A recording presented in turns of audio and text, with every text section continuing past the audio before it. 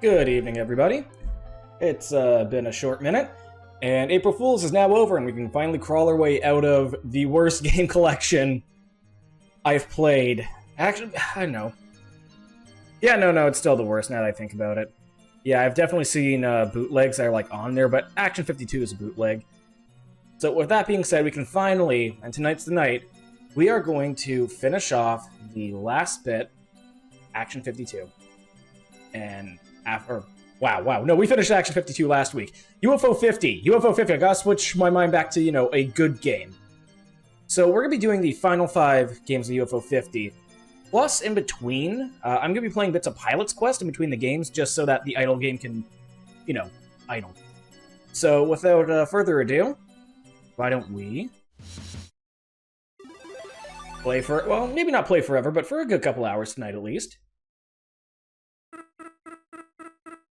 No, yeah, no, Action 52 definitely really made me appreciate UFO 50 here.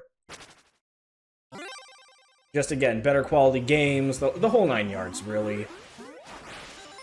You've pretty much said what I had to say about Action 52 again, so let's finish off with, holy shit, 63 hours. Now, I have been playing some of this on my own time off stream, just, again, mostly some of the other games. But, dang, I can't believe it's been 63 hours, like, holy. So, for chronology. Now, what I was told last time was, actually, you know what? Pilot's Quest. We'll do Pilot's Quest first, we'll start off with that. Because people who tuned in last stream, turns out the next game, Combatants, is the most divisive one. So, we'll see how that turns out. The Gamma Plant's made 1,142 moon drops since your last visit. Oh, I've maxed out. Oh, neat.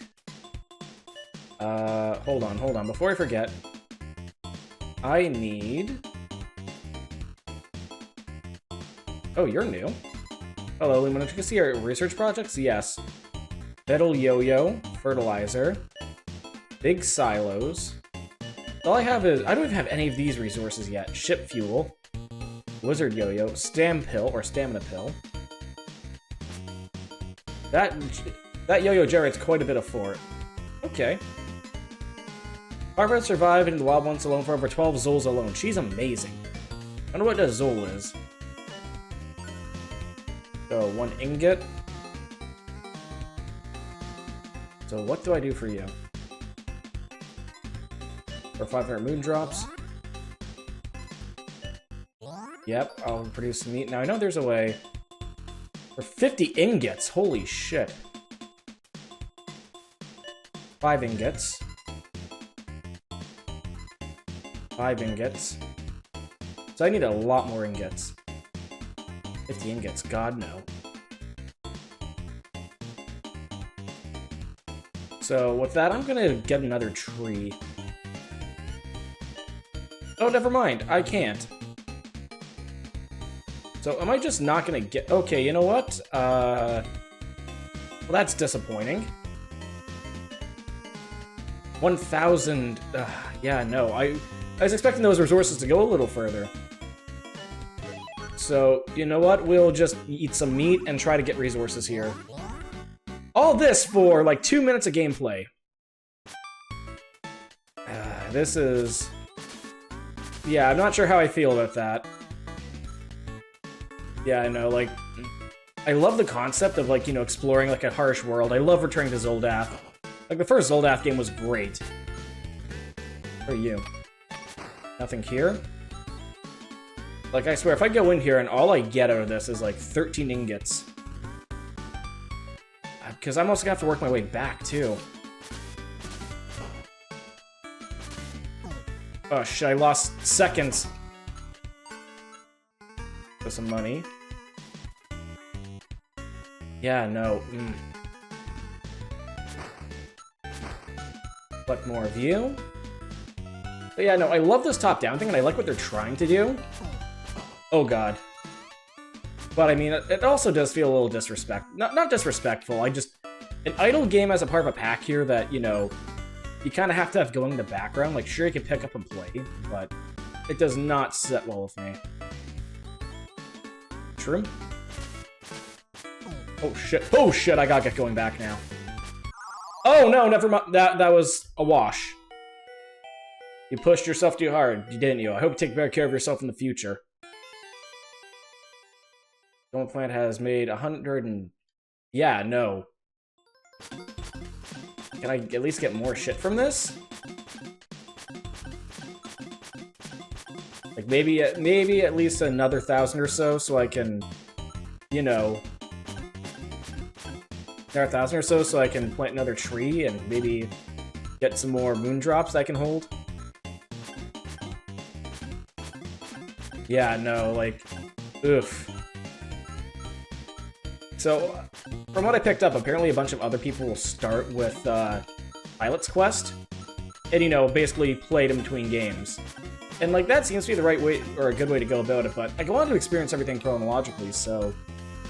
I don't know, this game, I think, is just kind of rubbing me the wrong way a bit. I don't know, we'll see, try to get more development, because I love the concept, I love, like, scavenging parts. Okay, like, Pikmin's one of my favorite games of all time, so anything that, reminds me of that in terms of, like, you know, scavenging for shit in the overworld. Maybe get away from the crystal, my guy. I'm really snarky tonight. But, yeah, no, it's... Like, I love that vibe of exploring, like, an inhospitable planet and just trying to, you know... Trying to, like, get through it. And, like, you know, their sense of discovery. It's weird. I like it, but I don't like survival mechanics that much. Like, the survival crafting game immediately turns me off. Like, I do not want to touch it. Hopefully I can get another plant. Oh no, I'm nowhere close. I mean, at this point, since I'm going to be gone for a while anyway, I might as well get another ingot. But man, nothing here. Research. Looks like... Okay, so I need to get gear for a research machine. Hello, Lumen. 150 for a better yo-yo. I don't even know what the juice is. I don't even know, like, what these other resources are. Wizard yo-yo sounds cool, I'm not gonna lie. And ship fuel. I know, maybe I need a certain amount of ship fuel. 5... A workbench for 5 ingots. No. Huh. I can build more... So, I can build more ingots, right? But I mean, I already have a workbench. Oh, I see. Different workbenches probably give me different ingots. Yeah, that's pretty much all I can do, aside from maybe grind out some more stuff here. Man, I think if I was a kid, I'd be kind of pissed to get this game. Like, if this is like a single game for the 32X and I ended up getting this... Or, not 32X, what's the 32X? I know that's a game. Like a gaming console. But no, if I just get the XL3 or LX3, and this would be like the first game I got, I would be cheesed as a kid. I know, it's like idle games like work a lot better when, you know, it's in their browser in the background and, you know, you're just kind of bored at work or something, and maybe you just have it idling on your phone when you're working and go back on your break. But like even then. Yeah, no, this is pretty much everything I can do, so we're going to return to the library. And we're now going to go to the Final 5, the number 46, Combatants, one of the most contentious games in the collection. The evil red ants have taken over your land. Fight back and defend your queen. Hold A as a command and access to spit. Mr. Numeru created the vision for this highly innovative strategy game. Okay, red versus blue. Okay, I can get down with this.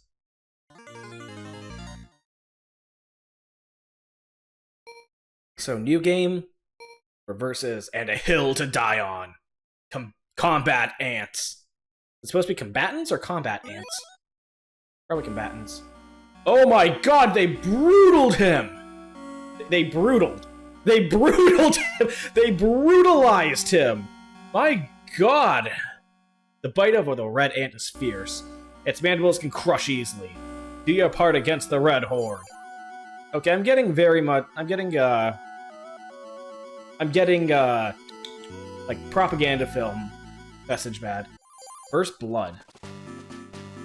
The red ants have taken over our land. We only have one queen left.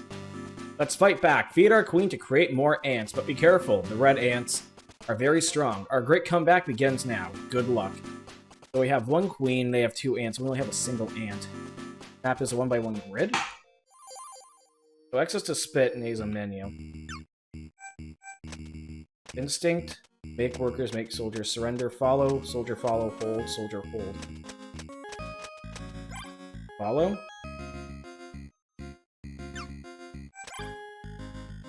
Oh.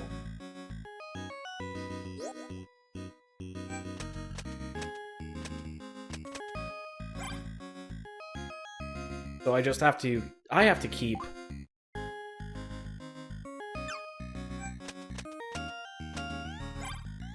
Got the soldiers to follow, maybe?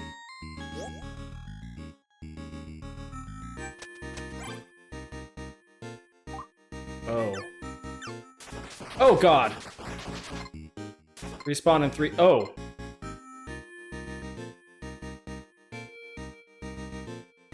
Oh, so we're getting outnumbered, and they're already... Oh, well, that's a tie. The corpses disappear after a while. Okay, oh, and we're starting to make more ants. Okay, I wish I had a bit more instruction as to, like, how to command stuff. Soldier instinct. Follow. Okay, so we get them to follow.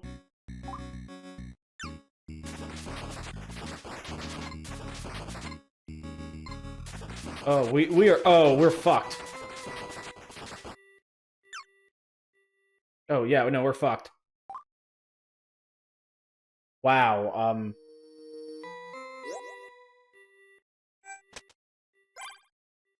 yeah, I think we're screwed, guys. Yeah, no, ugh. So, oh no, oh no. We need to boost our numbers again.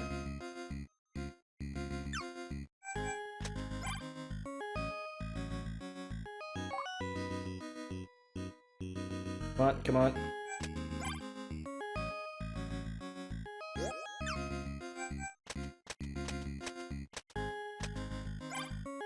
Oh, okay, so we have worker ants and soldier ants, so we'll have them to set to make workers. And then we need soldiers to actually fight. Okay.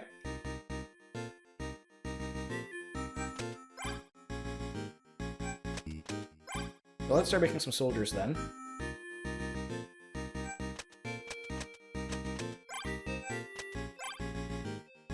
Okay, so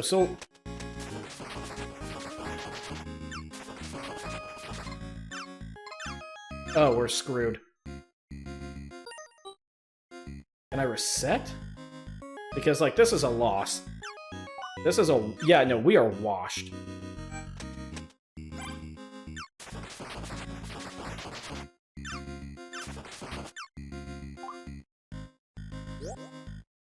Yeah, this is a complete wash. We are dying a slow death on the vine here. Ooh. Yeah, no, unless...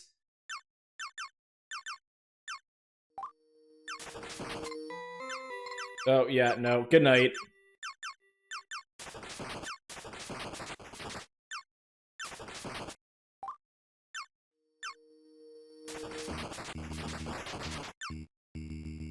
Oh, yeah, no, we are fucked. Yeah, no. We'll try the mission now that I know what I'm doing somewhat. I'll have you make some workers. Now, I'm gonna say this. This is at least better, so far, at least graphically, than that ant game from Action 52. I mean, it's not, like, super... It's not, like, you know, super improved and, like, you know, as a strategy game. This just seems kind of... This just seems kind of frustrating. Once I get a surplus of workers...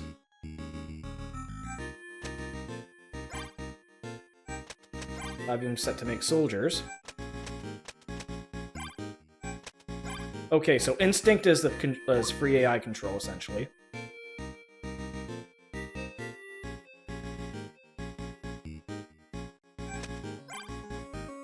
No, follow.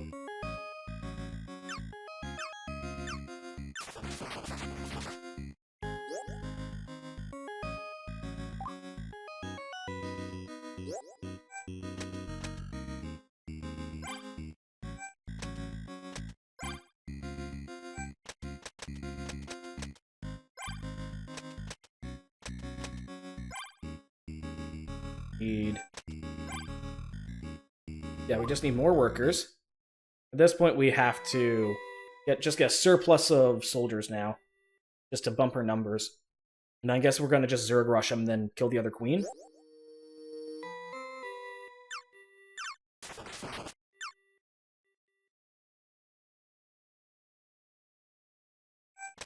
Yeah, soldiers follow.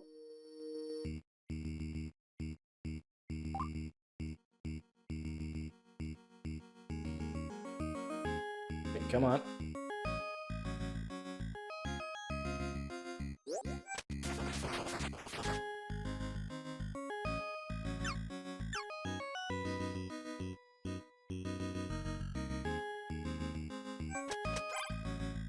Okay. Yeah, so, oh, okay, so I just get, like, mass.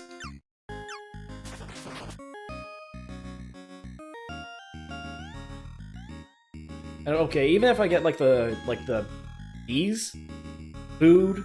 Resources? Yeah, just generic resources.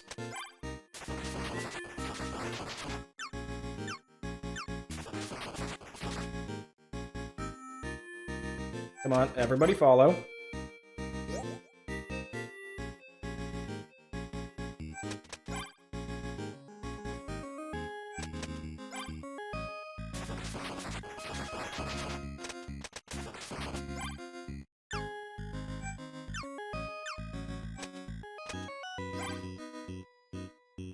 Okay, so if we just hit and run them with a swarm, we should be good.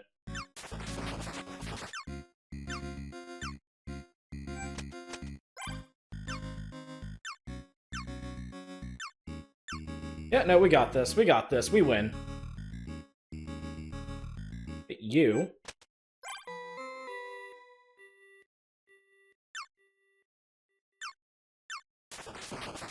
Oh, he's dead. Oh, never mind. I thought that ant was dead. I guess with the other queen surviving, there's not much else they can do aside from, you know. Oh, we just do this. Okay. Oh, so killing a queen gives us a shit ton of rewards then. Yeah, no, this is really slow-paced. Oh, but we also boost our numbers when we do this. Skirmish? So we have no queens. A band of bloodthirsty red ants is blocking important corridor. We're giving you a small army to defeat them. Unfortunately, we can't spare any more ants right now. We're counting on your leadership. Good luck. Okay. Okay, we need everyone.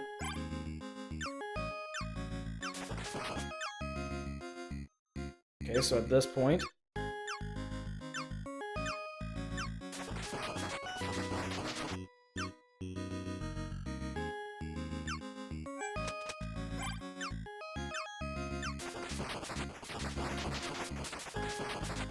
Okay.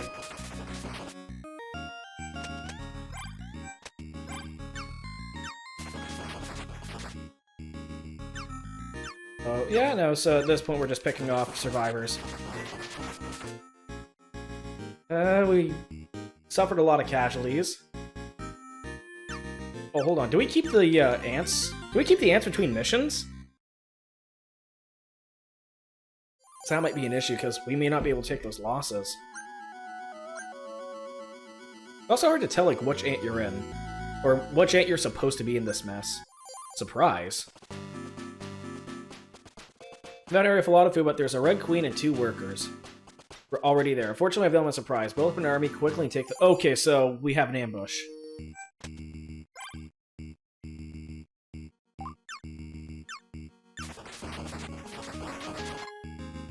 Okay, yeah, no, we can't afford... Instinct. Follow. We need everyone. We need to get our numbers up ASAP.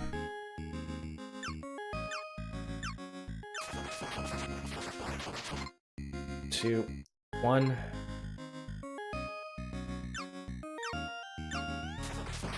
Yeah, these guys are just gonna keep on beating us down. So it's a neat thing that we can't really win a fair fight. Yeah, no, it's a nice, like, little framing device that we have to use better strategy to, you know, overcome a just more fierce opponent.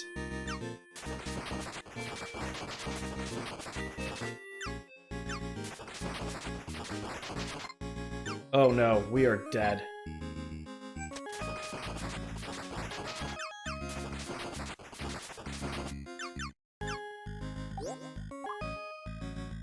Turn. Yeah, no, we need numbers now. Oh no, yeah, we're fucked. Oh no, we're fucked. I'm just gonna surrender. Yeah, we're just gonna surrender, cut our losses there.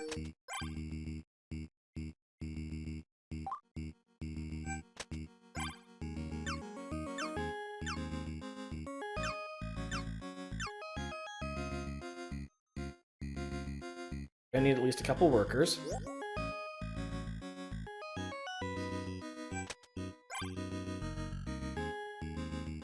Oh no, they have soldier already.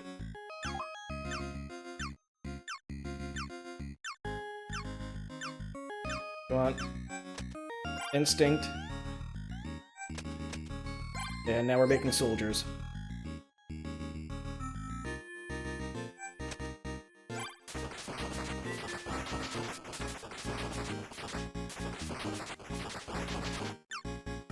Oh, fuck. Yeah, no, this turned out badly. I mean, I still like this better than Avanos. But, like, this is, like, throwing our fucking... This is really... I know, this just feels like a pain to control, you know?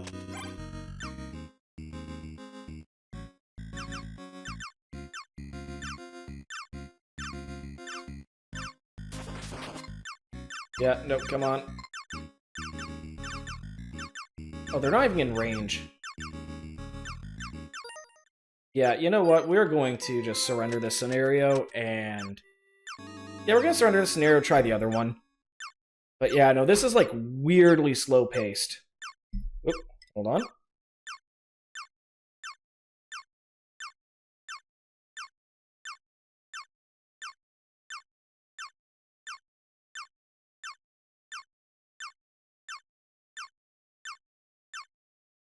Sorry about that. Teabag was still on my T, so I had to get rid of that. But yeah, we're gonna cut our losses there.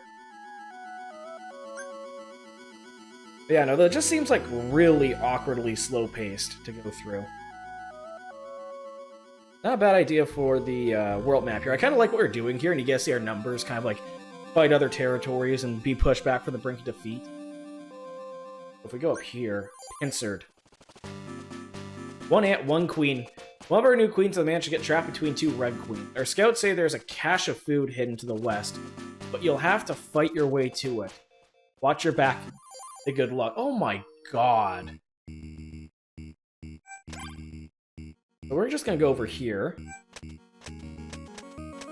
Make workers. Ooh. Yeah, I don't think I don't think I'm a huge fan of this. The see, thing is, RTSs work well when you have, like, you know, keyboard and mouse to, like, highlight shit. And, like, this is just frustrating to control. Because there's a good idea of, like, having a numerically superior opponent. But...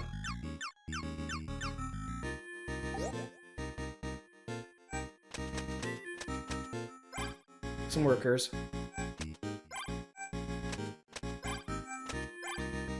Have you guys follow me. Like, I wish I had a better, like, understanding of the radius I could, like, move in.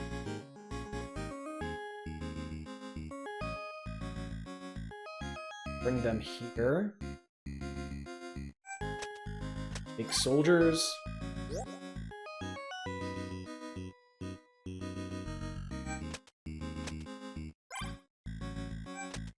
And I'm gonna need everyone to follow here.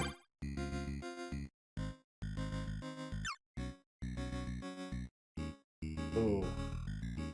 They have way too many.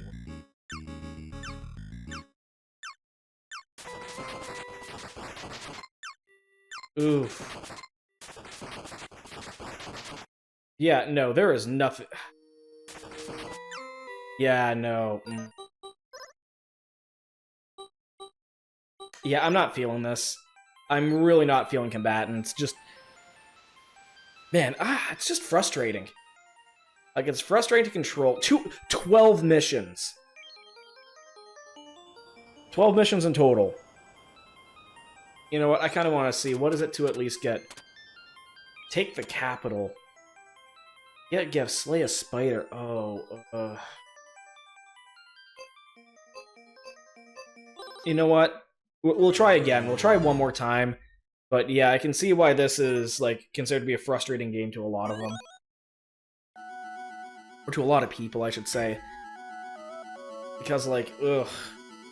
Also, I'd like more, I wish there was something more to, like, you know, identify the main ant we're playing as. Because we really blend in. I had no track of what I was playing as. So, 3 ants, 1 queen, 2 ants, 1...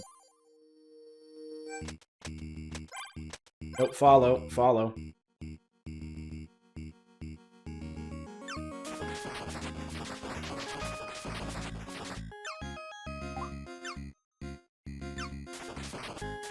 Oh, no, that...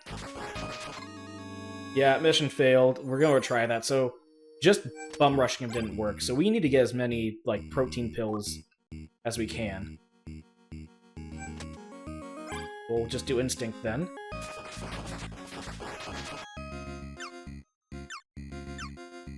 Like, even our spit doesn't, like, get enough distance. By the time one of those guys show up... Big soldiers.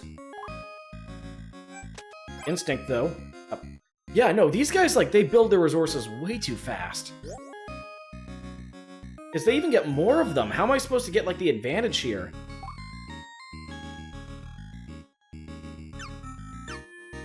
Oh, yeah, no, he's dead.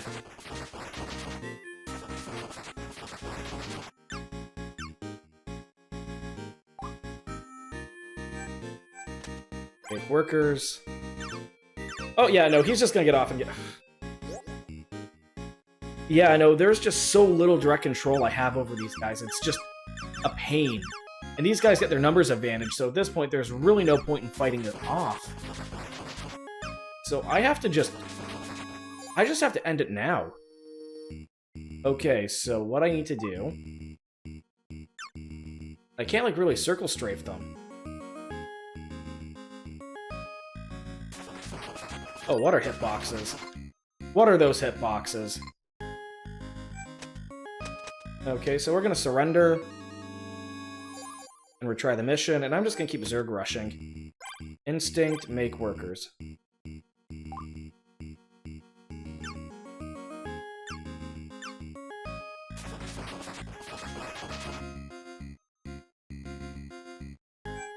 Wish I could put this down, or, like, give this to another worker.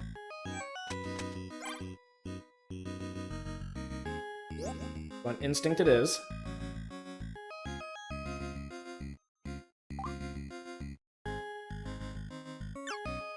Oh no, they already have soldiers up and at them, so I have to take a wide berth, and hopefully I don't get sniped. No, I'll just get caught on the corner. And now we'll make soldiers. But, like, what? But they get, like, enough people ready ahead of time. So even though we have, like, an ambush, there's, like, no feasible way for us to actually win. Because they're just gonna bull us over for sheer numbers, and we can't move fast. Like, I don't get what the strategy here is. I really don't.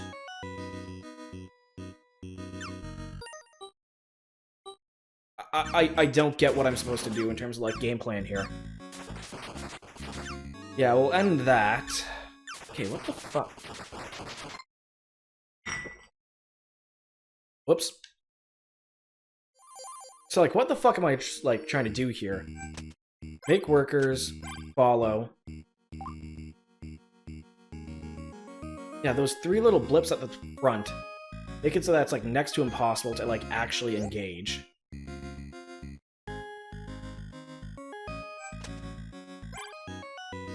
And these guys, since the moment these guys get into a fight, they're going to immediately...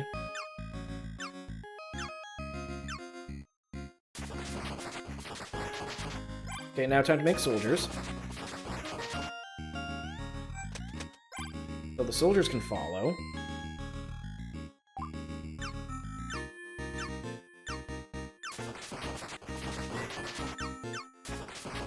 Yeah, they're gonna just get into a fight and pretty much kick her ass.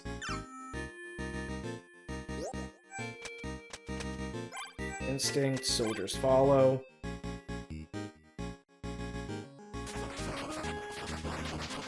I mean, I was hoping, like, our one advantage would be, you know, we can spit. But, like... Oh, no, I'm dead.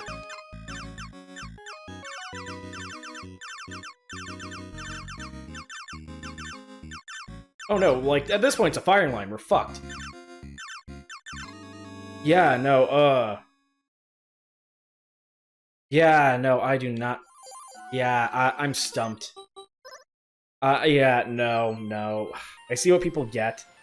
It's like the most frustrating parts of a, It's the most frustrating parts of strategy games, and, like, you don't have enough control over everything, and everything's just not really translated well, or not translated, what's the word? I don't feel like I know what I'm doing, like, there's not enough information brought up. But we'll return to Pilot's Quest now. And we shall continue, see if we got anything. Okay, your gumma plants made enough moon drops here. Oh god, the movement's now not frustratingly slow.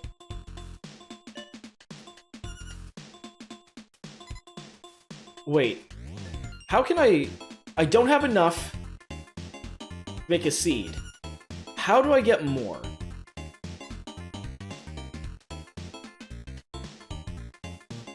How do I get more, like, total? Spins hypnotically. Or Capello is broken, you need to find the parts lost in the crash.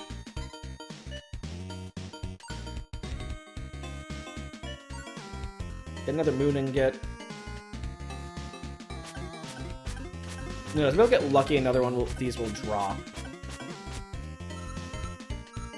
I know, it almost doesn't feel worth, like, mash here.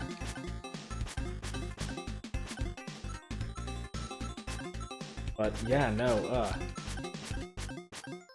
So it's kind of funny how the 46 game, both Action 52 and this, happen to both be about ants. And both are kind of like low points. I don't know how, like, it's just weird seeing that. Just a fun little coincidence. But yeah, I know, combatants just... it just didn't... It was frustrating to play, which is really bad, especially for a strategy game. Like, I want my unit to know what my units do, and I want to be able to select them and at least control what they're doing. Having that much blinded AI and just being that outgunned, like, my... Jesus, like, I played through, like, some missions of XCOM 2. I've never, like, gotten like, far in it, and I've never beaten it, but my god, I felt like I had a better shot playing through chunks of XCOM 2, which is a hard game, by the way. Like, I struggle with it.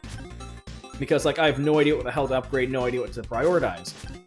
But the moment-to-moment tactics and gameplay there, at the very least, felt responsive, and I felt like, you know, there's chances I could, like, come out on top if I'm, you know, making smart tactics. There, it's just...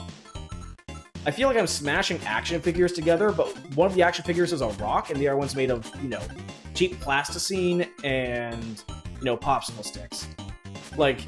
Maybe the rock will break, but it's, you know, much more likely that Popsicle Stick Man's just gonna, you know, just get crumpled.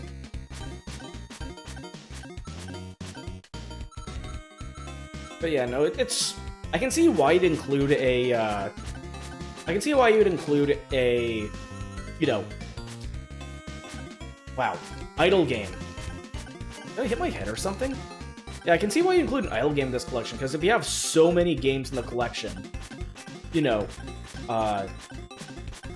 you include so many games in the collection, okay, you're gonna spend a lot of time on them, so it makes sense to have one that idles in the background, but I don't know, they could have made this one, like, chronologically first or earlier, because saving this to the end of the game is kind of a dick move. Speaking of dick moves, get away from my crystal, my guy. So let's convert you into an ingot, so I can have a house. Built a house. A friendly alien shows up and claims it for their home. Continue building for 20 ingots. Well, what are you gonna do? Oh, so I just risked. Your friend whistles a cheerful tune. It's quite loud. Maybe I can get 500 for some meat and just spend like 60 seconds. Yeah, I'll try to get that. Try to at least go back into the forest again. I wish there was a way just to know how, if I can upgrade my capacity, because those houses are...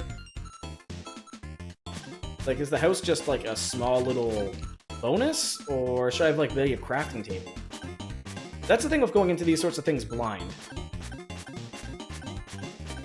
Like, you have no idea like how to get what you need, and what I need is a larger limit on the little shards I can make. That's what I need. Oh, hello. So yeah, I got lucky. One ingot there rarely. I'm halfway there now. I just need more of these things, double what I have, in order to, you know, play more of the game. I know, these last couple games are just leaving a slight sour taste in my mouth. Not quite sure how I feel about that.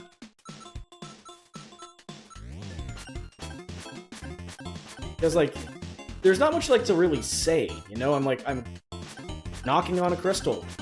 There's no, like, real intrigue. There's nothing I can, like, you know, pick apart, think about what I'm going for here. You know, I can't really get, you know, all the details I want. Because, again, like, it's just grinding resources to get to the actual game. Now, I think one of my favorite art installations, or, like, I don't know, modern art? Yeah, you know what, art installation. Someone essentially rigged a machine that's up to a hand crank that would... Buddy, you may want to move. That would dispense pennies, okay? And if you kept cranking it, it would dispense pennies. And eventually, like, after an hour, it would dispense, I think it would dispense, like, the state's currency for hourly wage, for min wage, which I think is like $7. That's kind of what this is reminding me of, you know? Like, I'm just slowly cranking stuff out. Yeah, I'll buy some meat, and let's just see what 1 unit of meat gets us. Slard, let us through. I just need, you know, to progress here. 60 seconds. So 1 unit of meat gives me 2 minutes. Which, if I get hit, reduces that amount greatly. So if I don't make a bare minimum of 500 shards worth of progress, then I don't get anything. Like, it's a literal burning resources. Oh, is that lava? Oh, that is lava. I'm not touching that. Hello. Ugh. Ah, shit!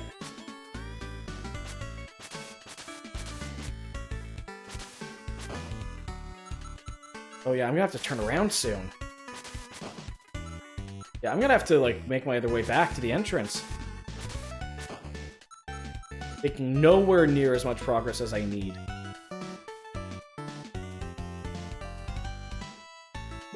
Oh, no, no. I didn't make any progress anyway, so... Yeah, no, this is a wash. I will have walked out with 25 shards. Push yourself too hard. Yeah, no, I literally made more progress pissing around in those 2 minutes and dying than I did actually playing around in the little survival zone. So, you know what? I'm just gonna go back and wait. Back to the library. Because, yeah, no. What is it to get a, just get, you know, something for the... Defeat Unktomi. Yeah, I'm not sure how I feel about that. The Quibble race. Like the start... Wait, 3 players? That's a really... Yeah, I'm gonna say this. Having 3-player games is, like, really weird. Like, having an odd number of players that isn't the single player. You know? Because, like, if it's just one person you need to occupy, then fine. It's one person, one guy, one gal, one whoever. Just trying to, you know, kill some time or, you know, enjoy a little experience. 2 players, okay, yeah, a little co-op. 3 is just that weird number, because if you're gonna make it for 3 players, you might as well make it for 4 and, you know, balance it out. Like a full average nuclear family, you know? 2.5 kids. Like, that makes sense. But 3 players? It's just a weird number to work with. And, like, I know one game, part of me actually wants to step back and try and get into it and play it again. Secret of Mana, like on the Super Nintendo. Full, like, co-op action RPG. Okay? Most D&D parties after, you know, or, like, fantasy parties after, like, the 1980s, 4 members, right? Why would you make a simultaneous co-op game that's, like, very long that you only play with 3 players? Like, it's just a weird, really weird number to work with. So seeing a 3-player game here just... It's just kind of breaking my brain a little. The seedy world of Quibble Racing sometimes takes shady tactics. Oh, I like this. So what, we're fixing races and stuff? You know, maybe busting tires, kneecaps. Okay. The game Quibbles belonged to a original sci-fi universe developed for a board game many years ago. Okay, so these aren't Star Trek Quibbles, which is between that, like the big name characters, and yeah, I know nothing about Star Trek except for like the big name stuff. So I guess it's a little coincidence. Select and back. So yeah, I am down. That was a, you know, I was kind of expecting a brown color for these. Quibble race. 1 to 3-player hot seat. Oh hey, we got a guy on screen. One of the Quibbles. Oh, and they just scroll. Oh, that's fun. Yeah, no, speaking of like fixing races and stuff. Nemu. War, 6 rounds of Val. Oh, Burke. Mr. Q. Mr. Q, okay. Like, hippos can be nice animals, but this isn't it. The pilot? Yo, no, fuck Woggy. Unit 9. Oh, he looks neat. Yo, Braz is back? They brought back the Braz? Feeble. Fucking just, ugh. Okay, Bren looks cool. Quar's cool. G14. Yo, Zyla, okay. Oh, shit, yeah, no, this is a real... They brought, like, a real, you know... They brought, like, a real cavalcade of, you know, staff here. Okay, so... I'm gonna go with G14. I know, the HAL 9000 look is doing it for me. Yeah, Alpha's cool as shit, so I'll take her. And I can't decide between either the pilot... where are we? Quar here. You know what, we'll go with Zilith. As much as I like Quar, just the idea that we're bringing, like, an actual cosmic force. Okay, we'll do our default 6 rounds. 20 races. So, okay, we got Cash. So we got Booger, Rotumbo, or Rotumbo, and Screamer. So we get a bet. What the heck is this? Hey there, I've got a free tip for you. Yo, I like this infobot. That's cool. That is a cool infobot design. This guy seems like he knows his shit. If a Quibble sponsor wins a race, you'll own a cash bonus. Okay. Hey, what do you want, Mac? Yo! Okay, yeah, we're gonna... They got tough knees, but I'll do it. I can make their path a bit more slippery. This'll juice them real good. Even small doses make them run funny. Sleeping poison or guard? You know what? We're gonna cripple... Okay, so... We get to choose who to bet. I'm gonna bet on Screamer. I don't know, there's just something about screaming. So I have 100. Most I can bet's $100. So, you know, I'll bet 100. Oh, this guy looks shady as hell. They'll let the pod zap you on the way out, so you can loan for money. Oh, we are literally trying to fix bets and do racing. Sponsoring Kibbles is fun and profitable. Belissimo, Buford, Ellie Ray. 2 out of 2, 2 out of 0, 1 out of 5. Well, we'll sponsor Bossimo. We'll sponsor Bossimo to get something. Ooh, Rotumbo. Oh, we guess either wins. Odds of 2 to 1, 2 to 1. And then we have our odds for 3, or 1 to 6. So that's our loan. Oh, it's a shark. It's a literal loan shark. Okay, that's fun. Hi, welcome to the stables. Oh, so we can. Oh, I see. So we can then train and, you know, get other Quibbles to, like, get good to be, you know, good to go. So, you know what? I wanted to cripple Rotumbo. And for a payout, we will do that. Rotumbo was limping this morning. Officials say it was from a training injury. Oh no. Fans excited for the big race to begin. Okay, Rotumbo. Okay, Screamer. Come on, Screamer. Come on, Screamer. You tripped. I am going to feed you to sharks.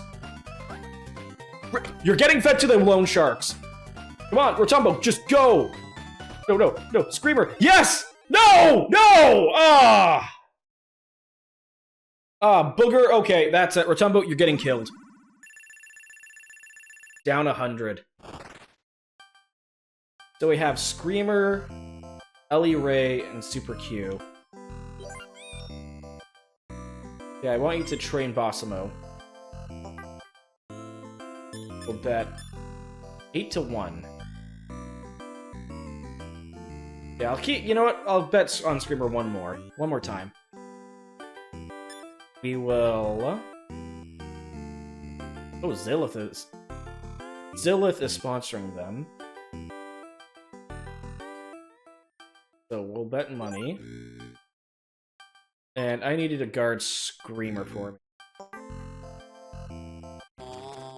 Ellie Ray is limping this morning after fish. Oh, that's good. Ray looks larger today. Says a new diet is most likely cause.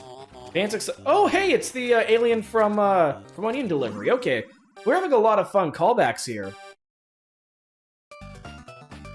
Oh my god, Super Q is just going fast. Screamer, for fuck's sakes.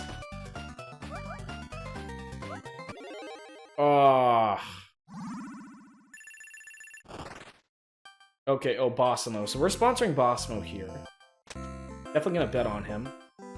1 out of 5 races. Screamer, just get out of here. I'm gonna bet. You know what? We'll bet 50 on Bossimo. And you know what? 50 poison, sleeping with the Zankrats. I want you to pill Rotumbo, that fucking... that bloated mass of a creature. Some Quibbles are clumsy or more likely to fall down. Okay.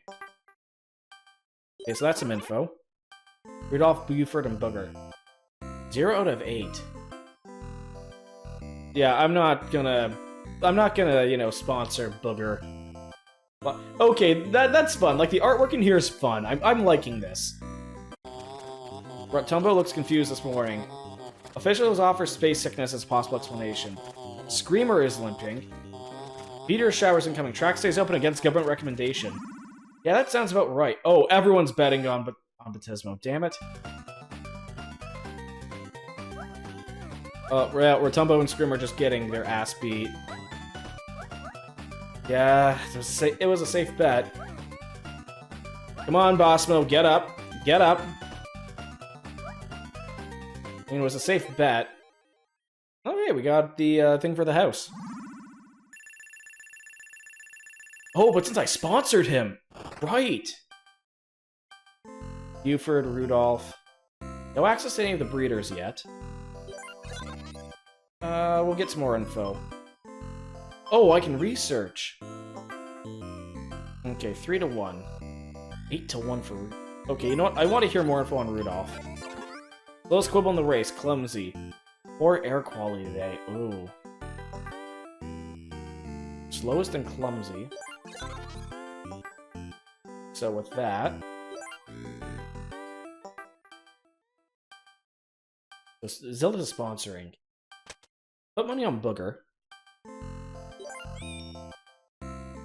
You know what? This quibble, that quibble is retired? God damn it, Bossimo. Okay, so all I have is just Rudolph as a no-go. Zilith is like a good... okay. He'll be sleeping... Okay, so we're gonna poison Buford. And... You know what? I'm going to bet... I'm gonna bet 200. Which has been made, now scram. Okay. Yeah, I'll bet $200 for a decent payout. Buford looks larger today. Ooh. Diet. Booger. Oh no, not Booger. Air quality record low. Display increased clumsiness during the morning warm-up. Oh, those bastards. I should have guarded Booger. No, since no one messed with Rudolph. Since no one messed with Rudolph, Rudolph is the Dark Horse victor. Buford's dead. I should have bet money on Rudolph. Oh my god, the Dark Horse won! We were too busy kneecapping each other. Oh, we're all down some dosh. Damn. Gunther. 0 to 0 for Wiggins. I can't sponsor Booger after that. You know what? Wiggins is a complete dark horse. We'll sponsor Wiggins. Ratumbo, 1 out of 8. Gunther. Rudolph. Want some more info? What's on Rudolph? Oh yeah, Rudolph is the slowest.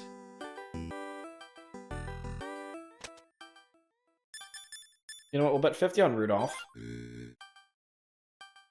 And we're just going to litter. And I'm gonna guard him. See if we can get another payout. Zilith caught trying to cripple Gunther. They were fined 50 bucks. We have to decide for the big race to begin. Okay. Let's see if we can get another Dark Horse. Oh no, we're not getting another Dark Horse victory. Yeah, no, we're not. That was a 1 in a million fluke. Damn it, Rudolph.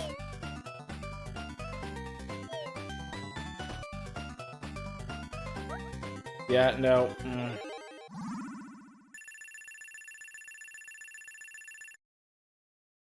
Sponsor $800. Oh, damn.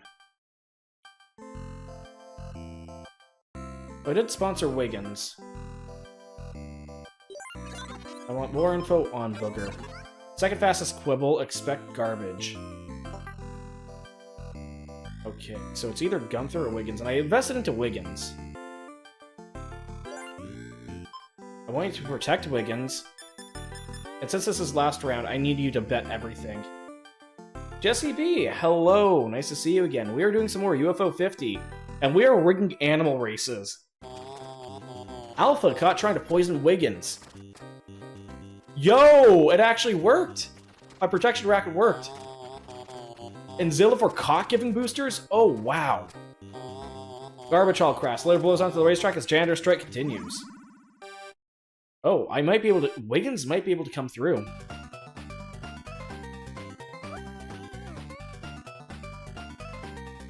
Oof. Come on, Wiggins. Up and at him. No, Wiggins is out. Wiggins is completely out.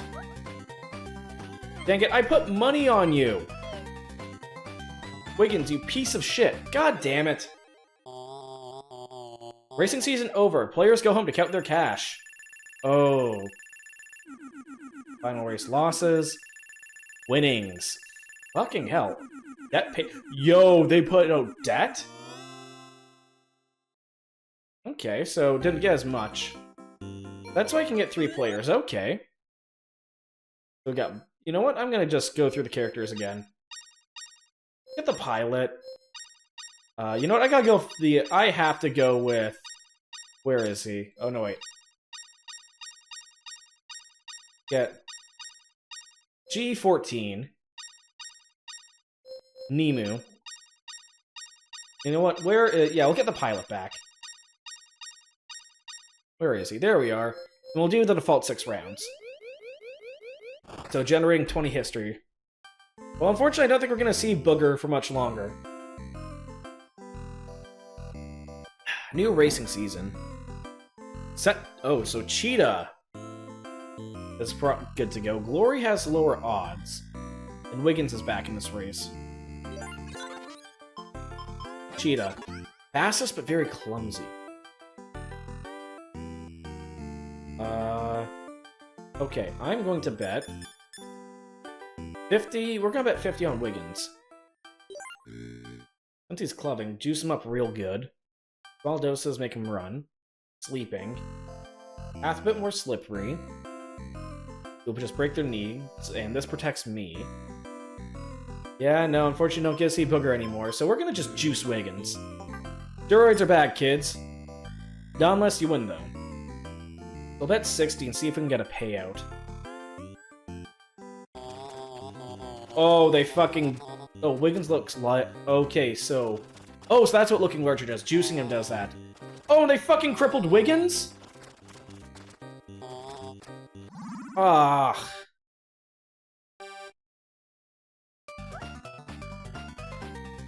Oh no, Wiggins is surprisingly resilient. No, that's it for Wiggins. Glory's gonna win.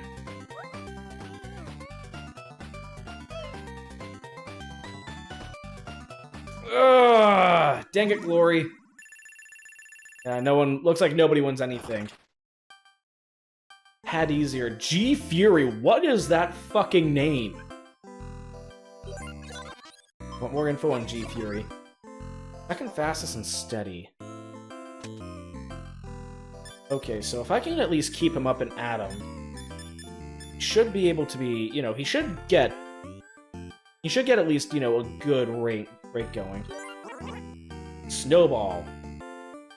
Glory has won 1 of 3 races. Oh, Rotumbo's back. You know what? I like shinies. We'll bet more money on Snowball. Oh, fuck. Oh, I made a bad sponsor decision.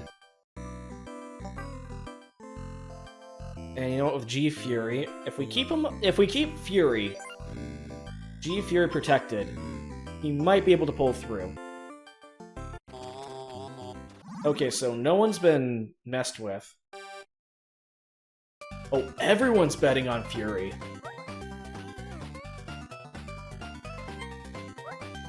Yeah, no, this is a shutout.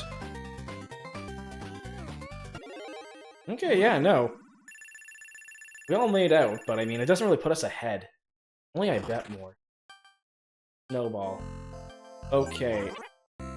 Domino. 0 races. Rotumbo has won 0 races. What can you tell me about Glory? Slowest Kibble. Steady, though. 6 meteors.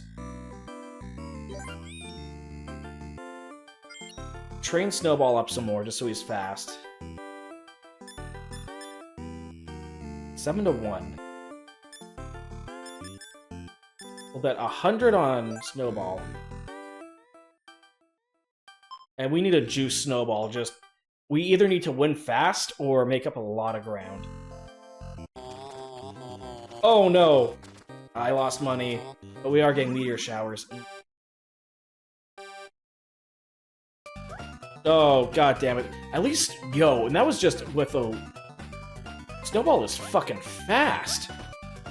Okay, come on, Snowy. Come on, Snowball. Come on, Snowball. Get up. Get up. Get up. No! Come on! Come on! Come on! You just need to kiss the line! Woo! Even though I cheated, I made more money. The fine was not worth it. Ah, damn, Pilot bet a lot on Snowball. Train more. Okay, what is... Oh, Black Eye. So, Super Q. Super Q's won a lot of his races, but Black Eye also has something from Nemu. What? Second fastest and clumsy. Okay, so Snowball are both pretty... So Snowball's probably the fastest one here. But also clumsy. So Super Q is going to be a toss-up here. So, oh. Sleeping. So you know what? We are going to poison Super Q. Because that seems like less of a toss-up. These are Snowball's progress. Yeah, Snowball is just booking it. You know, I just realized the Rancher here has 4 arms. That, again, they have... UFO 50 does really good jobs designing these aliens. Like, these are good. Ranchers have made. Training's up. And I am going to bet... I'm gonna do a max bet on Snowball. The Black Guy does look larger. That could be a bad... That could be bad. Come on, Snowball. Come on, Snowball. Oh, Snowball's out! Oh, no! Ah, dang it, Snowball. Yeah, Nemu's now... Holy shit! Nemu made out like a fucking bandit! My... Whoa, holy shit. I am, like, bleeding cash. We're gonna just keep training Snowball up. Now, we're gonna need a... We are going to need a win here. Smash Summons. I don't want to, like, bet more on Rotumbo. I've pretty much invested. I want more info on Domino. Second fastest and very clumsy. And more meteors. Lots of meteors. So Domino... Oh, that's why it's Domino. And that's why Domino's a 9-to-1 odds. Now, Glory's been a steady asset. But 100 on Glory. So yeah, it looks like if you poison someone and they take an injury, they're just out of the race. Litter... We're just gonna litter Screamer's lane. Screamer looks confused. Oh, they just dosed Screamer completely. So, honestly, oh, I think Glory might, you know, make it to Glory then. Also, I gotta, like, mention how fun. Oh no, my litter might come back to haunt me. Yeah, no, Glory's just a steady racer. Nothing special. Holy shit, though, Pilot, I am, Humbo was sponsored by Nemu. Yeah, Snowball, I'm betting it all on... You know what? I can't even take out a loan. Oh, it's the last race, too. Come on, Snowball. I need to make money. Oh, Rotombo's juiced. This is... Dang it, Snowball. Yeah, no, it's a clean track. Fuck. No, it's out. Snowball, I put so much money in you. You were a high-risk payout, but nothing. Good season. Yeah, I left the season with $40. I am down. Final race winnings. Holy shit, Pilot.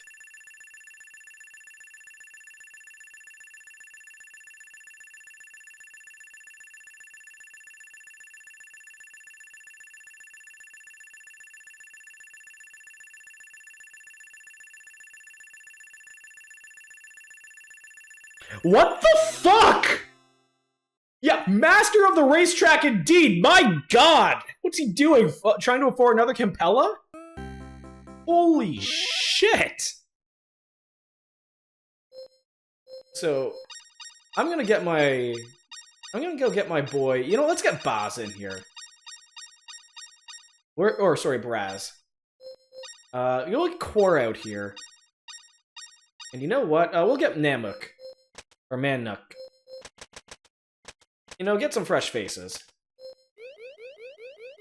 Yeah, no, this can hit my addiction centers. Shadow wins 2 out of 3. Super Q. Bossimo. Want more info on Boss. Slowest. Okay. Juice him up. So we're just gonna juice Bossimo. And we'll put $50 on him. But, oh, we can also get a sponsor. Princess. Wildcard. El Rey. That will sponsor Wildcard. Yeah, very clumsy. Okay, you know what? I like this. I like, you know, rolling the dice on these things, because these can be fun. Come back later and I'll have new racers. Training. And you know what? If this turns out, it's a risk. But it's worth it. That Bossmore is looking larger, Shadow's looking larger. Oh, but Super Q got just rippled. See how this goes. That just gets knocked down, damn it! Yeah, no, Shadow just kicked ass, okay. Yeah, down $50. The nose. I guess that's why it's called the nose, look at him. So, new trading. Shadow's very consistent. Screamer is an El Rey has one. Oh, I can't afford... You know what? We'll get a Lone Shark. 100 in debt. And we will sponsor... Screamer's back, El Rey, and Shadow. Yeah, we'll get El Rey. Just consistency for this.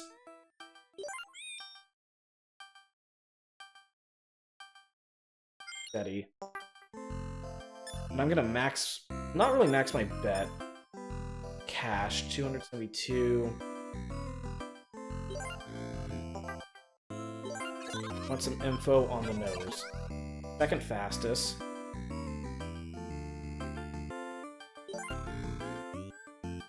So my guy's here, that means he's the slowest or the fastest. I'm gonna juice Bossimo and hopefully my payout's only $66. Hopefully this kicks out for me. But no, this whole thing about betting on, like, races here. I ended up watching a movie, like, a few... Oh no! No! They poisoned it! Ah! Fucking Bossimo's dead! Ah! I have no money. I am down to $10.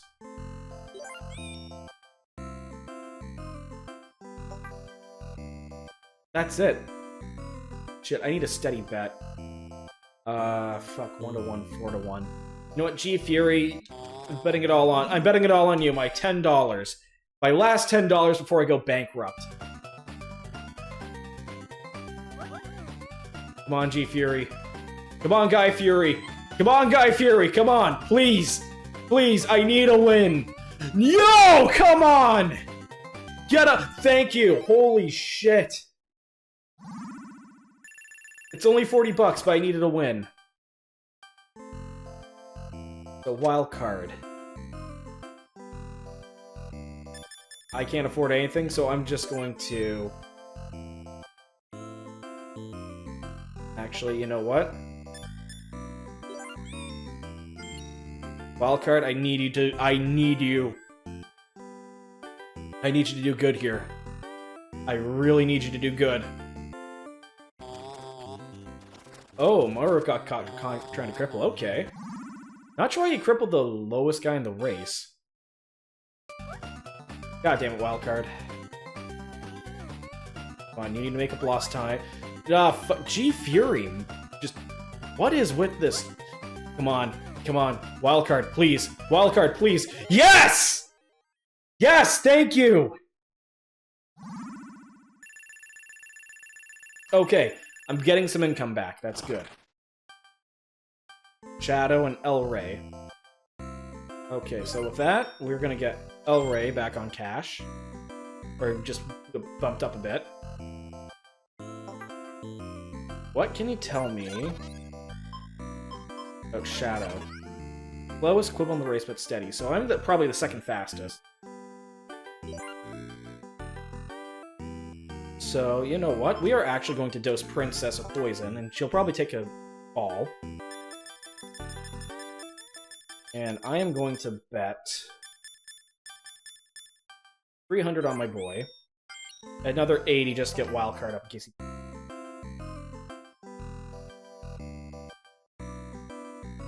We're gonna bet El Rey. Princess looks confused. So yeah, they completely dose Princess. So odds are she's gonna get knocked out. Oh, they bumped.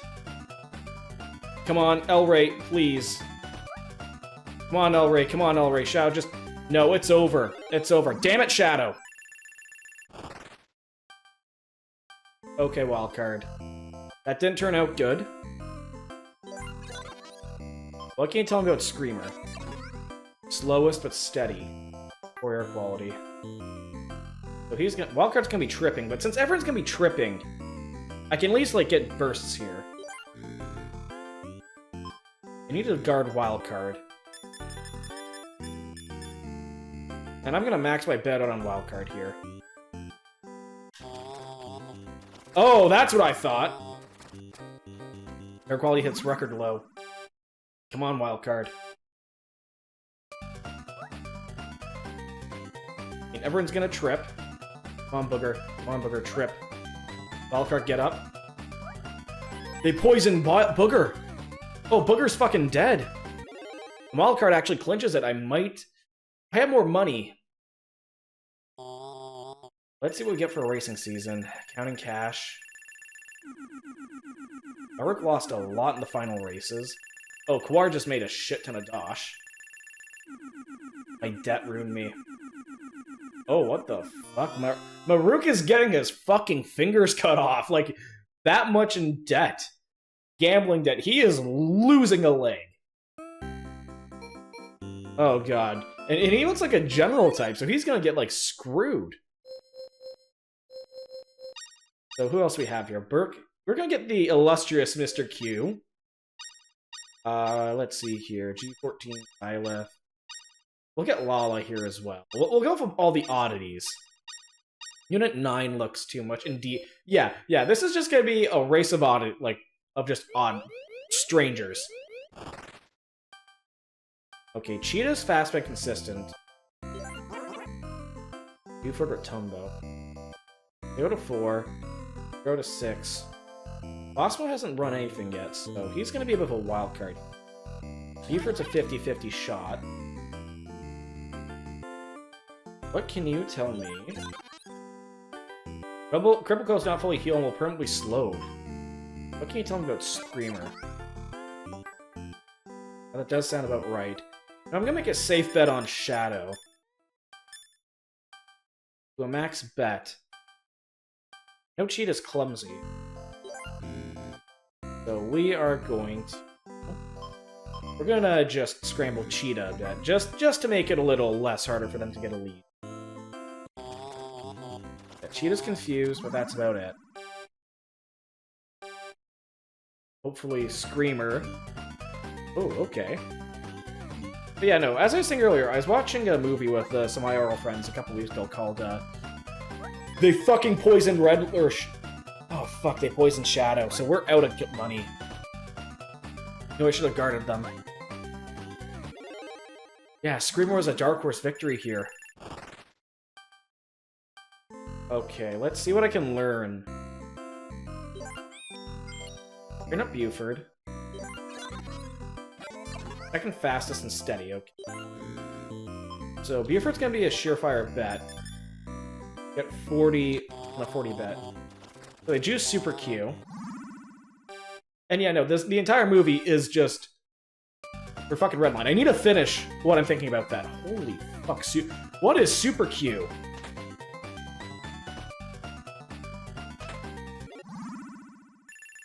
Yeah, Streamboat does sound like one of these quibbles. But, like, oh. Ugh. But yeah, the whole thing with Redline is that it's basically just lovingly animated, over-the-top racing with, like, you know, shady underdealings. Oh, Lala's gonna win no matter what. I can't afford to train Buford anymore. I need to take out a loan. $300. Okay. What can you tell me about Domino? Very clumsy. Also 5 to 1. Okay, poison Domino, because they're probably going to fall. And I'm going to bet $108 on Rudolph.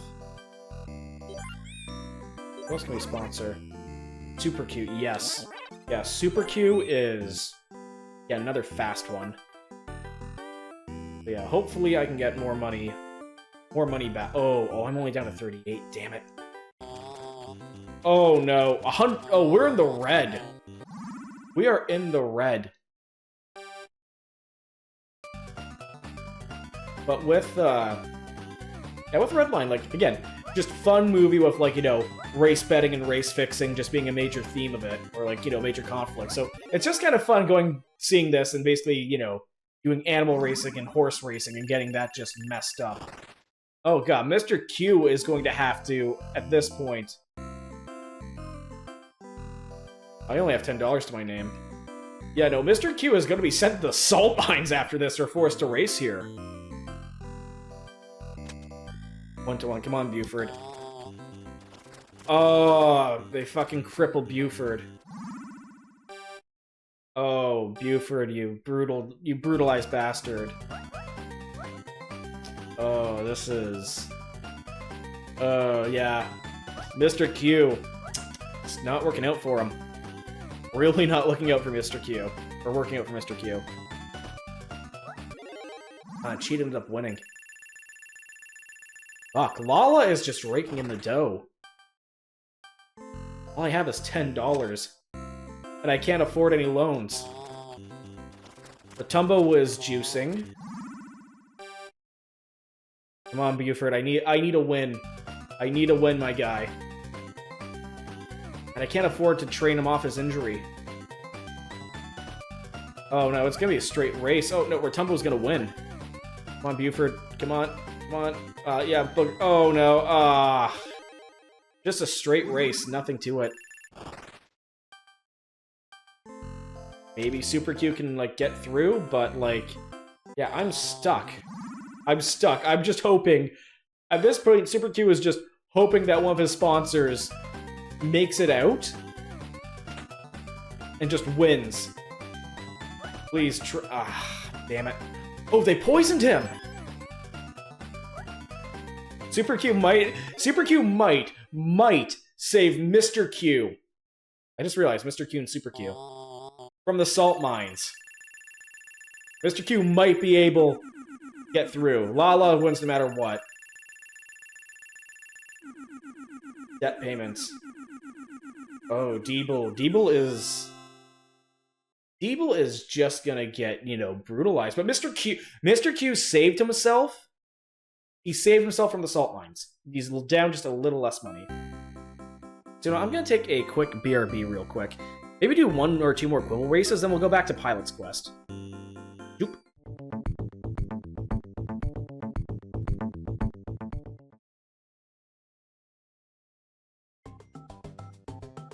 And I am back. We are going to go back to the Quibble race, or the Quibble race, because I think I may be developing a gambling addiction here. You know what? Let's get Quar. Let's get Quar in our pilot seat.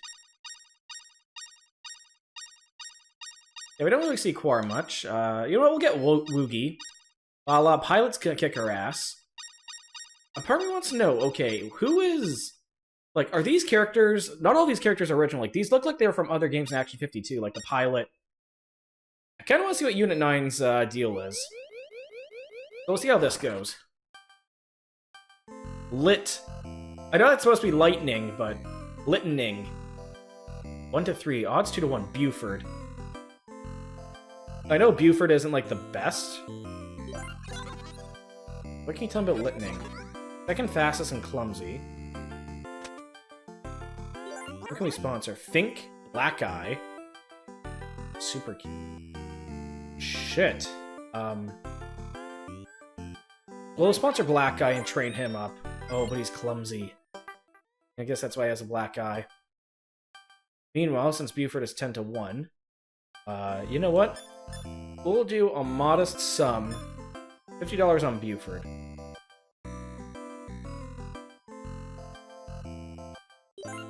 Okay, you know what? We're also gonna boost Buford. Boost Buford and bet $80 on. Okay, hopefully no one poisoned him. We can try to at least get a good lead.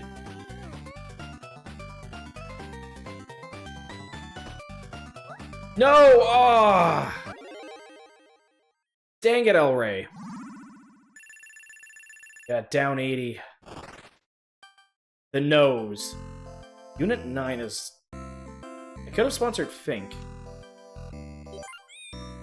Can't afford anything to train up more, and I definitely can't afford other sponsors. Can't afford to sponsor El Rey either. What can you tell me about the nose? Fastest quibble and just straw. Okay. Thug, break his kneecaps. And I'm gonna take $200 loan. Yeah, Thug, break his kneecaps. Oh, no, of course they protected it. Shadow's confused, though. Yeah, the nose wins this. Hands down. Because, like, the nose just is super snoofler. And I just realized he actually does have a bigger nose. Yeah, that's gonna keep him from, like, you know, falling down. Yeah, that's the thing. Like, I shouldn't be afraid to bet on sponsored stuff. Okay, Black Eye, 1 to 1.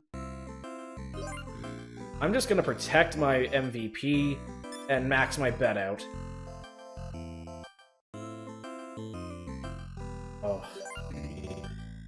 $100 loan? I don't think so. Oh, my payout's only $7. So, you know what? I'm actually going to bet on the nose. For a higher payout, protect my sponsor to keep my sponsor cap. I'll only bet 40. Wookie got caught trying to poison. Yeah, that's what I thought. Oh, that literally saved. That literally saved Black Eye, because if he fell, he'd be screwed. So if Black Eye wins. Oh, come on. No. Black Eye, get up.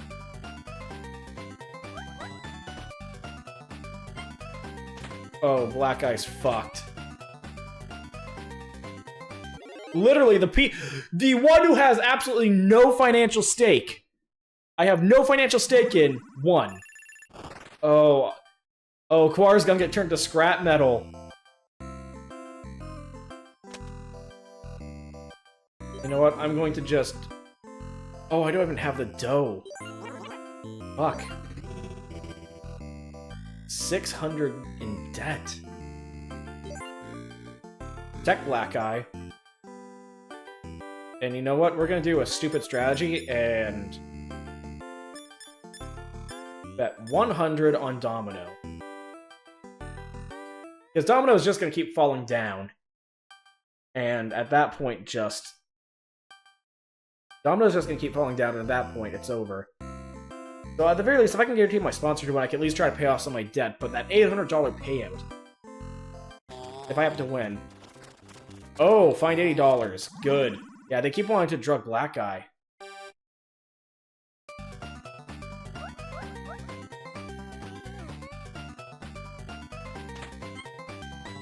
Come on.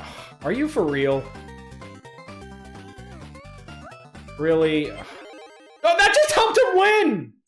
For fuck's sakes! I have financial payouts for any of these two. You know what? At this point, I'm just gonna bet it all on Think. So you know what? Not all on Think. I'm just gonna boost Think. And just bet it all on him, because at this point, I am screwed.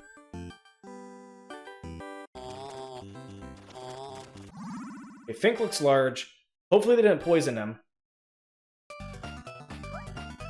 Yeah, no, I should have guessed. Yeah, El Rey's not crashing out. Just a consistent powerhouse of a quibble. Oh no, Fink is... or... Boogie, El Rey... 1-to-1. I just need to sponsor... or put money on El Rey, and I should have sponsored El Rey! I had the ability to, but just nothing. If I did, I'd be in the clear. $1,000. Wiggins. 10-to-1. Gonna juice Wiggins. El Rey, second fastest and steady. Just max bet on Wiggins. That's all I have. This is my long shot. El Rey looks confused. Oh, and Super Q's here. Yeah, no, Wiggins is fucked. Oh, they crippled Wiggins too. Yeah, no, it's over. Oh god, Quar is gonna get mulched into scrap. By losses. By debts. Oh, Woogie almost crap. Oh, the debt payments, Woogie clutched it. Yeah, no, Quar is just gonna get crushed. Oh, gee, you know what? That was Quibble Race. I like this. Because, like, you gotta see, like, your Quibbles pop up again, and they can start, like, betting on them, hedging your bets. Like, I can totally get, like, sink my teeth into it. I like gambling when it comes to, like, fictional stuff, you know, high risk, high reward. I like risk assessment. Thankfully, without any real money. So yeah, I like this one. I could see myself, like, spending some more time on it and just picking at it. But yeah, I'm going back to the library for that one. You know what? I am... Oh, whoop. Wrong button. I'm going to favorite this one. That one was good. And with that, we're now going to head back to Pilot's Quest and see how much progress I made on this. Yeah, this is one of those games... Your Gumma plant made... So we're maxed up on Gummas. Do you just do useless shit? I'm not building another house. But I am going to build another workbench. So I get 2 more ingots.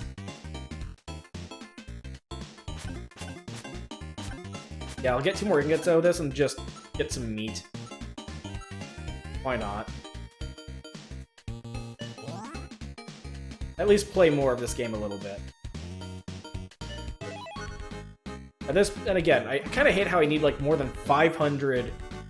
I need more than 500, like, triangles, like, crystal shards, to make this, like, even a worthwhile investment to pop out. At least the world map is consistent. Like, it's not a randomized map. I can keep doing this and keep going.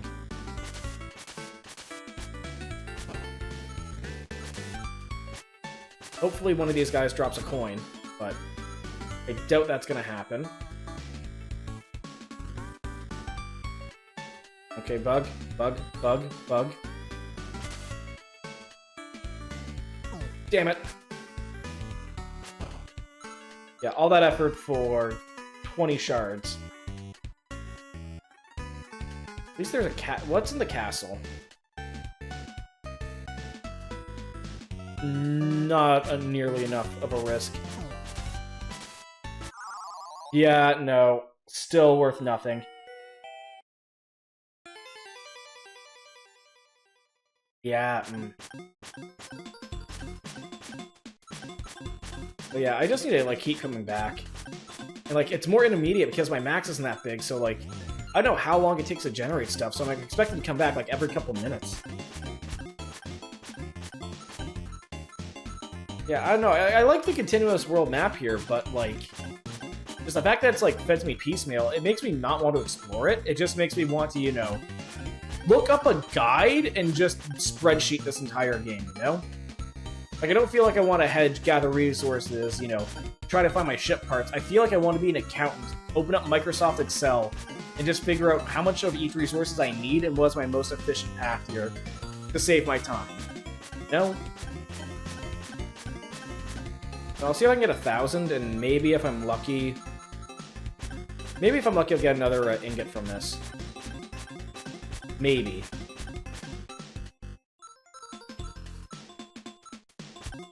But I doubt I'm gonna get much from this. Oop.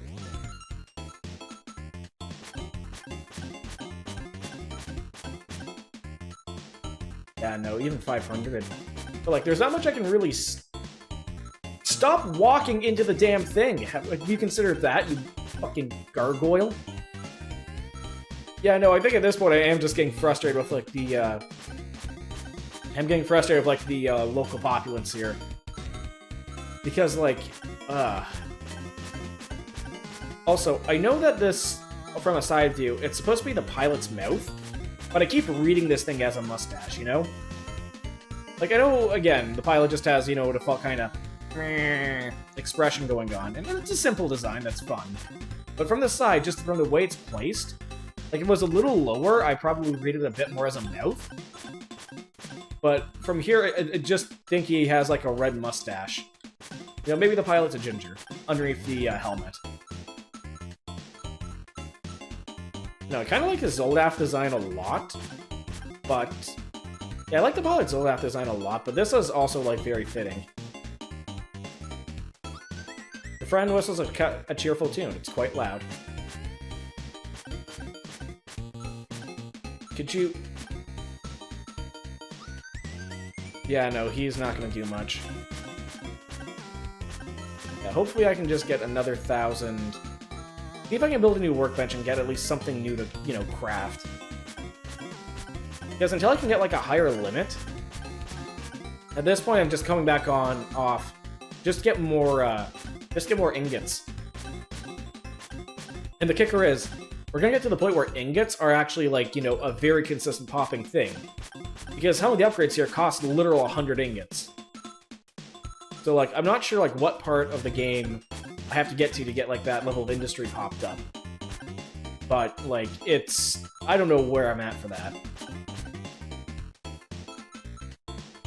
I also kind of wonder why the pilot's, like, weapon of choice is a yo-yo. But again, yo-yos are fun, okay? They're essentially like a youthful version of a flail, you know? Like, imagine getting socked by a, just getting socked by a, you know, just piece of, like, solid wood on a string. Like, people always underestimate, oh, it's just wood. Okay, oak is a solid wood. Like, a lot of shit's a solid wood, and it can mess you up. But, yeah, in terms of just... Yeah, I don't know. If there's one thing I don't like about a game, it's that it when it disrespects your time. But at the same time, like, this is meant to be picked up and played. Because it's an idle game. But it's tied down to, like, a full release. I don't know, I think I just picked this up at the wrong time in order to, like, you know, kind of ease into it. Okay, so at the very least I can convert this to another ingot. And that's it. That's all I can really do for Pilot's Quest. Seaside Drive. Nothing's more relaxing than a nice long drive by the sea, complete with plenty of gunfire. The first game directed by artist Shane North, who also crafted the game's unique visual style. Okay, so we have a drift and charge. Shoot upwards and shoot sideways. Okay, so this is... I'm gonna say this is Outlast, but with more guns. Seaside Drive. Ooh, okay, this is... I can dig this vibe, okay? I'm not a huge fan of, like, tropical climates, but I love the color of a good sunset. Especially as it, like, peeks over the... Yo! Okay, I'm down with this. Okay, so I have to charge... Oh, I have to charge to keep my, I have to charge to keep my, bullets up. Okay. Okay, this is a fun idea. Okay, this is a fun idea. Okay, this is a fun take on shmups. Wait, how's this work? Okay, so I can also do that. Okay. Oh, this is cool. This is a cool idea.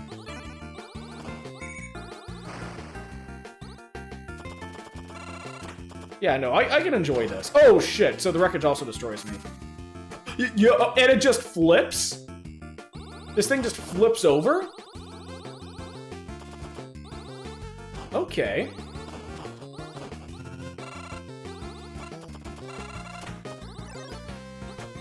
Oh, so yeah, this does get very shmuppy.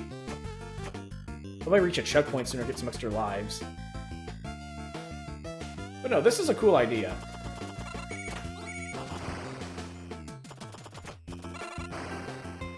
Oh.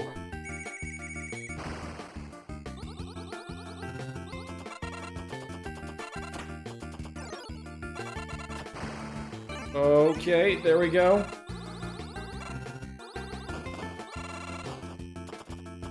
Okay, this is, yeah, no, this is a fun take. Just, you know, having to actually move backwards here in order to make any progress. Oh, is that, oh, are we fighting a UFO? Oh, we are.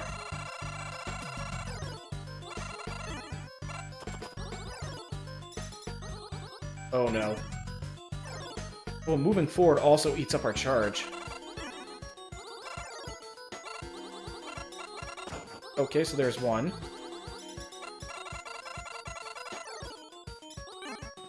We need to charge up and drift. Okay. Okay, I'm getting this. Yeah, no, this is a fun concept.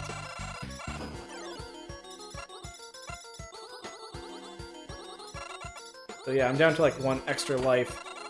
Hopefully I don't get demolished. And the UFO, is this a UFO? I think this is a blimp, actually. Oh well. Anyway, car, let's drive off. Okay, so we get an extra life, maybe? 2 lives. So yeah, no, oh. Yo, this is cool. This is my vibe. I love this, like, color scheme. Oh.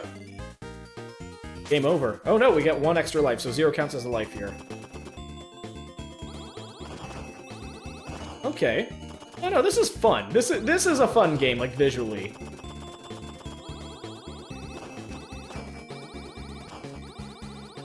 Yeah, that's it. Game over indeed. I got some decent points.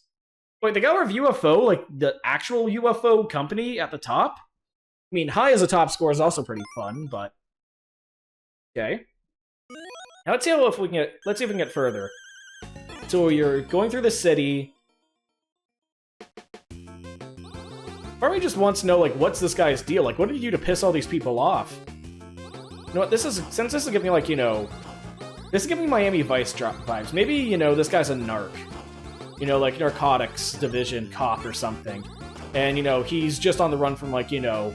1980s version of a crimed up city. He's the only one who can bring justice to it.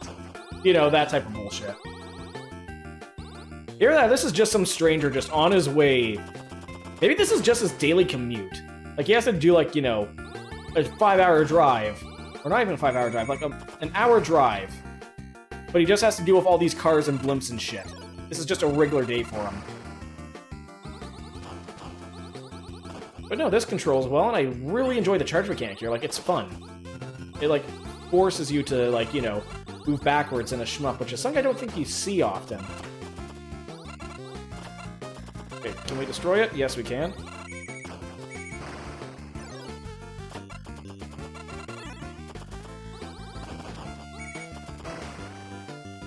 Oh, I can't believe I actually avoided that. But yeah, no, this is a fun concept. It's simple, it's good, it has, like, a nice, fun visual style. I can get with this.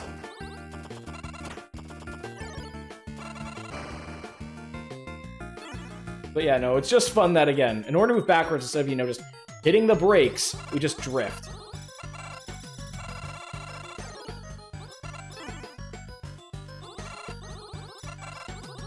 Again, the hitboxes are nice and smooth. Like, I feel like I can dodge shit, like, a lot if I'm just precise.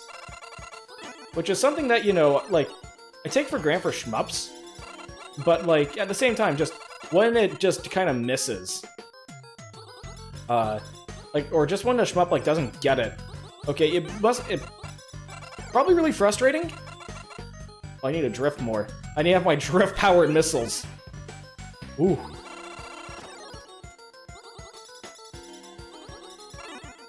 Okay, come on.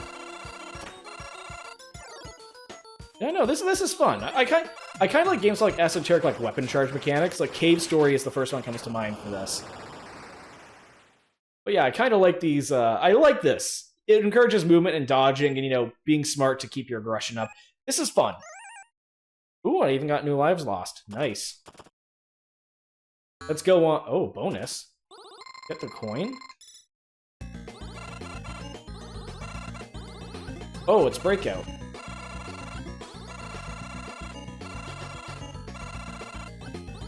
Okay. So, like, if I break all the platforms, then...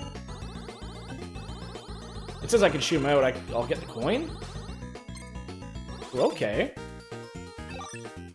Oh, 2 extra lives, so that's what you do for the bonus stage. So it's based on, like, getting enough points, then. Okay. Ooh,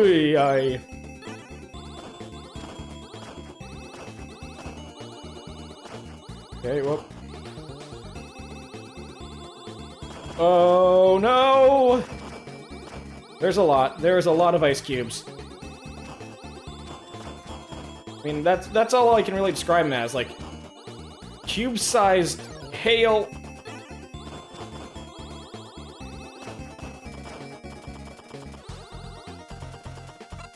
Oh no, we're at the super cube. Ooh, okay. That was a lot less destructive than I was expecting.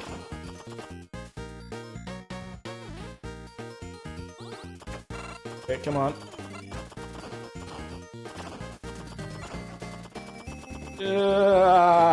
I'm starting to panic a bit.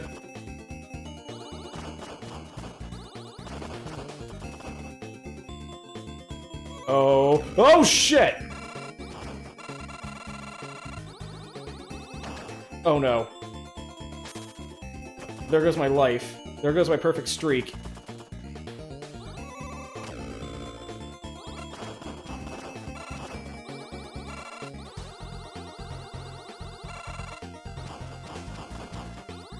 Okay, whew, well, at least that takes the pressure off me. So now are we like losing out on, you know, does this guy have to deal with, like, you know, just typical, like, you know, action movie bullshit with, like, you know, helicopters and car chases and all that. He also has to deal with, like, you know, Evangelion, like, aliens or angels or whatever they were in that show. Because, like, when was the last time you've ever seen, like, isometric shit? When was the last time you've seen shit like this? My god! Ah! Oh, okay. I'm surprised I've survived all this.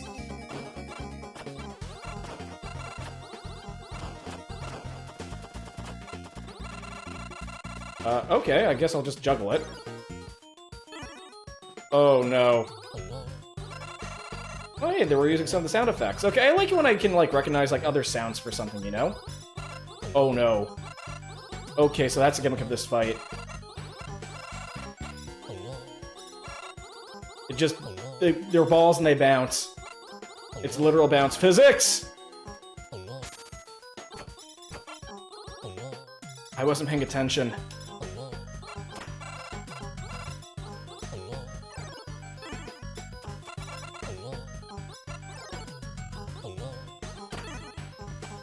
Okay, come on, please just pop.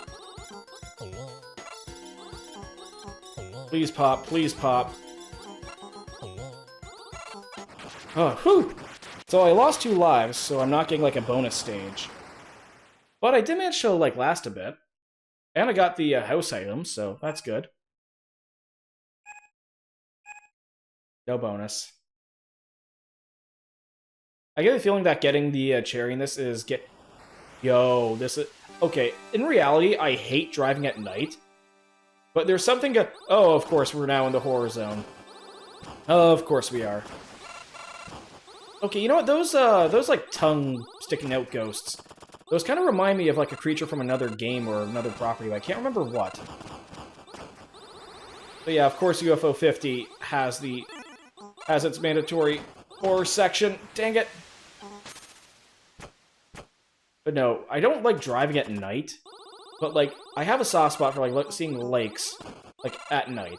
There's something, like, weirdly peaceful about just seeing, just having shit, like, you know, go across the water. Okay, come on. Oh, no. Oh, yeah, I think this is it. I think this stage might be it for me. Too tanky and I can't keep my charge up.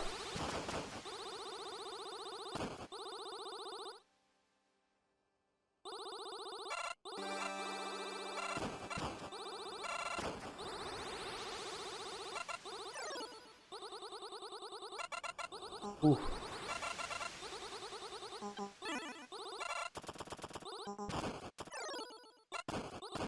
Ah! Yeah, no, I'm just getting mauled by ghosts. So isometric aliens, ghosts, and just the mob.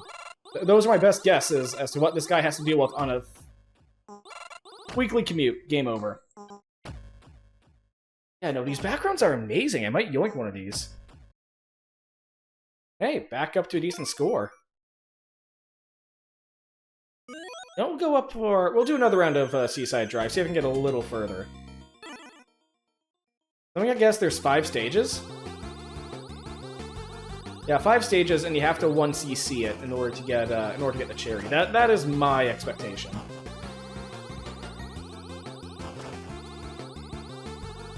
But no, like, this is just a fun set of mechanics. Simple to pick up, easy to play. Unfortunately, I think this is the best game I've played tonight. Which is a shame. Like, you know, for the final finales of, for the console, I was expecting, you know... I know more. I was expecting them to cut loose a bit, you know? Maybe go all out with what they can make up. Ooh. No, I'm not sure what I was expecting, but... This I like.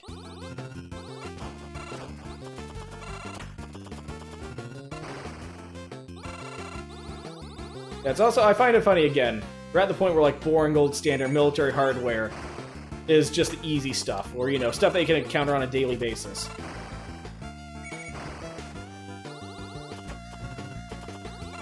Okay, come on. Okay. Shoot him out of the sky, shoot him out of the sky. No, I also can't get, like, a good view. Like, I'm too busy focusing on, like, the immediate road around me. So I can't get a good view of like, what my driver's doing. Oh, back to the UFO. Come on, come on, come on. Drift to charge. I don't know what happens if I run out of charge. Maybe I, like... Oh, I would charge more if I run out of juice.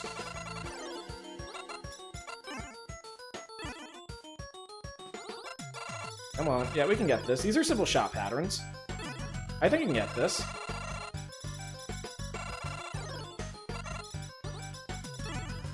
Okay, yeah, let's finish this off. Perfect.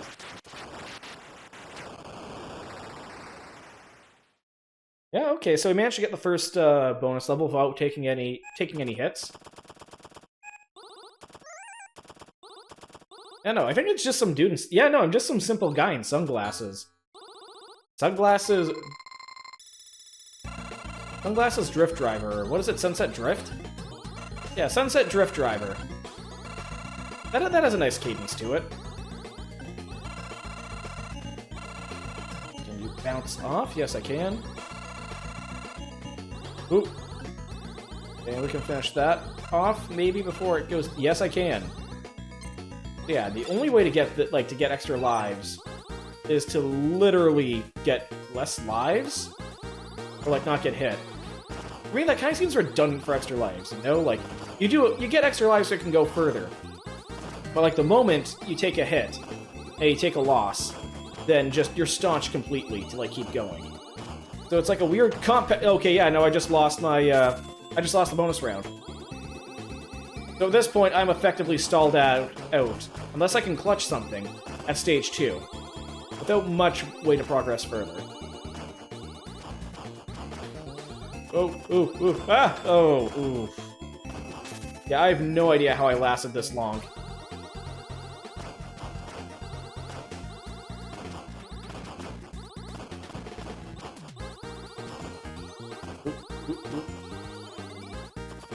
Okay, yeah, time to deal with this big thing. So we haven't quite got to the point where just death beams are coming down to us yet. But no, I kind of like how this game, like, slowly introduces the unique enemies you're going to be facing. And then you keep building your way up to what you're facing. Like, they start adding, like, you know, these ice cubes. Ooh. Start adding the ice cubes, but then, you know, you start getting built up towards, like, the big squares. And then eventually we're going to see the rhombuses by themselves. Yeah, like this guy.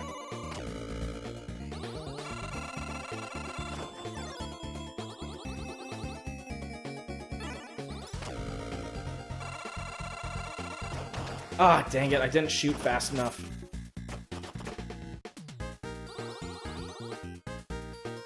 So I'm expecting the bouncing balls to... Nope, not yet. Ripped out again.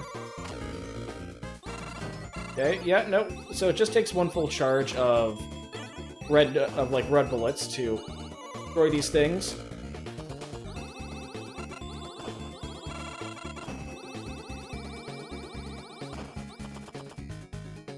After that, now we're gonna get these things.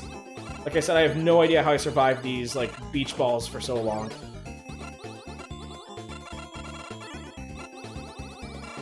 Please, just destroy some of these things.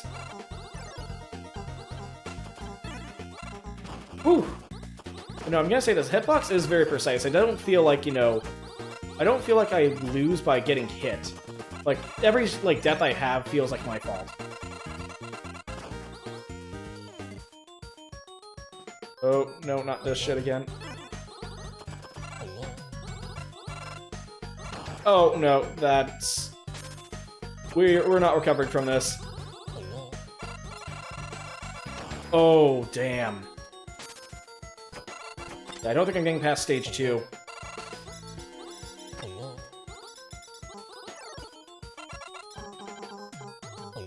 Whew. Yeah, no, I'm glad everything here is, like, nice and tight. The physics in this game interact, like, very nice. Oh, no, game over. Yeah, no, nice middle ground. Made the top 3, so that's good. I'll go back to the library. Yeah, Seaside Drive. That was fun. This is good. I like this. Probably one of the best ones we played no, second best for what we played tonight. But yeah, no, we're down to the final 2. I was honestly expecting this to take a little longer. You know what? Let's see what we have here. The first game, directed by artist. Obtain a coin. So again, it says a hat rack. Oh, it's only 4 stages. Oh, so this is a short game. You know, it might be pretty easy to actually... Maybe we can go for a gold card today if we run out of time. Most lives at once, 5. 41st most played. Well, let's see the garden. Okay, there's the hat rack. No, this house is starting to look more like a home, which is good. They got a calendar, they finally got a toilet, blender, at least the, I swear this thing's... I know once I look in the terminal, this looks more like a dog, but I consider this creature to be more of a pig. Oh, hey, space. I mean, seeing as that, you know, what my background is, makes sense. Oh, the Campella UFO. Yeah, no, just the Campella. But yeah, no, we are now on... Whoop! Progress most played. We're not most played, whoops. Alphabetical, multiplayer, chronology. Campella 3. Dust you off. Time for the pilot to return to what he does best. Flying the Campella through deep space. The final entry in the Campella series. It features 3-dimensional scrolling. Shoot sideways and shoot forwards. Okay, let's see what the Campella 3's like. Campanella 3. So okay, this is probably the most unflattering thing that we have for the pile. Like, this is an amazing title screen, but my god, just then just presses a button. Oh hey, he's even talking to his sister on the screen. But yeah, no, for someone who, you know, for all intents and purposes does UFO shit, this is a pretty accurate, like, depiction of, you know, what you'd expect. And hey, even has, like, a nice plan in the background. I like this. Oh. Oh, we're going Star Foxy here. Oh yeah, no, this is Star Fox. Hey, pilot, be careful out there. Okay. JJ, Pollyanna. Oh, so this is like a shmup. Oh, and once they hit red, they're in my play space. Oh, this is a change of pace. I'm not sure what I was expecting here. Okay, so I have to like move in the opposite direction. Okay, so I kind of have to like circle strafe. Okay. One day work will end. Ah, okay.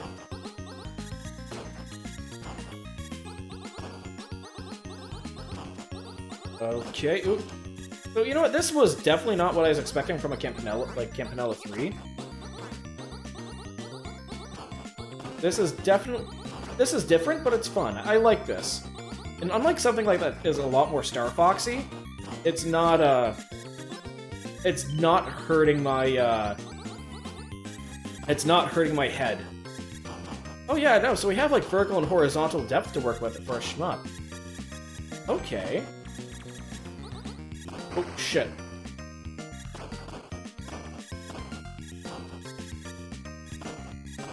So yeah, no, this is fun. I like this. It's not what I was expecting from Vanilla, and I think I prefer the original, like, playstyle a lot more. Oh no, pilot's dead. Oh, but I have to... Oh, so I start stages over. So you know what? I'm just gonna reset the game. Because if we're only on the first stage, then why bother wasting the continues? Yeah, no, this is very much like Star Foxy. You know, you get to fly around a three-dimensional space, shoot stuff that's coming up, having to, like, dodge for points. Yeah, no, just the 2D, 3D, like, shoot mechanic. This is fun.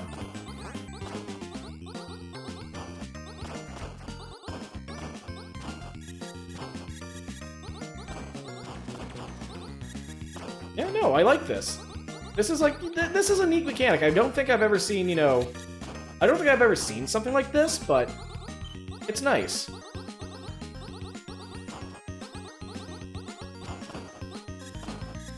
But yeah, no, for a Campanella game, it's definitely different.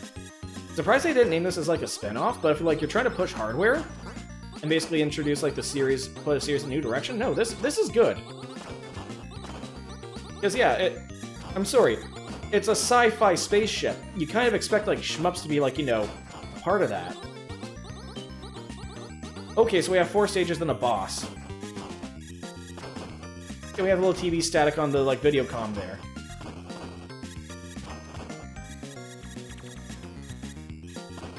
Okay, yeah, no, I'm getting better at this. Oh, we can even see how much progress we're making through each weight. This is nice! We even have a grid, like, to show us where, you know, show where enemies are and where we are in relation to it. No, this is good. We were given, like, all the information we need. We're given nearly all the information we need on the HUD, and it's easily, like, accessible. Like, I think I like this more than Campella 2, but I don't think I like it as much as Campanella 1.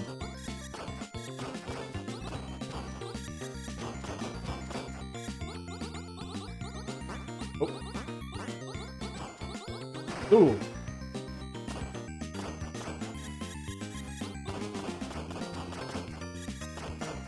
Yeah, no, this is good. This is a fun shmup. So we get a boss? Yo, okay. Just in hyperdrive.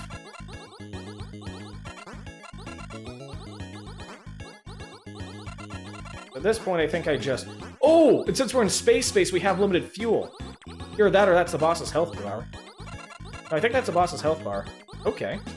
I was expecting, like, to go back to, like, the fueling idea from, like, the early Campanella games, but no, just...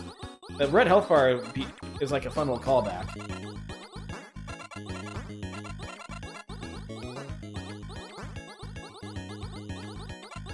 Okay. I know, this is nice. I know, just fun. I don't have much to say about it. I could see myself, like, trying to grind out a full, like, life here. The Guardian. Dollbrain. Okay, we just pick up right where we left off. Strange readings from Zoldath. Stay tuned. Oh. They really do like returning to Zoldath, which, you know what? I like Zoldath, so, like, I'm not gonna complain. Ooh. Oh, shit. So yeah, no, we have 3 lives and 3 continues to get through. I don't know how many stages. 5, maybe? Oh, no, this, now I know what this is reminding me of. Space Harrier. Oh. Yeah, Space Harrier with a lot more projectiles. Ooh, ooh, ooh. Yeah, so these things just disrupt everything. Okay. Oh, we get tallies of how many things we destroy each wave. Okay. Yeah, no, this is fun. This is really fun.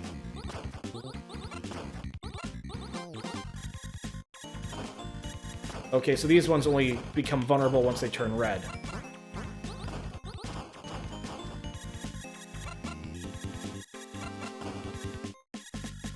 Okay, ooh. Yeah, no. So I wonder how we get extra lives or continues then.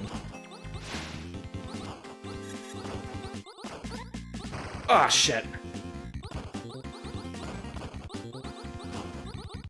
But, yeah, no, oh, hello.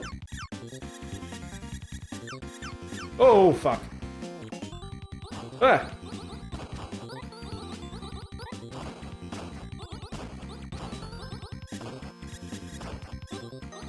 Okay, so 75. Wonder if we have to 1cc this. Yeah, no, the enemy types... The thing is, heading ahead like this, we have more than enough time to, like, react. Oh, so I can destroy these things as they're flying, and they just take more hits. Ooh! We have to start the stage over again. Dang it. Ooh. Yeah, no, so the fact that we have to do this all again, we have 3 lives to get through everything, but I wonder how many continues that means we have. Yeah, so those, like, blue things just trip up our design. Or at least trip up, like, you know, where to aim, because they don't, like... The, shots that come from the crosshair, they don't, like, really intersect that much. Or, like, they don't move the way you expect them to.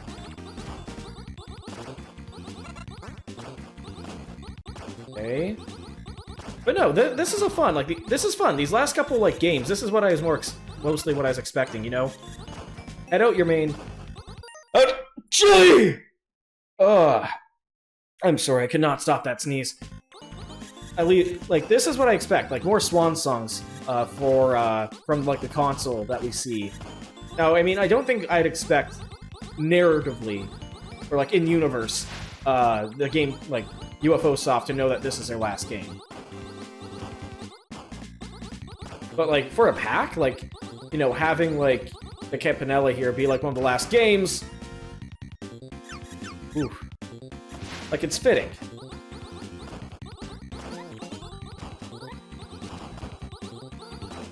Ooh! No, no, no. Okay, so I gotta get to the boss now.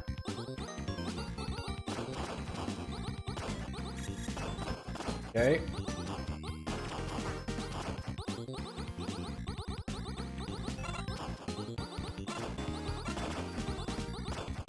Come on, come on, come on. There we go.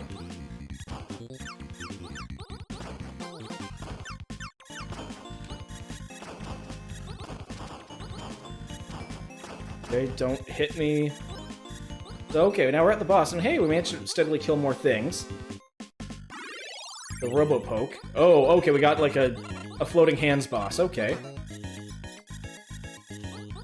Ah, and there it is. Game over. Oh, no, no, no! I had an extra life! Ah! Okay. Yeah, we'll do a couple more rounds of this. So we're just going further and further into space. Okay. But yeah, no, this is fun. Everything's, like, transparent. Everything's clear. Rules are, you know, made abundantly clear how things work. You have enough time to, like, figure shit out. Yeah, no. I thought the clutter would be a little worse. Because, like, if this game is, like, becoming, like, Star Fox Light, okay, like I said before, like, don't think I can play, like, the first Star Fox game or Star Fox 2. Because I really want to figure out, like, Star Fox 2 as, like, a game, but again, it just hurts me way too much to play it. It gives me, like, a migraine. Still not as bad as Critical Bypass.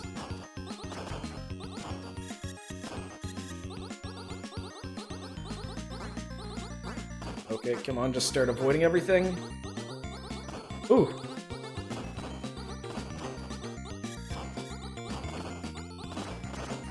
Oh, nope, nope, other... Ah, no, it's just hard to get the shots to kick the other way. Okay, yeah, no, we're making steady progress. Again, I just wish there was another way to, like, make extra lives, because that's what made the first Campella game for me, like, click. Because you can, like, easily earn extra lives and continue, like, your way through the game so much easier.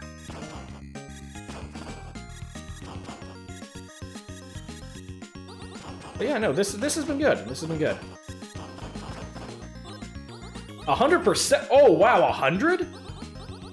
Got a cat for that, too. Nice. I mean, I'm not as much of a cat person as I am a dog person, but, you know, cats are still nice.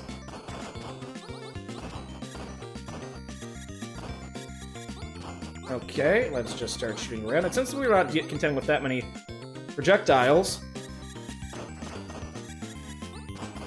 no, this is a lot easier to, like, contend with. 97, too. Okay, this boss is, like, at least a little easier. It's just, you know, looping around and basically dealing with 3 enemies from earlier.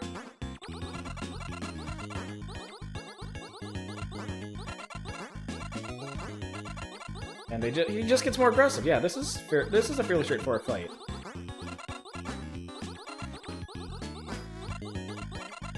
There we go. Yeah, no, we're getting better. Oh, bonus stage. Oh, so of course you get bonus stages when, you know, you don't have any, when you don't have to deal with any other bosses.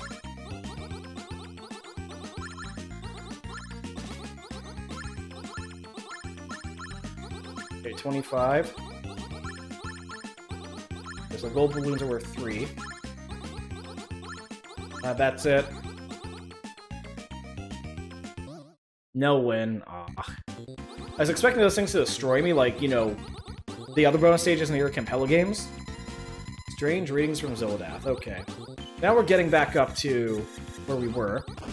But yeah, no, very much Space Harrier, too. Like, just the running forward and just trying to, you know, move into 3-dimensional space. Funnily enough, I've only played Space Harrier, okay? I picked up Yakuza 0, like, a couple years ago.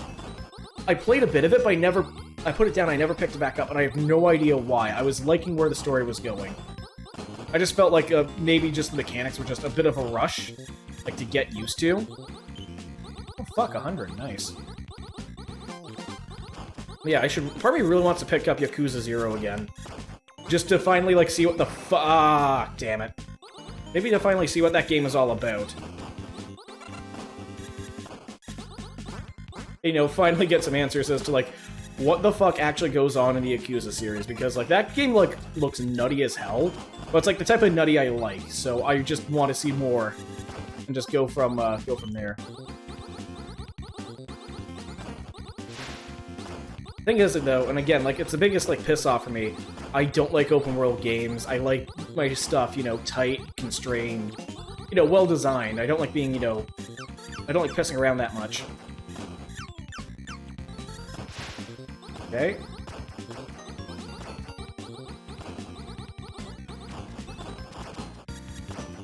Okay. Oh, no, no, no.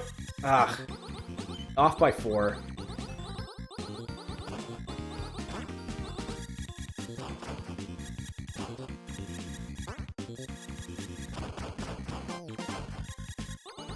Okay, come on.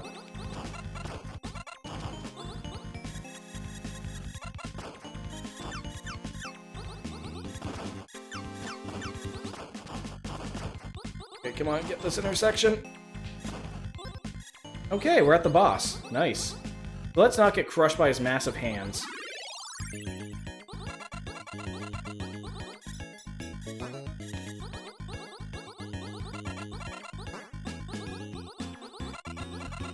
At least I get a bit of breathing room. I can knock them back. So he's just using his hands to control space. Okay. Ah. Ah! God damn it! You know, the Bursty Invincibility does not last as long as I thought it would. Just hoping that maybe I can get to the next stage and just take the elevator and go a little further, but no, I guess not. Can I try to get more? Yes, I can.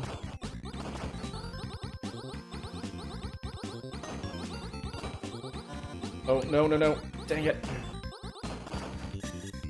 Ooh. Come on. Down. Maybe? No. Okay, we're still making good progress. Progress here. Good. Oh, shit. Yeah, I think I'm losing my mojo. Yeah, because, like, you want to destroy stuff as soon as you can before your screen gets overwhelmed. So that's the, like, strategy I'm getting here, where you just want to nail as much as you can before they just start popping up on screen. Maybe getting 100 on every stage is what gives you an extra life.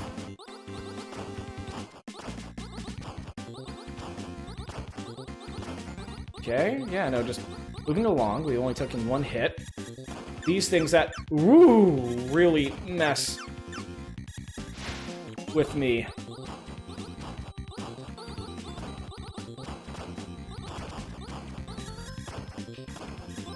Oh, got 100, nice.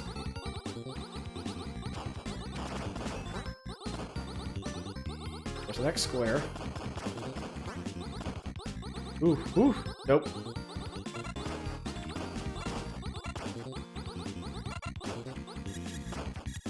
I'm expecting that. There you are.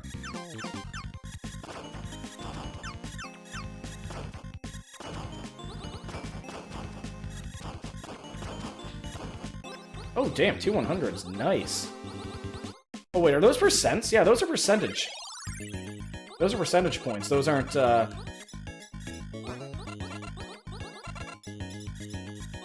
those are percentage points. Those aren't, you know, like the amount, like the numeric amount.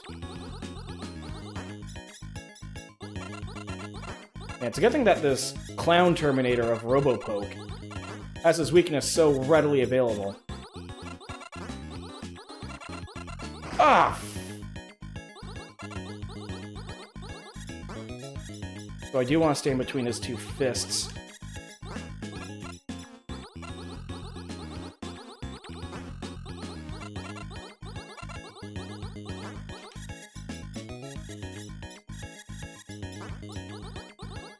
Come on, keep hitting them. Come on, come on.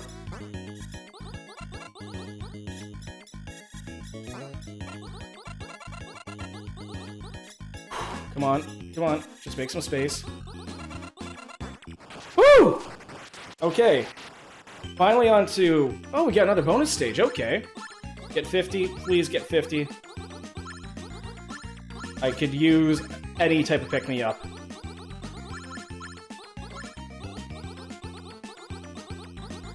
Oh, that is going way too fast for me to keep up.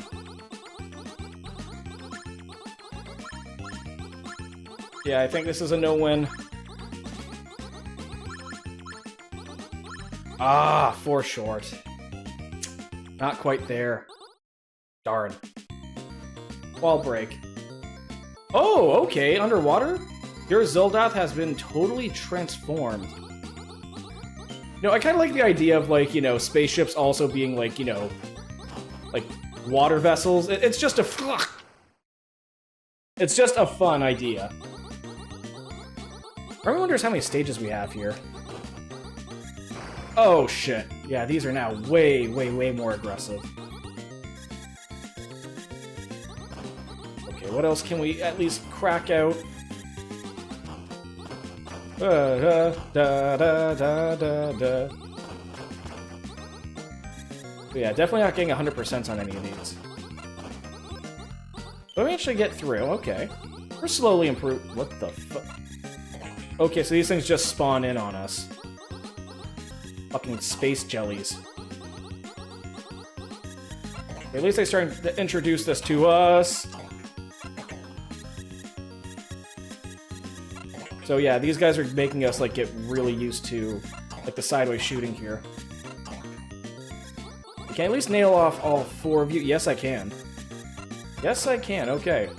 No, okay. Yeah, see, Campanella gets it. Oh, what the fuck are you guys? Oh, so you just block us in. So now we're dealing with stuff to actually shoot around! Okay, ooh, I don't think I like you much. Oh no, now you are projectiles. But yeah, it's a shmup, but it isn't, like, really overwhelming. Now, someone out there could probably play this with a... You could play this with a fight stick. Probably work really well, actually. Come on. Ooh. Oh, the shark. Oh, I don't like the sharks. Literal space sharks. Okay. Oh, they don't go away. Oh, 100%. Nice. Okay, let's see what the boss here is. Joe Pulp. Joe Pulp is his name. Oh! Fuck, okay. Yeah, no, let's... I'm gonna do more... Actually, you know what? I'm gonna return to the library just because I want 1. I'm gonna favor this. This is good. 2. Top score A, B, and C. Defeat Queen Zoo. Clear the bonus round to get the gift. Okay. I just want to know, like, what my goals here are. But yeah, no, I'm liking this. Yeah, no, I'm really liking this. Like, it's a shmup, but it's, like, stupidly hard. And again, it has a fun little mechanic here. Nice, easy, pick up and play. And again, like, for the style they're going for here, for visuals, it's really nice. Potentially, you know, retro art. Yeah, no, this feels like a swan song, the system. Or like the collection, almost. Just everything that this game sets out to do well, it does really well. Get rid of you. And you're the last one. Perfect. Oop. At this point, I kind of want to see if I can get 100% on this. Probably not. Yeah, no. 91%. Okay. Okay, now we're starting to get you in the side, right? Yeah, I'm not sure why that we had, like, 2 shmups back-to-back. I like Seaside Drive's visuals a lot more. But I like this game's mechanics more, if that makes any sense. Like, they're both very good vibes. Like, I like the vibe we're going for here. Oh, shit. No. Pay attention. Pay attention. Fuck, another 100%. Nice. Yeah, no, like, I'm slowly getting better at this. I'm starting to, like, pick this up. Ooh. Clear that out. Ah. So I just missed one.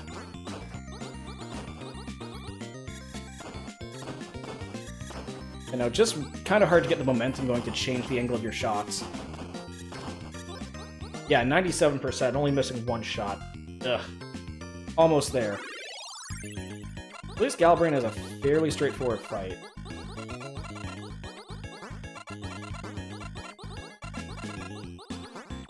Just don't be stupid, just, you know, dodge things fairly normally, and we got this.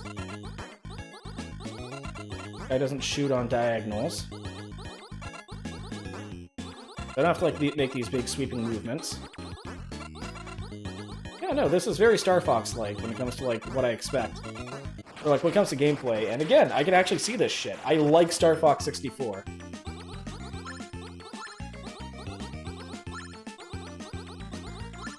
Come on. Nope, damn it, I missed way too many balloons.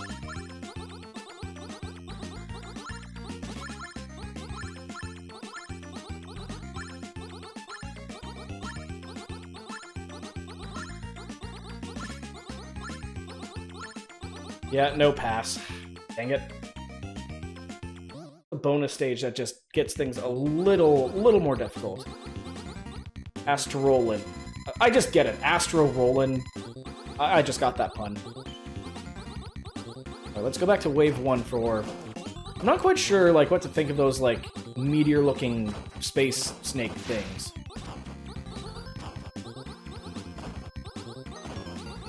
But no, I also like how, again, they started to finally add... They add enemies that come in from the side of the screen that, like, swoop in, like, easily from the background to foreground. Like, give you enough time to, like, see what's going on and, like, respond. But at the same time, like, it's fun. It's fun and well-designed, and that's honestly all I really need to say. Fun, well-designed, good atmosphere for what they're trying to do. I could see myself, again, playing this off-stream. Honestly, I wish this... Whoa. I kind of wish this game had more, mobile. Yeah, had, like, I wish I had this game on mobile. Like, I don't have a Steam Deck or anything.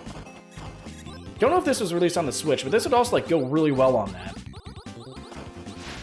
But speaking of the Switch, I ended up seeing the, Switch 2 Direct. And, like, my big takeaways is that I cannot believe we're getting another Kirby Superstar. Or, no, not Kirby Superstar, Kirby's Air Raid. Like, that is one of my, like, childhood, you know, like, comfort games almost. So the fact that we're getting a new one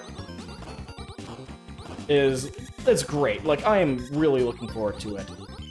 The new Donkey Kong game, I've been on record for this. I don't like DK's new design that they're going for. Like, they're getting rid of a lot of the old Rareware, like, design cues, underemphasizing his eyes, his tie, yeah, underemphasizing his eyes and his tie. I don't know, like, those were, like, standout, like, characteristics for his design for me. Damn it! So, like, having that, having those, like, de-emphasize it, it seems like Nintendo's really trying to get a stranglehold and homogenize its designs more, which, for me, someone who likes the Paper Mario series a lot, every time I think Nintendo, like, tries to, like, you know, do their regular designs or, like, try to, like, keep with tradition, I think that's where they pull off their worst work. Like, Majora's Mask, Thousand Year Door are, like, the two examples that, like, whenever Nintendo just stops doing, like, their main formula stuff, that's where they start to get, like, really special and where you start to get, like, their best work. So when we are going back to, very much going back to their roots for this, I'm not a huge fan. I'm really not. And again, it seems kind of disrespectful. I feel like it's disrespectful for the work that Rare put in. Because, like, if it wasn't for Donkey Kong Country, Donkey Kong would only be, like, a household name because, you know, he's an arcade character. You know what I mean? Like, until Donkey Kong Country came out, Donkey Kong was, like, the game about jumping over barrels. None of this, like, amazing music, jungle treks, whatever. So, breaking away from that and just kind of going away from, like, the company and developers that kind of made modern DK what he is, I know, I find it feels like a bit of a slap in the face.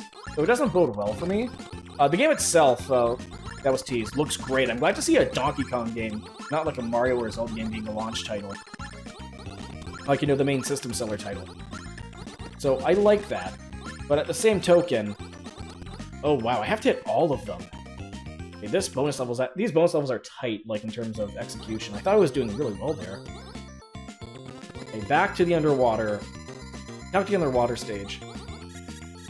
Yeah, having Zoldath, like, being completely different.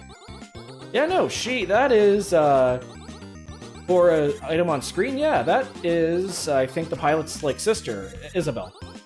But, yeah, Deathless Avriel, it's nice to see you. How have you been? Right now, we are just wrapping up the last bits of UFO 50. Ooh. But when it comes to, like, the new Switch 2 launch, I kind of don't like how, like, Donkey Kong Bonanza looks fun, but at the same time, I'm not a huge... I definitely like Odyssey's open-world design all that much. Mostly just because it... I don't know, it's kind of meandering, like, all the, like, individual sprites or moons or stars or collectibles, they all kind of blur together, and I don't remember any of them. Which is a shame. Like, there's even stuff like in, like, Galaxy, Sunshine, 64. You know, there's those titles in, like, Stars I Remember. And levels I remember. But when it comes to, like, Odyssey, I really don't remember much about the game. Just because, again, there's so much and so bloated. So getting another open-world game in, like, in that style, for, like, another classic platformer, it's just, ugh, I don't like it. Same thing with the Mario Kart. You mean you don't want to collect another 1,000 bits of something or other? Pretty much. Whew. Yeah, that's pretty much it. 88%. At least the last one I managed to clear house in. Yeah, same thing with the other Mario Kart. I don't like how everything is starting to become more and more open world, and I was hoping we'd get away from that. But I mean, it sells, so like, eh. Also, again, the price... Shit. Actually, yeah, that's pretty apt. Oh my god! Yeah, the price is pretty apt for that, like, way too expensive. Way, way, way too expensive for what it is. I haven't seen you get a shortcut to have a slightly different ending if you collect anything. That would just... that would just marsh my mellow. This at least looks easier to dodge. Yeah, this looks like at least an easier boss. Oh, shit. Oh, and I have to start over. Damn it. Okay, we can make this. We can try to do this. But yeah, that's pretty much my thoughts on the Switch 2 Direct. I am hyped. You have no idea how hyped I am. Like, the biggest takeaway is the new Kirby's Air Ride game. The fact that Sakurai's at the helm, I think that just bodes well. I don't think Sakurai's had a miss. Hopefully at that price they add more collectible. There's a meme out there. There's a meme out there where it's just, you know, I want shorter games with worse graphics. Shorter games with worse graphics. I think it's like, what is it? I want to pay more for shorter games with less graphics. And the devs don't work as hard, and I'm not joking. That's pretty much how I feel. I want a shorter, tighter experience. That one that's just bloated with, like, loose change. Like, if I wanted, like, a Lord and Collectathon, I just, you know, I take a roll of pennies and just spill it out over, like, your driveway. Not sure why I'm, like, on pennies today. Why one worry for Air Ride 2 is out. Sakurai at the helm, modern Kirby rep may be lacking again. Susmobile, nice to see you, too. But worse than what you describe Pokemon. You describe Pokemon, but worse than what you want. Okay, no. Okay, there's at least polish to smaller games with a larger dev team, not whatever the fuck Pokemon is. Like, that's another. Now the thing is, unfortunately, I don't have. When it comes to, like, modern Kirby rep, unfortunately, I'm, like, pretty lacking. I think the last modern Kirby game I played was Return to Dreamland. Never even did, like, the true arena for it. Maybe I should no. Oh god, there's too much. There's too much. Where am I going? Shit. Mayday. We are being swarmed.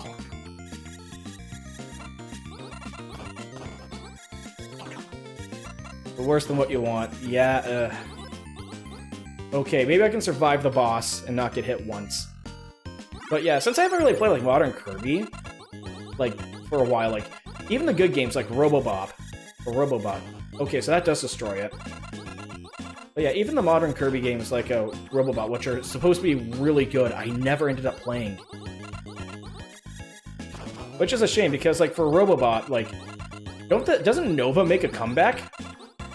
Like, anything that, like, hits my nostalgia for Superstar, like, that immediately gets my attention. Yeah, maybe I should play some more Kirby games. I never did end up playing, what was it? Forgotten Land. Okay. Just please win. Okay, yeah, no, this is an easier boss than Fist McGee from earlier, or Robo Clown, or... I can never remember character names. It's starting to become, like, a bit of a piss-off for me. And I think that lost me the bonus game. Oh, yeah, no, this bonus stage is really hard. Well, there's fire bosses, Clockwork Star, Nova Species, nice. Yeah, that's all I know about the game, and really still falling short. Can't win the bonus stage. Vortexic. Oh, yo! This shit looks cool! Pilot, do you copy?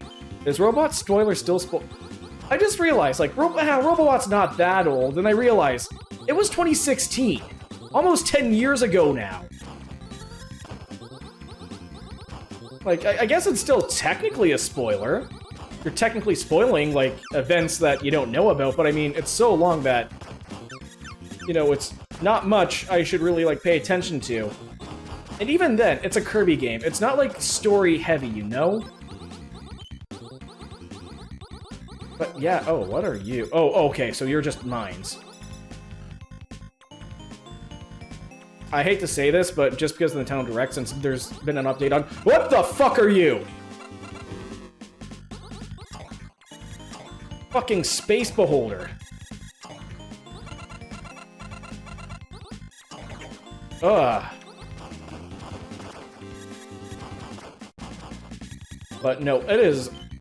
Like, I'm a sucker for that, but... Yeah, when it comes to, like, you know, lack of modernity in the Kirby enemies, like, unfortunately, I think I'm kind of out of left field there. But when it comes to, yeah, But yeah, now when it comes to the Direct, again, for the Switch 2, or... Okay, let me restart that. 1, I'm getting, fucking Sans Undertale vibes with the announcement of, with some of these, like, spiked obstacles and with the Deltarune other chapters coming out. Oh, no. I'm getting beat up here. Yeah, I'm getting those type of, flashbacks. But, yeah, no. Should really... Part of me really wants to play, like, another Kirby game this year. I think I know which one it is, but, or no, I definitely know which one it is. But, man, there's so many other projects I, also want to, like, you know, get to.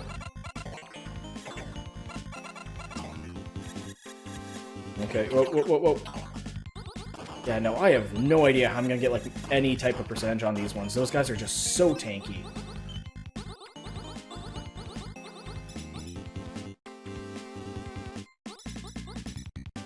But yeah, no, like, that's my feeling on the Switch, too. Just way too expensive, and the games, like, look good, but just not the good I like.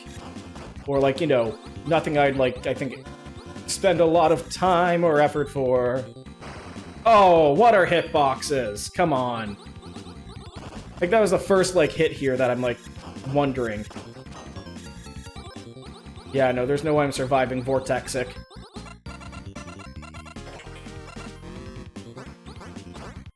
Ah, nope. You know what? I'll give it one more shot. I'll do one more attempt at Compella 3 here. Yeah, no, this is definitely getting a fave after this, like, attempt. But no, so far, UFO 50, I've been... Yeah. This is a good, like, way to, like, swan song it out, almost. I missed. You should play Kirby more. I should play Kirby more.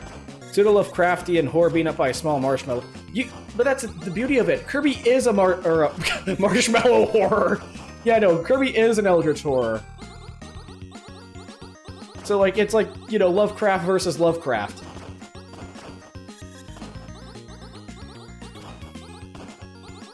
But yeah, no, I genuinely do love the Kirby games. Like, there's several of, like, the portable ones I want to play through at some point. Oh, damn it. I could have avoided that death. This game's also really hard to look at chat. But yeah, no, like, all the Kirby, like, portable... I always associate Kirby games with, like, handhelds. Oh, you know what I should do?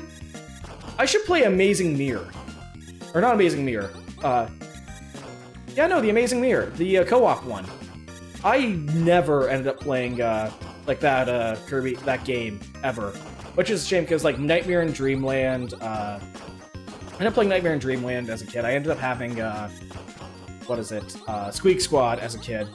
Like, I've always liked Kirby's, like, portable games, because, again, they play a lot like, they end up playing a lot like, you know, Superstar Ultra. Oh yeah, Superstar Ultra as well. Like, I'm counting that.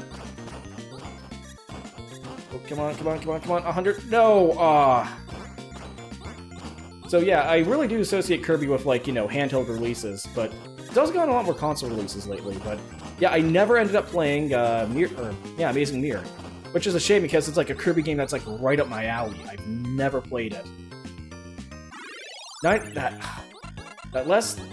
other 3% I never nabbed is gonna bug me. Like, it's an entire boss fight. And there's so many good games out there, but not enough time to play them, you know? Like, I can't believe I spent, like... I can't, but, like, I've been streaming nothing but UFO 50 and, you know, the other game collection yesterday or on April 1st that shan't be mentioned.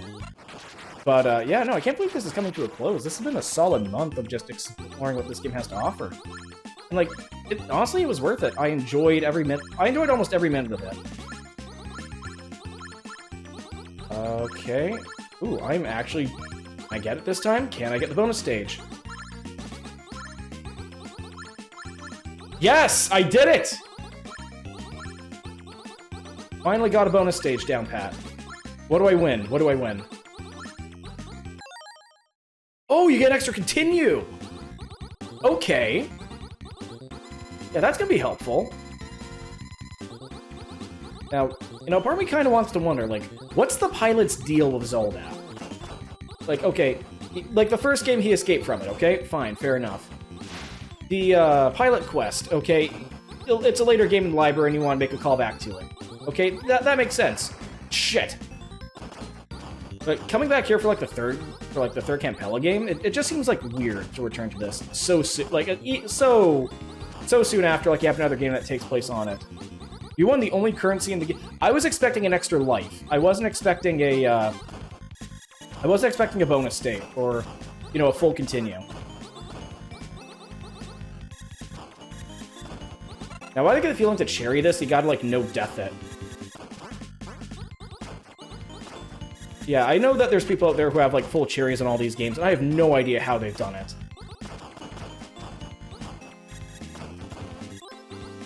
Only 90%. But at least I'm making good progress here. Like, I'm gradually getting better. But, yeah, no, I'm kind of looking forward to, like, what games I'm going to be, like, playing next on stream. Okay, yeah, get rid of you.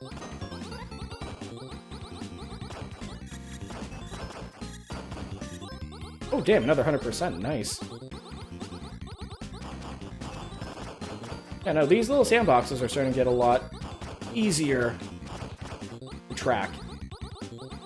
But yeah, no, this game has, like, good difficulty progression, and unlike the other shmup that just goes way too fast for me, I can actually, you know, keep up with this.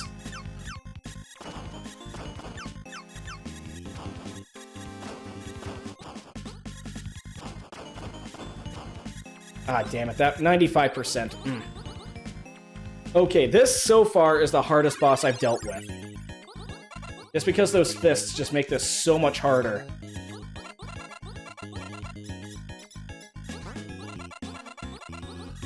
Ooh.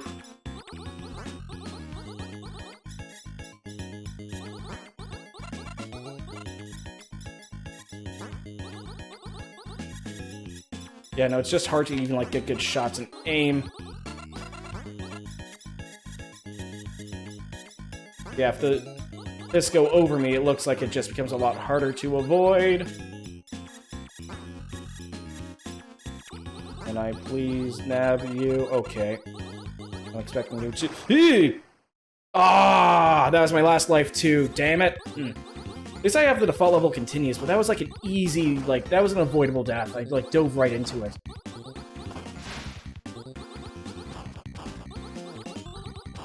Oh well. I have one more continue, so that gives me a lot more breathing room. But yeah, no, compared to the bosses I've fought so far, yeah, the Fist boss. Yeah, Robo Fist there, he's the hardest one I've had to deal with.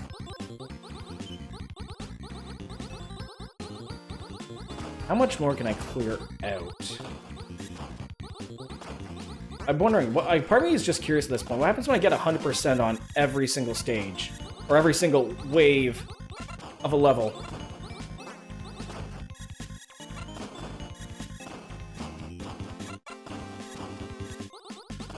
Come on.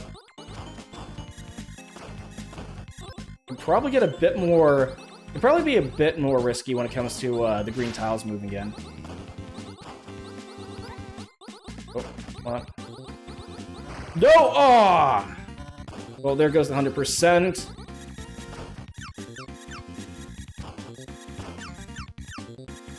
Okay, just tap that in. Yeah, no, just trying to, like, change directions for the horizontal shots. It is a lot harder. 78, that's like a... that's rough. But yeah, trying to, like, change directions for the horizontal, or for your horizontal shots left and right, I find very hard. Like, if you ever played a fighting game that's a charge character, that's what the input feels like, and it is so hard to, like, get that snapped out when you want to. Ooh, no, thank you.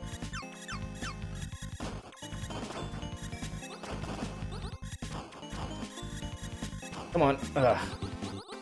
Yeah, no, like, it's a fun way to, it's a fun little mechanic to, like, you know, force, like, your shots to go the opposite direction, because it makes moving and shooting, like, harder, but not uncontrollably harder, and harder to, like, do it on instinct.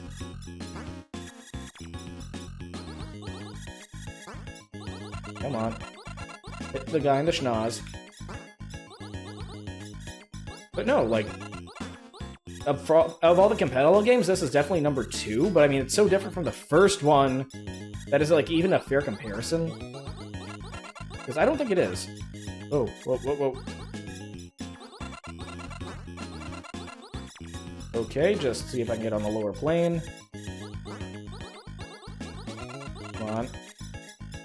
Give me some space. Just can leave me alone, please.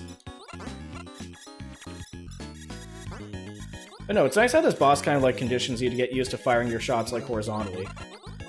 And, you know, just making that, like, highlighting how important that actually is, instead of just, you know, a way to, like, punish your mistakes. Okay, Hopefully I can get another, like, bonus for another continue. Okay, yeah. No.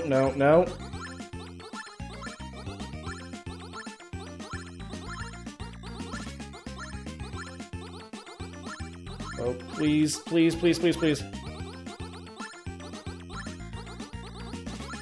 Oh, come on. Yes, okay, we won another continue. Okay, so we're now back in the lead. We have a comfortable lead.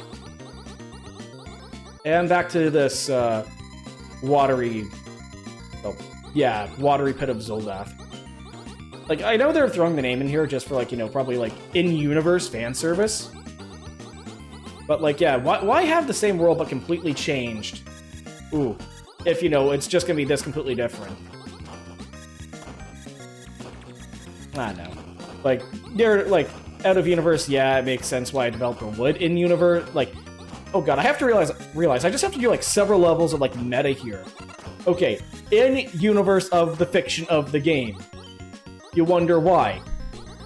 Like, you wonder narratively, like, why return here. But in the universe is narrative of this, you know, universe of the game, okay, it also makes sense that this is, like, you know, a third big game in the sequel. Of course you're gonna want to pull out all the stops. Meanwhile, like, when you go back and play this as, like, a game collection with knowledge of, like, the devs doing stuff, you're aware of the, like, this transaction here. It's just kind of not mind screwy, it's just throwing me for a loop a bit. Oop. 2 and 2. Oop. Come on. Oop. So these Gorons actually shoot shots. Oh, come on, come on. Okay, another good clear. At the very least, see if we can get through this without crashing. Oh no, no, we might not be able to. Okay, no more sharks, no more piranhas. Yeah, we can take care of these four. And now it's the boss. Okay. Okay, we can do this. We can do this. Because Joe... I still love how this guy's name is just fucking Joe Pulp. Again, this sounds like a 50s mobster. Like, I don't know, Ducky Shoe. Or Mr. Cement Bricks or something. You know, it's just so, so basic, but it works so well. It's just fun.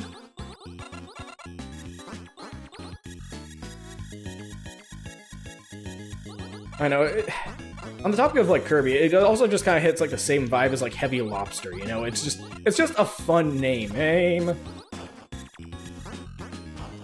Okay, just try to avoid getting pulped by Joe Pulp. Okay, we got this, we got this, we got this. Woo! Okay, let's see if we can get our last... Let's see if we can get another continue here. Let's see if we can come out strong. Let's see if we can go out on top.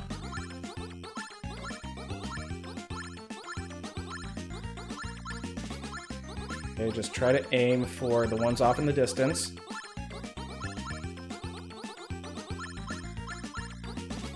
Come on. Come on. Yes, we got it. Got another bonus. Another continue. Okay, so I can at least take a stupid death here. And, you know, be okay. Yeah, I'm not sure... Damn, Vortex. This just looks nice. Like, even for, like, 8-bit, or, you know, pseudo 8-bit, or... Actually, what... I actually don't know, like, my, like, graphics engines that much. Like, what type of, like, bit rate? Shit. Well, that's why I have the extra continues. Like, a part of me wonders, like, what type of, like, bit rate or everything this level would be, or, like, this graphic style would be. Like, it's, it looks way too advanced, of course, for something for the era. Like, that's kind of the point. So, you know, for, like, easy design decisions and whatnot.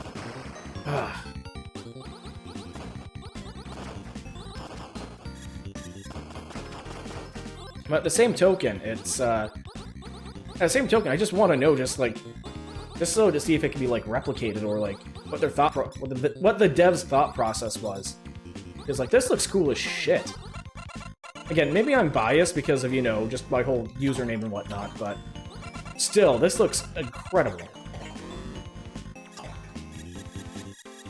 Okay, so I have a lot more time for that, like, pulp. You know, why are those fat guys called Joe Pulp? That's what it looks like it's spitting at you. Just pulp. I gotta be a lot faster here.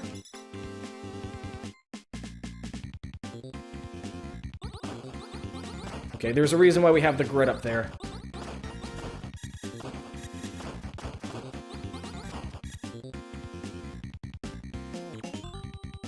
Ooh. Ooh. Okay. I could have nabbed more of these. Still 91, that's a good percent. Oh, shit. Oh, these guys are coming in hot. At least these guys are, like, easy to, like, take care of now that once you get your sense of depth. Last thing I want is to be, like, crowded by projectiles. Oh, really? I took a cheap death just before the boss, too.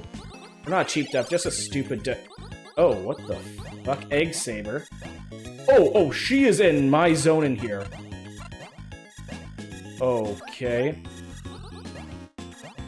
Okay, this is a twist I wasn't expecting. Oh, fuck me. I do not like this boss. This is a lot more shmuppy than I'm expecting. Okay. Yeah, no, and I have to, like, get directly in her pattern to, like, trade hits. Ah! Fucking sniped. Okay. Try not to get hit again. We now have, like, good continues, so I can... Don't play reckless, but I have the safety net in case I need it. Okay, now... Blarg belly... No, not yet. Come on, where's the other Joe Pulp?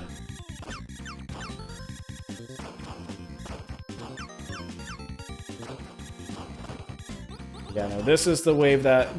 That's the wave in the beginning I just have a hard time surviving. Okay. Lower here. Here. And here. Okay. No, I do appreciate the grid, the little grid space that pops up in the corner, just because it helps you, like, get the precision you need. Oh, ah, shit. Yeah, no, I don't like how tanky those guys are. I think that's, like, the one thing that just kind of puts me a little off. At least in terms of enemy design. Most of the enemies go down quick, so having, like, a couple of those guys go on screen and have, like, no idea how, like, tanky they are without a good guideline, it really messes with me. Oh, no. Go up. Good. Oh, no. Ah. Bunch of stupid deaths.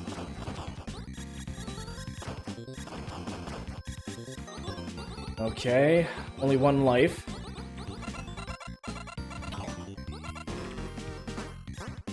Ah, that was a bad run. Okay, we can do this, we can do this. The boss I just wasn't used to just yet, especially when they were getting pissed off. I've done this stage once without taking much damage. I can do this. We can recoup our losses! Fucker. Yeah, those guys moving way too fast. Oh no, no, no, no. I am falling apart at the seams. Oh, there goes all the continues. There goes all the continues. I feel like I'm in the middle of an infomercial, you know?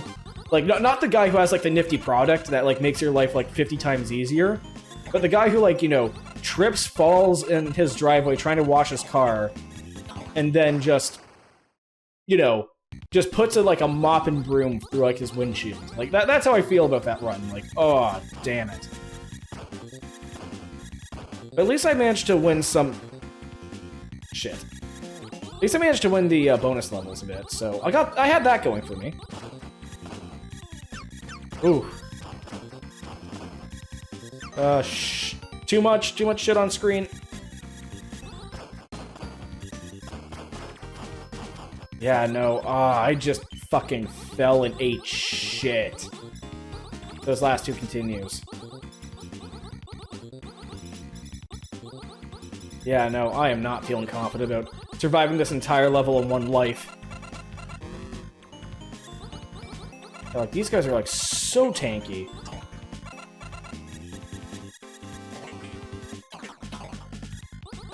Ooh. Yeah, like, even my kill percents here aren't, aren't looking that too hot either. Like, 60s. Ah, went way too high up there. But yeah, no, that was Campanella 3.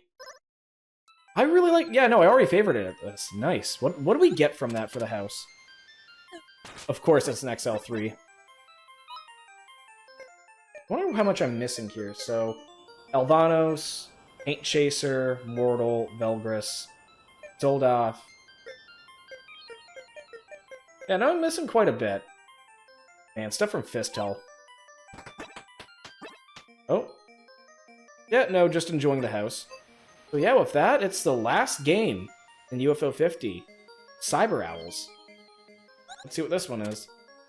You watch our latest game alongside an original comic book series.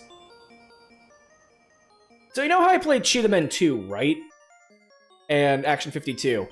And the commercial for that game, they focused heavily on the Cheetah Men and tried to make it like the next Teenage Mutant Ninja Turtles and just fell flat. Yeah, I ended up playing Cheetah Man on April 1st, you know. the secret hidden games on the on UFO 50. Now, I think it'd be fun, but yeah, for those who don't know, it was a game basically released. Some guy ended up releasing like a bundle of 52 games on an NES cart with a total of 4 developers and total of 4 developers and about 8 months worth of dev time.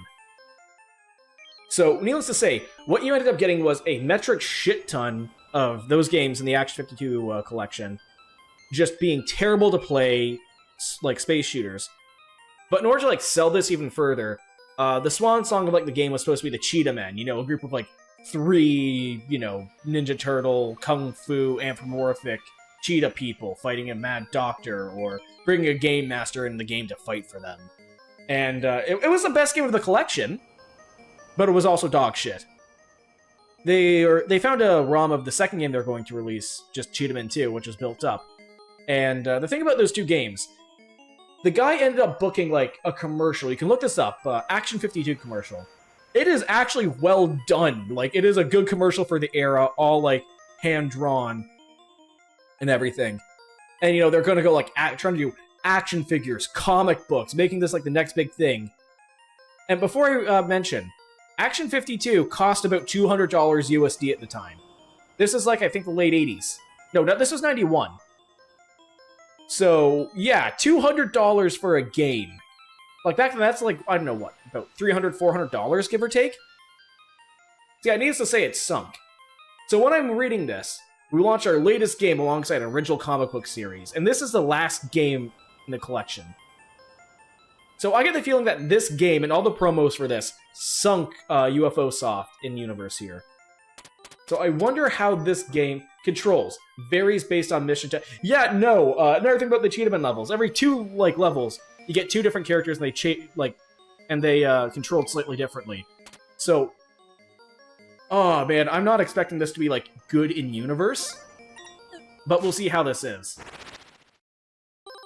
Cyber Owls. Last game. I'm gonna miss that intro. A secret Hawk base somewhere. I mean, this is really advanced, like, visually. Agent L. Mr. President, the notorious rogue commando group, Hawk, has somewhat acquired a doomsday weapon. I've only located the missile. The warhead must be hidden somewhere else. No, it's just, President, Cyber Owls, we need your help.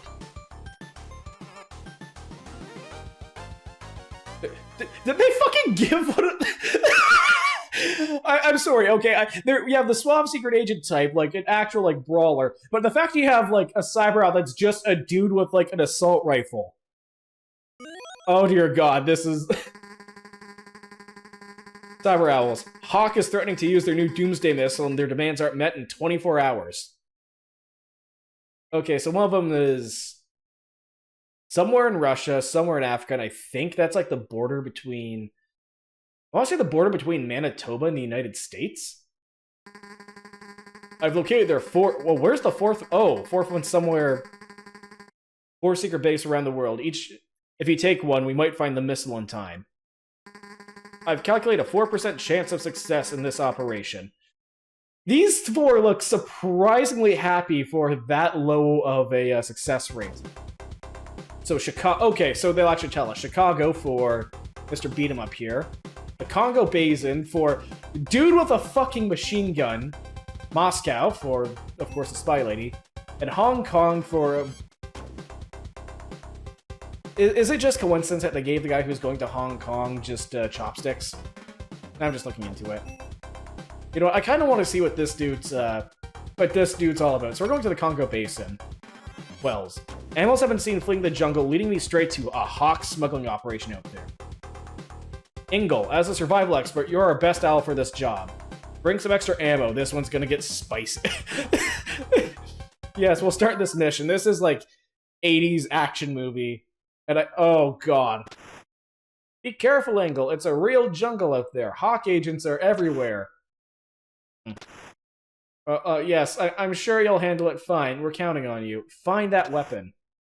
Of course. Mission start. Oh, they actually have like a little... Okay. Okay, this is... Oh, I get a combat roll. Okay. Oh, so when people are on screen, I just stop moving? Yeah, no, just shoot everything up. Okay. Just wish I could have a better control over my aiming reticle here. Oh, he has an MG. Wish I could just aim a bit better, because, like... What happens if I blow you up? Oh, you're still here. Oh, damn. Yeah, I'm not getting good points here.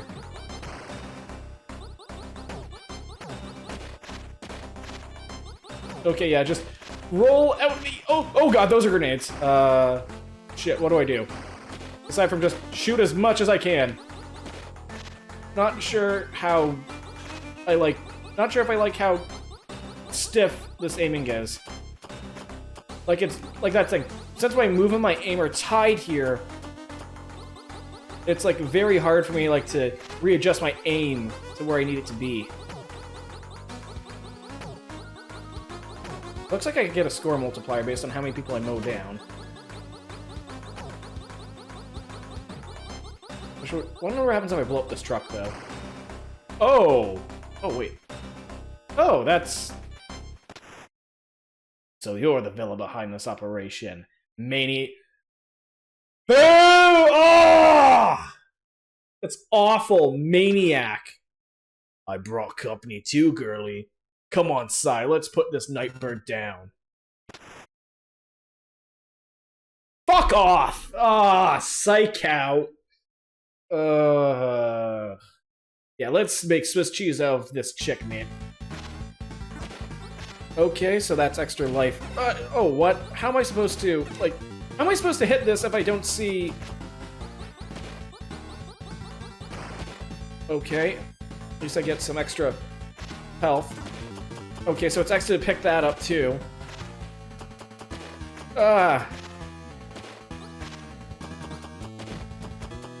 What is this, 18 shit? Ah! Okay. Oh. Oh, now she's dropping grenades. Oh, it looks like she pissed off? Ooh. Get my range. Get my range. Ooh! Ooh! No, no, no, no, no, no, no, no, no, no. Not getting lit up.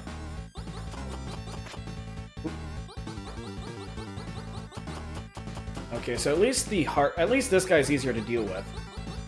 Fucking maniac. My god, like... Nope.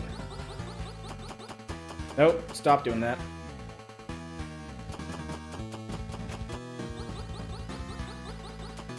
Nope, nope, nope, nope, nope. It's weird trying to, like, trade hits and snipe this guy.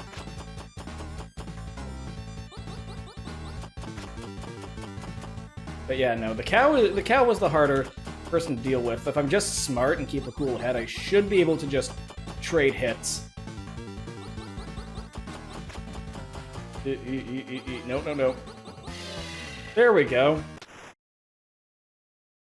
Wells, there's no super up in here. Are you sure? Have you interrogated any of the Hawk agents? There are no more... Holy shit, Engel here, she just does not take prisoner.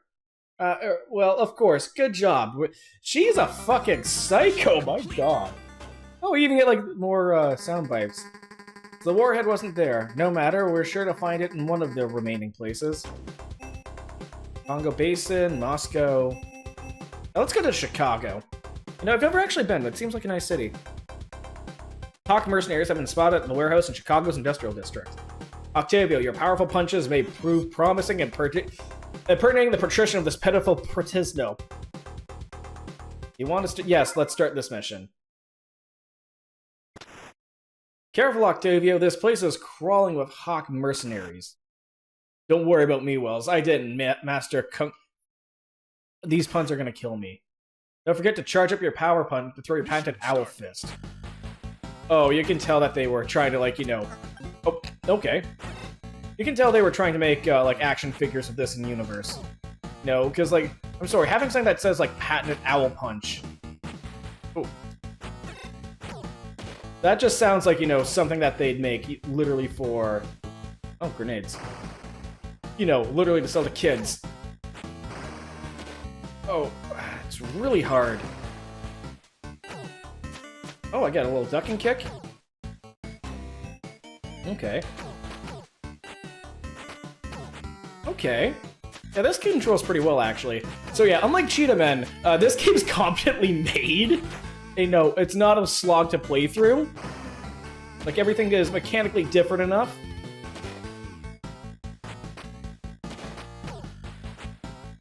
Nope. Oh, well, there goes Octavio.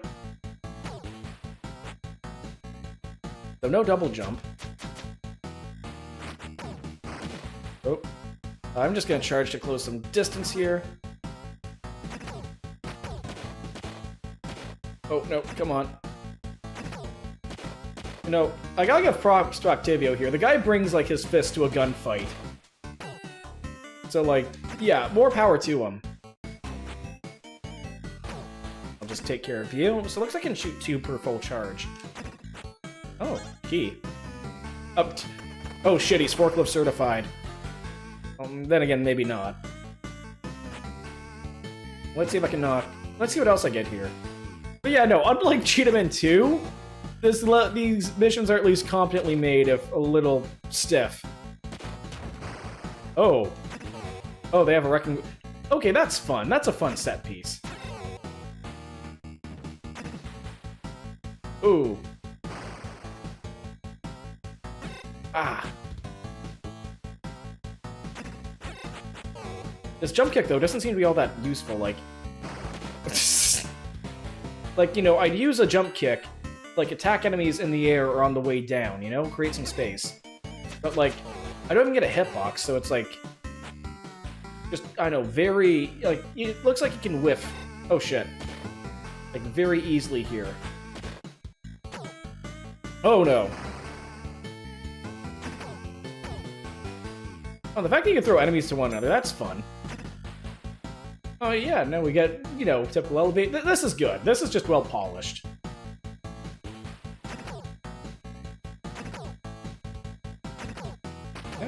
Yeah, okay. I have no idea how many lives I have. Oh, they have a jetpack.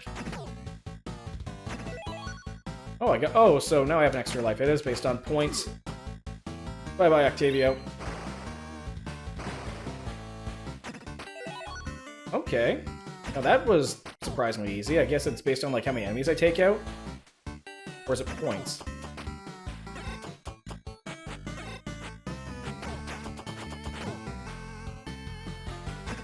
Come on, get some distance. Perfect.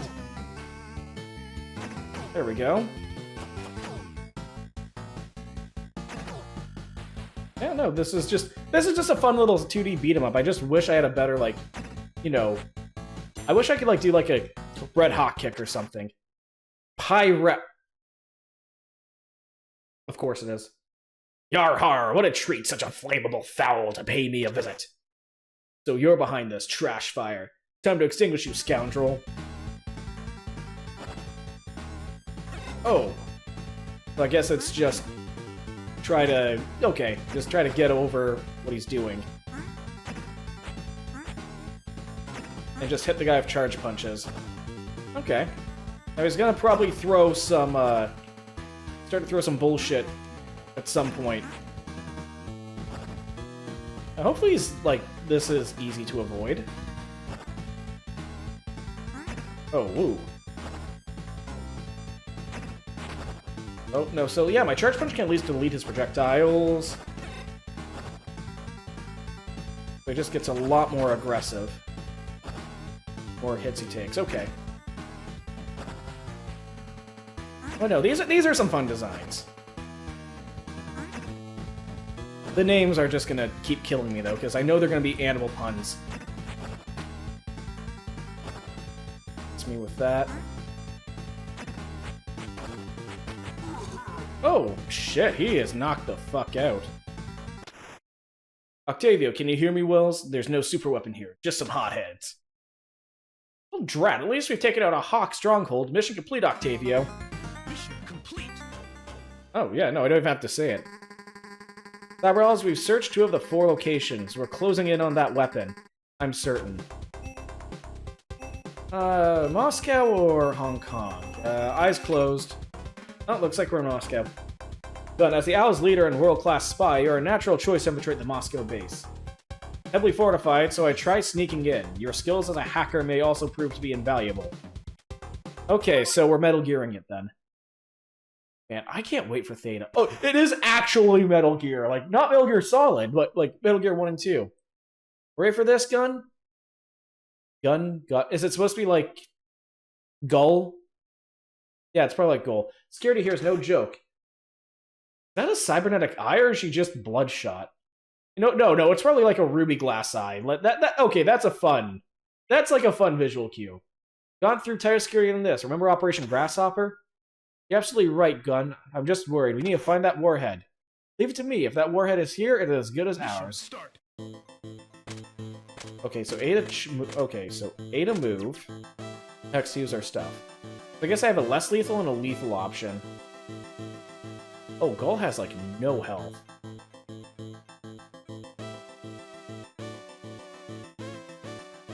Okay, is there anything this way? Nope. Oh.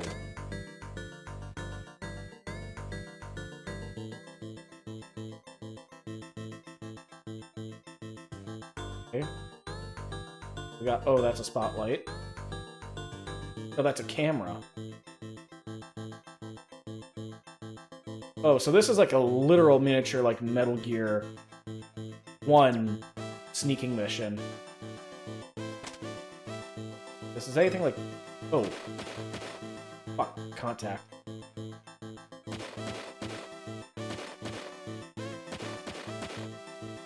I have to retreat and find a way to hide.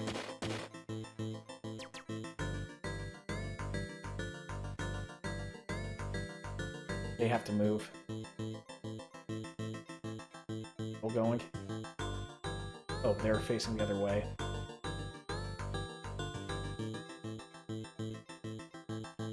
Here, maybe?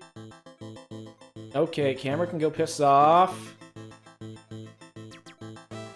Other way, please. Thank you. I found a stun grenade. Got a flashbang. 3 bullets. So why? Wait a minute. Why are we OSP here? Like, it makes sense because, you know what? Never mind. I'm not expecting a high-stakes political thriller. I'm expecting Saturday morning cartoon sneaky bullshit. Oop. Wish I could expand the camera out more. Where are you turning?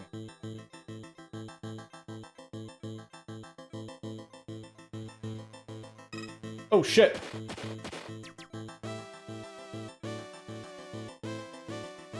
Stuck in here. I wonder how I get the points hit then. Like, does the clock just continually count down?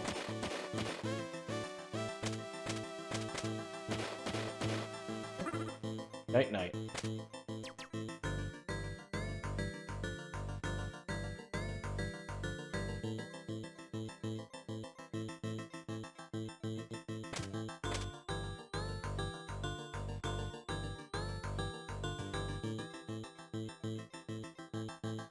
Here. Ooh. Good thing these guards don't have any, like, peripheral vision. 3 tranks.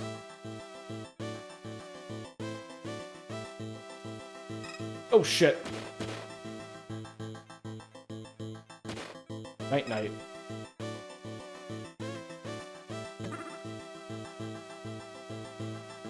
No, he doesn't go wake up his friend? Okay. Oh, no. Used up a lot more trank darts than I wanted to. I'm only down 1 compared to what I started with, but... Ugh. I just wish I knew there's a way to, like, you know, shake these guys off my ass. Okay. Skirt along there to a blind spot. Get some more darts. Okay, so we get more points, I guess, the longer we go without being detected. You gonna turn around for me? There, a commando. Correct? Oh, a key card. Which way are you? Nope. Good night.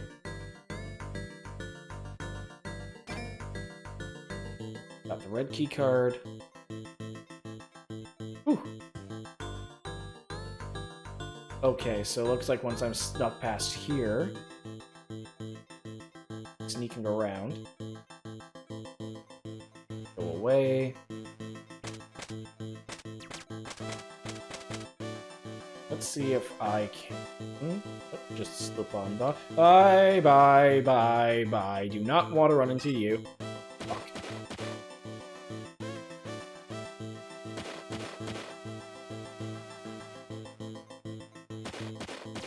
Come on out. Yeah, no, I just wish the camera wasn't so zoomed in. Oh, everyone knows we're here. Oh god, no, no, no. Ah! Okay, at least that resets it. Night, night. That makes things a lot harder. Oh, and they wake up after a while. Damn it.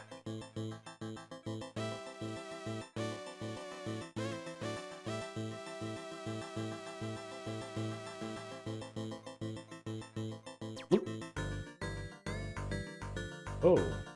Okay. Grenade plus cracked wall. I think I know what to do here. I'm just gonna put that in. Okay. That opens up a shortcut at least. Went up this way, but I didn't go to the other side of the corridor.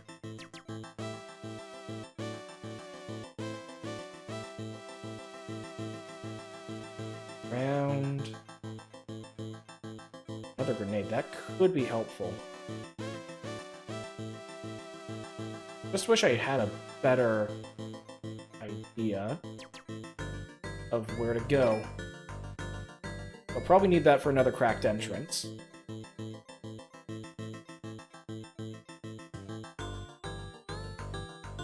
Ah, shit. Nope. Good night.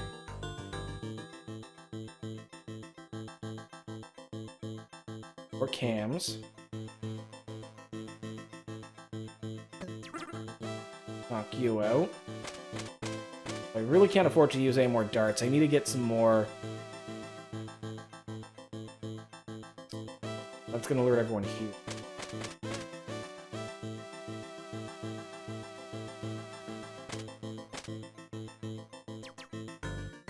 Go around you, do. Throw the grenade.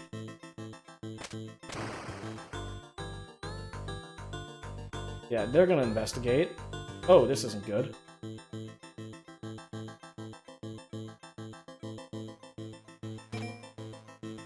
Our bullets okay. Oh no.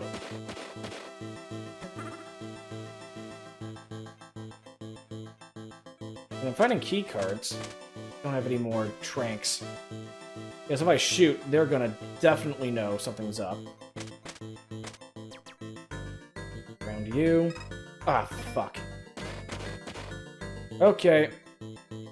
Well, you know how Metal Gear, you know, you get screwed if, you know, you use lethal means, right? Well, there goes the pacifist one. What? He's just fucking dead. Like, just shot and left as a corpse. Just, yeah, no, just completely pulped. Red key card, perfect. Oh no. Oof. Done. Oh, I need another grenade just to even break that wall.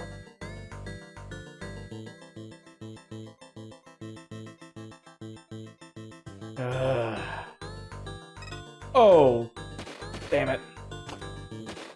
Yeah, no, she's dead. That used up literally all my resources.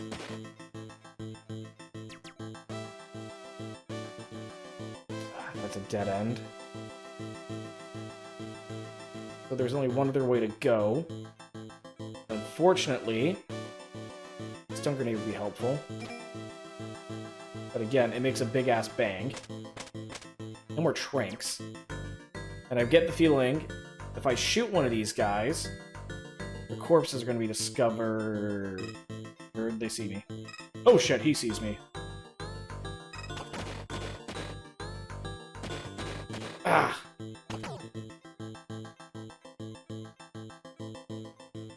Yeah, no, now I'm panicking.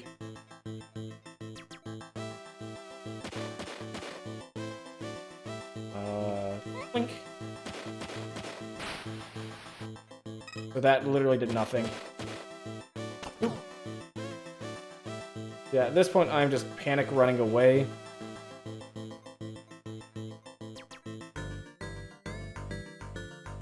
Don't hurt. Well, that would have been easier a lot sooner.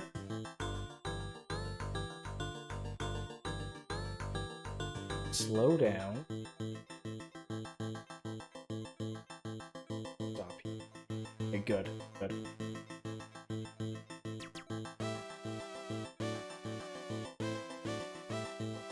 The wall. Blue key card to get up here. Neckerly.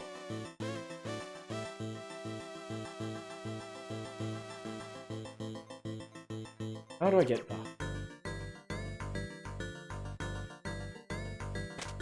You know what? Shit.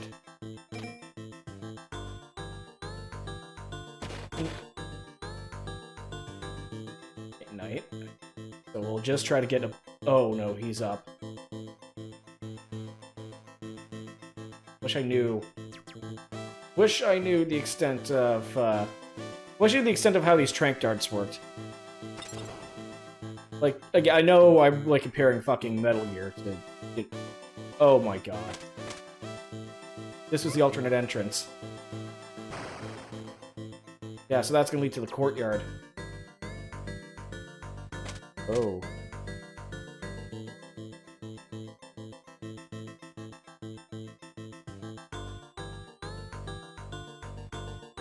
Bullets. Around. Turn around. Good. Good creature. Nope. Nope. You know, no witnesses. That's the attempt we're doing here. Oh. What? What? What?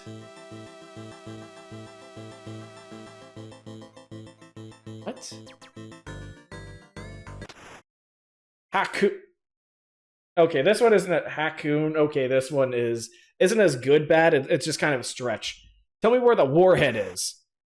Sorry, old friend, but a professional never snitches after the check clears. And once I'm paid, I don't care one bite what nefarious nonsense Hawk is up to. Okay. Stun him, maybe? Oh, that worked. Down 3 bullets. I have no more stun grenades. Okay, so my whole thing is literally sneaking around.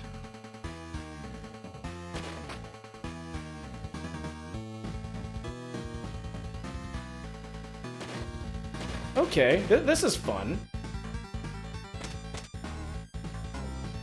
I just can't afford to get hit. Ah, of course. Game over. Mission failed. Oh, yeah, thank you. Oh. So what happens now? Ancient has been defeated in Alnap. She's being held in a nearby secure Hawk facility. It's dangerous mission, but one of you's gonna have to go and rescue her and fly her to the... We'll take Ingle. You know what? We're just gonna put out a bunch of lead. Oh, so completely different game. Okay. I have to get the key card.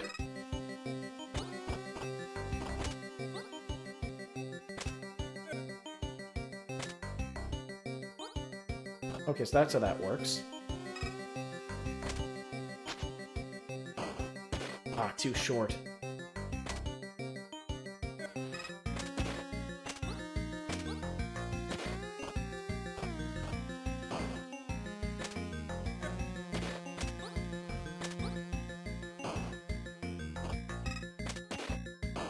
Oh no. Okay, so this is like a weird puzzle game thing.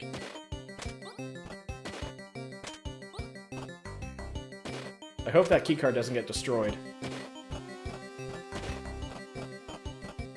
Oh. Oh, gun is now just chicken nuggets. Okay, Octavio, you're gonna have to start busting people out. But this is a fun way to, like, you know, deal with, you know...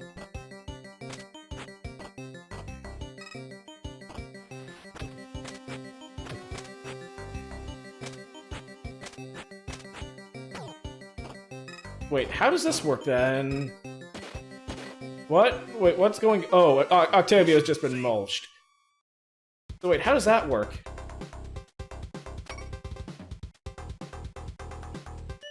Okay, let's go back to the Congo Basin. Okay, Huxley, I have no idea what your gameplay loop is. Okay, so I get a dodge, and I get a handgun.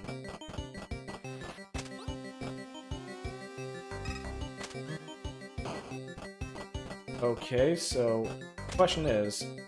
Okay, so that gets good enough range. Okay, so I have to, like, predict my stuff ahead of time. No idea how this dash works.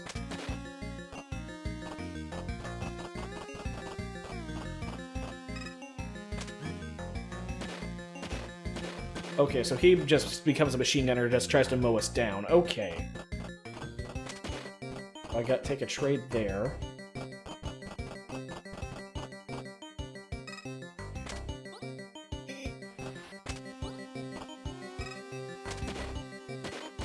Okay, nice. So I can get them to shoot everyone else.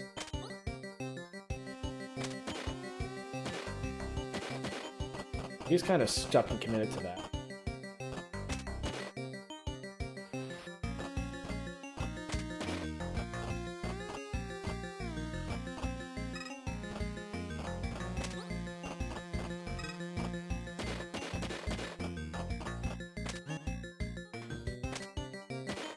Oh, yeah, game over.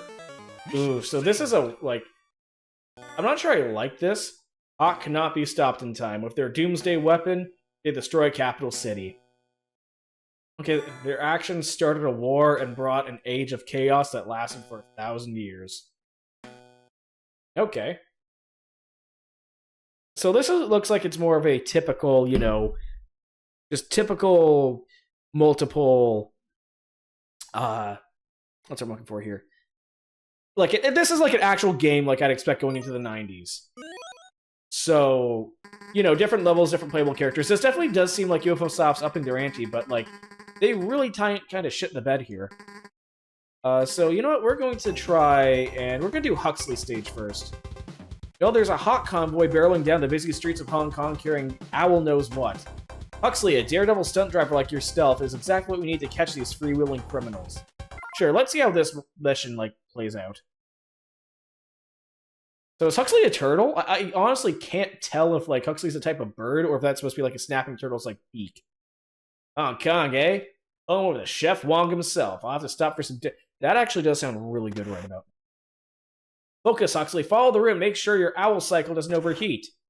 Don't get your feathers into fluff. I'll find that warhead or my name ain't Owl. Okay, so he's an owl. Owlus Huxley. Oh, so I can just jump. Oh, so this is a side-scroller shmup. Okay. Okay, just seeing the other bike drivers just hit pavement. Okay, this game definitely has charm in a lot of places, but like, oh. Oh, and I can just jump over them. Okay, this is fun. Roller skating mercs. Okay. This is fun. It's no Sunset Drive, or sorry, Seaside Drive. Oh, so if I keep shooting, the car starts to overheat. Ooh. Ooh. Ah, shit! I have to jump over the car. I can't shoot behind me. I also love the fact that these, the other drivers, they just managed to get, like, a small lead over Huxley here. Like, he's clearly outrunning them. Ooh. Yeah, he's clearly, like, outboating them on the bike, but the fact they're keeping pace for a small man, that's just fun. Okay, come on, can we keep shooting him?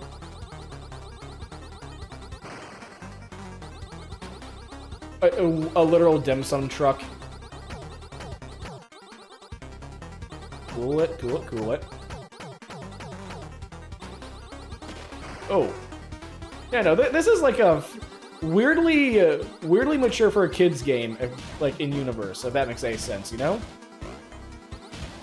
Like, kind of a, G.I. Joey. Could you know, give me some dim sum? Or, like, something? You know, some type of pick-me-up? No? There's definitely gonna be something going off this truck. I love how dim sum is the Alice as pizza is to the TMNT. Well, I mean, I think nearly every show had, like, a trademark favorite snack, you know? Like, fuck, what was that? There was, I never grew up with it, but I've heard of, like, a cartoon called, like, Samurai Pizza Cats or something. And, like, I don't know what it is, but every... Oh, this is supposed to be a... Oh, it's a tunnel. No, we just jumped off. Okay. Like, yeah, it makes sense that you're, you know... What the fuck is this? Toady? Toad Ray? Road Toad. Come on, they couldn't do Toad Rage? Like Road Rage?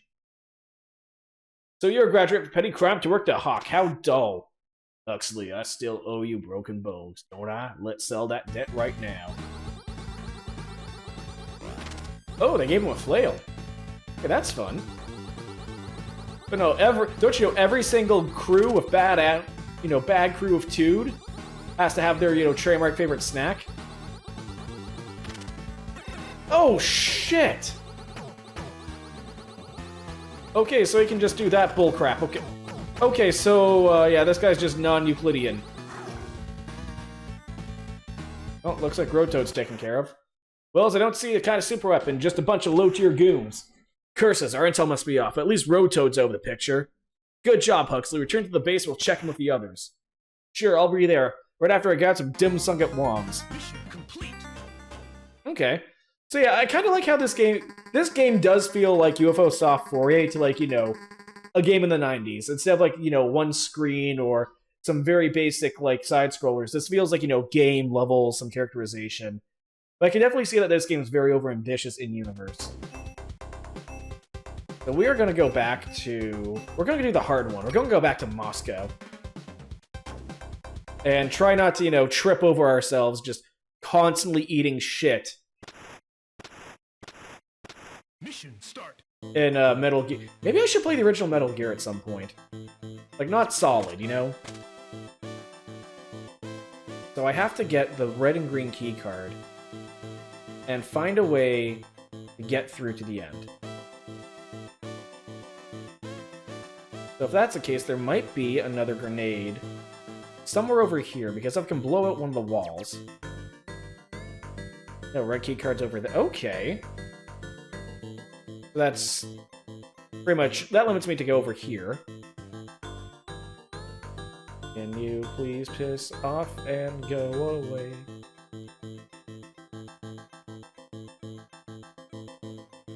That's the thing about, like, this type of, like, stealth and sneaking. It always makes me, like... The guard's complete lack of peripheral vision actually kind of screws me over. Because, like, I can't get a feel for, like, their area of effect. And, like, how they are supposed to move.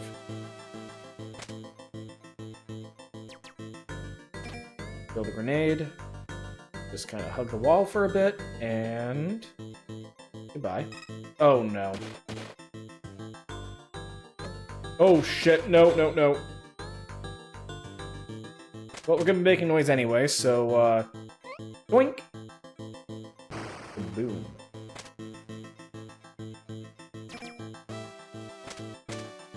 So that's our exit, so I know that one of the... Yeah.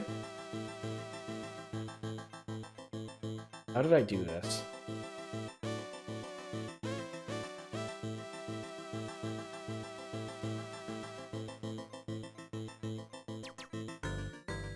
Over here, because the key card is at the end of the hallway. Go over to the other side of the road. Up this way. Up. Correct. Yeah, so that gives us some extra... Guess we get some extra sleepy time darts.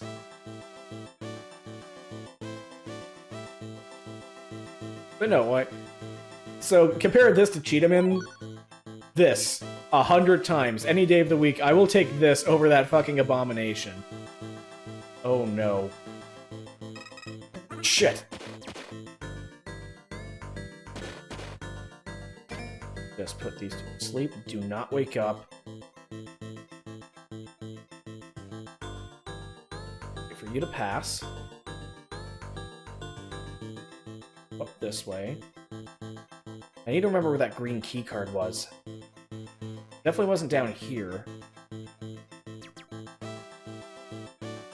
Wish that I found a way to to find another healing item.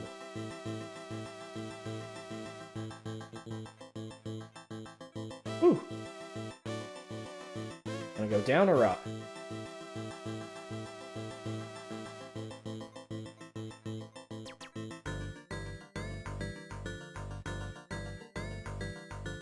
Around, because I need some more darts.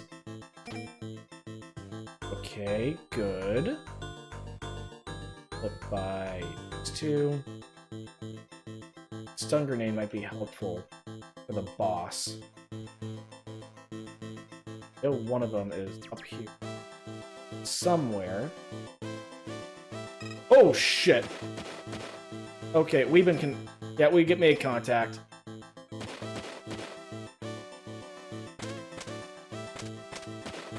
Oh, you know what? If these two are gonna shoot each other... Oh no! Oh no! Damn it! But you know what? We got everything from this end. No, we didn't. We have plenty of lives, though, so at least this makes this level a lot easier. I don't have to, get a game over and do that, rescue minigame, because, God, that is actually awful. Other way. Nope. Okay, so we got the red key card. And I'm gonna go back up and try to go the other way. Wish I had a knife. Damn it. Yeah, no, I really wish I had a knife for this, just so I could just, at least tap someone out. I got the grenade.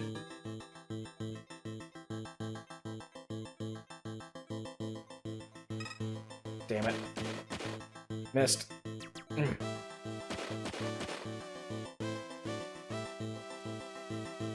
Wish I could hide somewhere.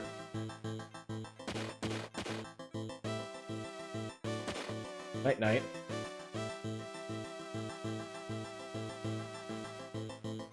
The patrol's going.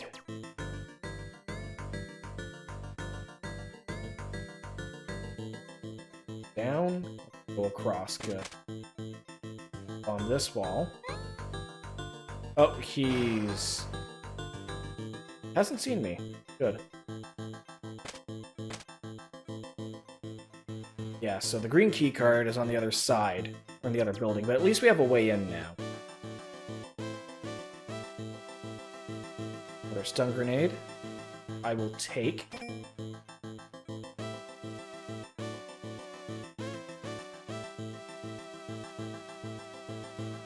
Easy. So I don't know where we're at.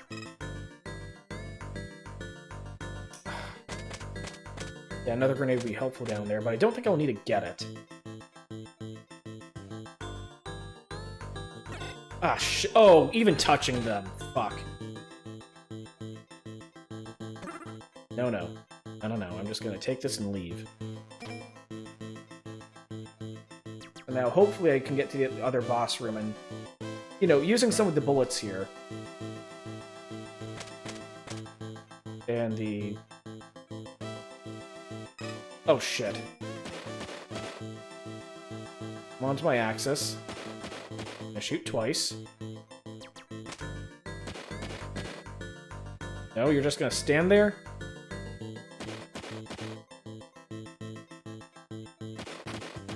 It's just friendly fire. Okay, I'll take these friendly fire. Just... How many shots does it take for them to kill their own guys? Like, he just looks pissed and annoyed that his friend's just shooting him.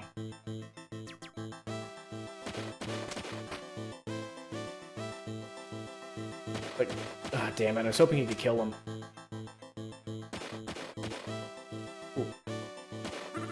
You go to sleep. I'm just gonna skedaddle on out of here. 8.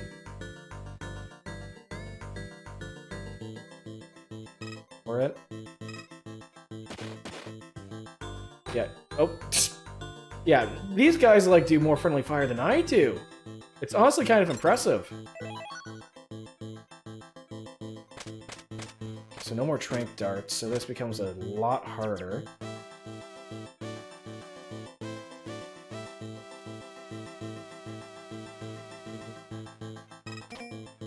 More bullets, okay. I need you to move. Oh, come on. Yeah, we'll just... You know what? We're a good spy. We'll just pile up the corpses. Just, you know... Instead of, you know, sneaking in somewhere and, you know, leaving no stone unturned. And, you know, not disturbing any evidence. No, no, no. We just... At least we're at the boss now. So, the map is at least easy to piece out once you've explored it. Alright, let's take care of Hakun. And... Damn it, I missed. Ah, no. So I missed my main, like, things of munition. Oh, damn it. Ugh.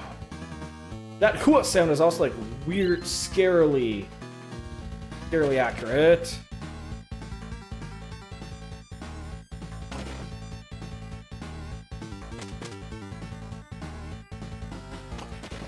I have to lead my shots and have them sneak into them.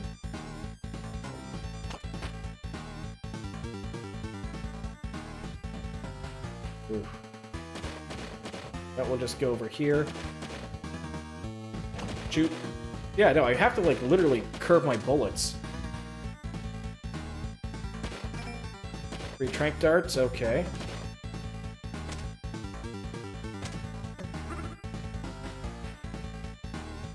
Bullets themselves.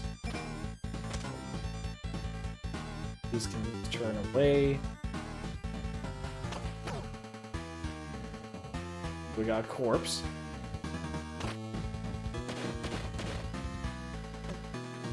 Damn it, missed. There's the bullets.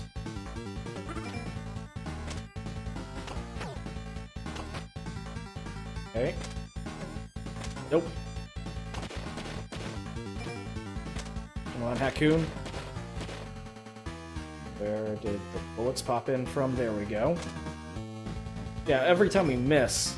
So yeah, no, this entire whole, like, path is about, you know, stocking up on, like, less lethals. Ah, we finally killed him. Sorry, Wells, but I don't see any signs of a doomsday weapon here. Well, I'm surprised. Our intel gave a warhead a 67% chance of being held there. Well, no matter. You still brought Hawk's comms network to its knees. Okay, so the other 2 missions we can get through. We didn't suffer that many losses. So yeah, we're gonna go to the Congo Basin, and we're gonna get Engel back in on this. Because, like, again, she's just here to just fuck shit up, apparently. My god. Mission start. But yeah, no, I still find this, like, the stiffest controlling game here. Like, this reminds me of, like, another, like, arcade shooter I've played, but I can't remember what it is. Oh, I wonder. Nope. Ooh.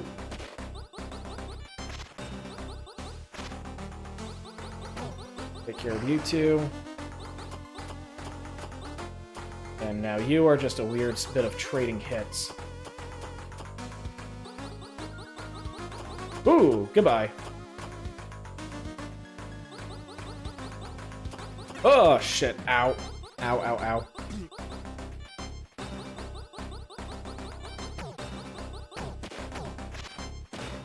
Oop.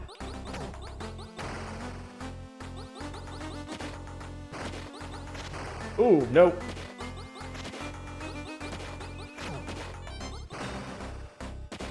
I start taking you apart? No. No, we just got another Machine Gun Joe.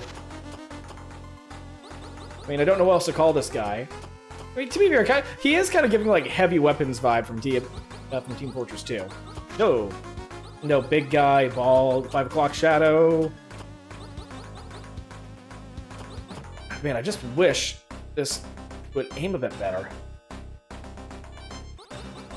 Might as well pick up the extra health while I can. Come on. Oh yeah, no, this for like a finale, like, it does seem like the most complicated game. It's... Yeah, of course, it's these two. Maniac and Okay, I'm not gonna lie, the fucking Psych-Cow portrait, that's actually kind of disturbing. Like, this guy just sets me at just complete unease. Like, I do not... If I saw a cow stare at me like that, like this cow does, I would be booking it the other way. Oh no. There goes the other life.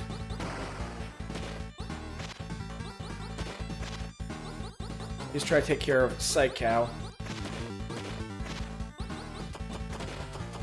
You are the bigger threat. Okay, hopefully that doesn't destroy anything. Oh, no, no, no. Ah, damn it! I have to do that stupid bonus mission. Mission failed. I really hate this. We got rid of the best one, too. Yeah, we're gonna have to go to Chicago. Let's at least get Chicago down pat.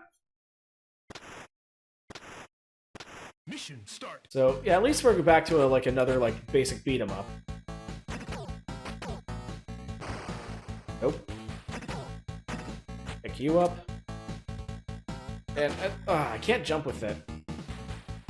So those are some meaty shotguns these guards are carrying. Also, the fact that the cat just, if they shoot the cat, it at least gets out of the way, you know? Oh, don't blow up on me.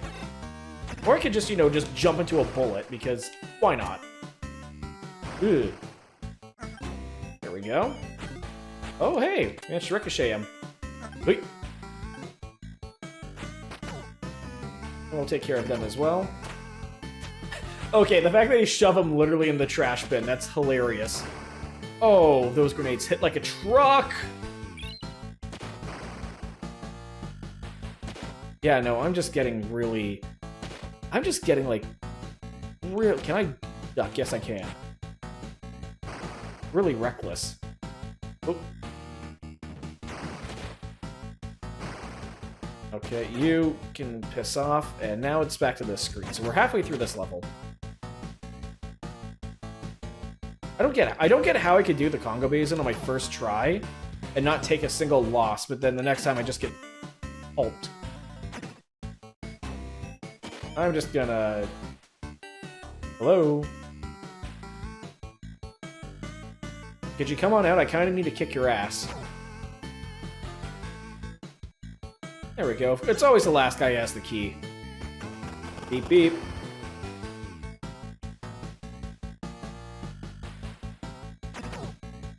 Okay, so it looks like it's just nothing but the rats now. Oh! Okay, so it doesn't kill me outright, but it does... do a lot of damage.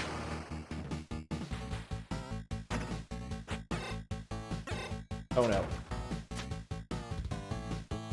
That's gonna barge in any second now. Oh, no. I have to go back and rescue these two. Hopefully we can... Okay, let's go to the Congo Basin. Okay, gun. Let's see if you can get him out of here. What skills do you have? Okay, you turn invisible for 3 turns. So they're asleep.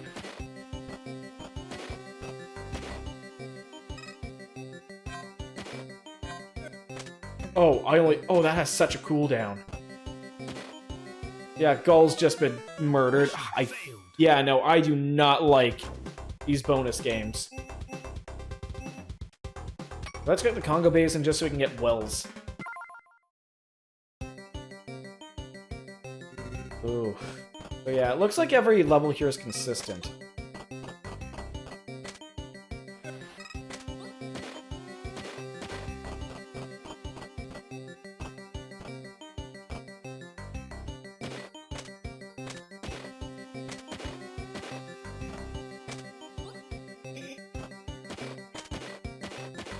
Okay. Ooh.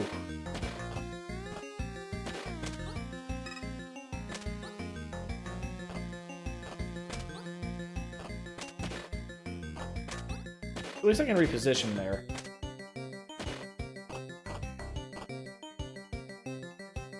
Now the question is, how do I keep moving? How do I make progress here?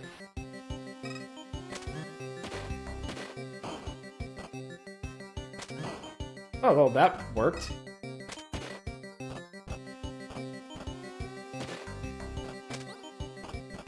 Okay.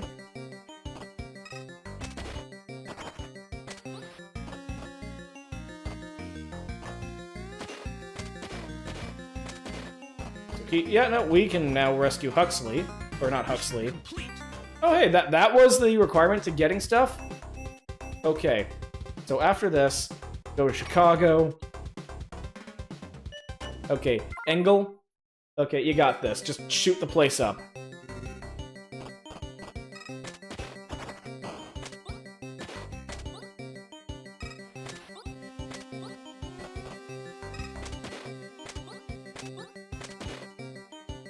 Okay.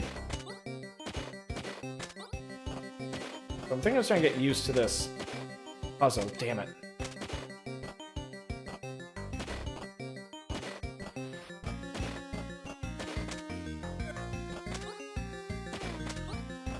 Damn it. I can't afford those trades.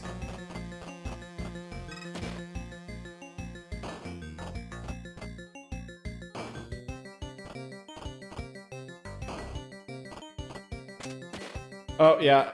Engel's down again. Damn it! I'm gonna have to redo this. Yeah, no, like, that's like, as soon as you start getting captured, like, everything just starts falling apart. Ugh.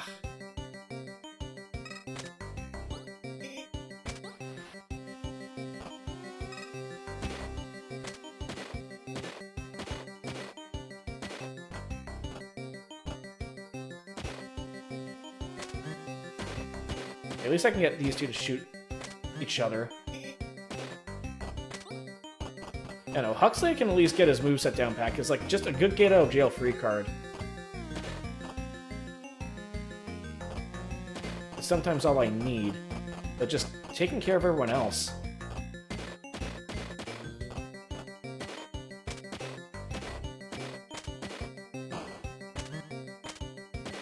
Oh yeah, game over. Ugh. Mission failed. But yeah, no, bad ending, I guess. Oh, I can skip cutscenes. Neat. So that's Cyber Owls, and I think after that, like, I should taste all the other missions. I'm just disappointed that I died on, like, that one easy mission that I did on the first attempt. After that, yeah, no. Dusted off all 50 games in the profile, all you can eat. And you know what? I'll give this last little hurrah a, save the world. Gave an owl. Oh, we got an owl for... Oh, makes sense. So just for playing, like, for the most part... Oh, look at that orangutan. Oh yeah, no, the owl's in the tree, okay. Now, the last 4 games I actually managed to nab... Well, most of the last 5 games I managed to nab everything for the garden. You know, for, you know, casual playthrough, like, this, you know, garden went from having nothing to, you know, giving this little guy, you know, a nice little home, and, you know, a couple of vermin. But yeah, no, I can't believe this game's finally, like, done. I mean, sure, I've only cherried, like, 1 game and golded, like, a small handful at most. Like, most of these are fun. I've been, like, trying, like, playing these on my spare time. Or I want to do more Grimstone at some. This is just a fun RPG. And again, I want to finally gold Campanella. This is probably one of the favorite games in the past. But no, this has been a great... This was a good game. It was nice to see, like, how everything, like, developed off. So I wonder what happened to, like, the company in-universe and why, like, burnt out. Like, I don't get, like, much of the way of closure for that. Which, you know, it kind of sucks, but you know what? I don't think every single thing needs, like, a detailed explanation, you know? Just sometimes, you know, companies go under. And even if you have a good library, if nothing ever catches on, or, you know, you're not advertised properly, or, you know, things just sometimes don't work out. But, yeah, that's life. So, what I think I'm going to do, it's getting a little late, but I have enough time. So what I am going to do, I'm going to take a quick BRB, and to finally... Closure comes at the price of losing mystery. That is true. That is very true. At the end of the day, I can still pick apart and try to figure out, like, what exactly UFO 50 has, you know, to offer. And at the very least, again, we have a bunch of games, like, that are filled with mystery. Like, I want to redo Mooncat. Actually, I want to check. What is the, what's this cherry for Mooncat? All 3 eggs, yeah, like, Mooncat was great. And actually, while I'm here, let's see time spent. So, out of all the games, 20 of these games managed to have, like, my favorites. Most played. And basically, you can tell which games I've been playing the most off-screen. Ping Golf has been unleashing my inner... Ping Golf has been unleashing my inner Happy Gilmore. And Rock on Island, like, I do like a good tower defense. Same thing with Party House. But yeah, you can definitely tell which one... Okay, it blows my mind that Avanos beat out Star Wasper in terms of time played, because, like... Okay, this is probably my least favorite game in the entire pack. Yeah, so what I'm going to do, actually, before I call off for the night, I am going to get a tier list for UFO 50 set up, and I'm going to rank all the games I played through here, from least favorite to favorite, just on personal preference. And basically just see where all this kind of, like... And, like, how this kind of stacked up for me as a whole. So, with that, I am going to just take a quick... if I can get my mouse on screen. And I'll be right back with the tier list setup.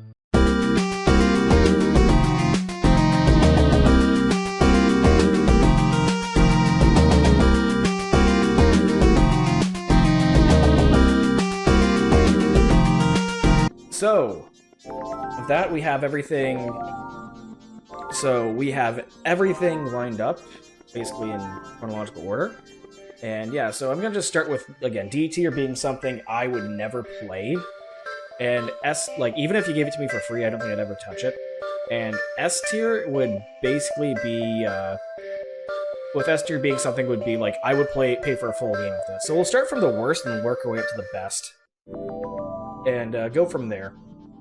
So starting off, I gotta put this at the bottom. Easily my least favorite game in the pack. One I would never touch again. Avanos. Just not my thing. I do not like it. It's boring, obtuse. Just very hard to even piece together what's going on. I really did not like it. Like, at all. Yeah, I don't think if you gave me a game like Avanos for free, I think I'd turn you say, no, I don't want it. I don't want it on my hard drive space. Just does not gel for me at all. After that, like, another game I really...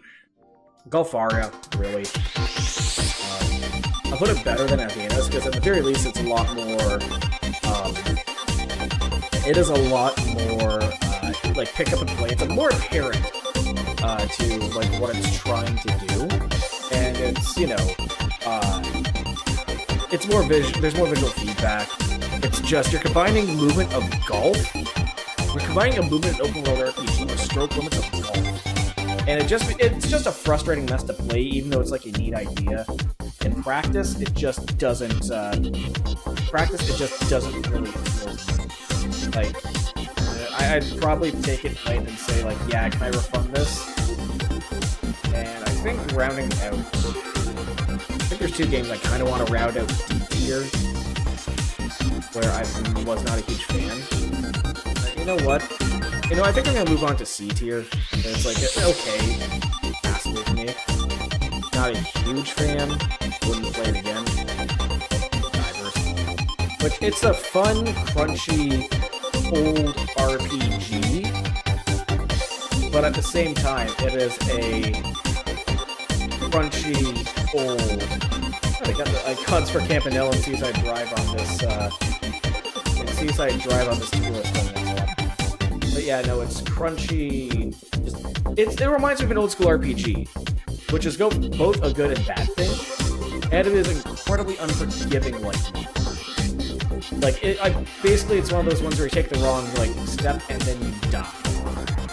Which, again, given the era it's trying to ape, it makes a lot of sense. But at the same token, it's just not something I think I'd pick up and play all that much. I know in this pack, I don't think I can go back to it that much. Next one that I think I'm gonna give up. I'll put Combat. You know what? Divers at least has a unique premise of, like, movement, and it's an RPG that adds open world like, characters. I'm gonna put Combatants at C tier, where, like, of all the strategy-esque games that are in the pack, this one just, it really doesn't click for me. Like, it's just slow, frustrating, you don't have as much control over your units. It's still better than Avenos.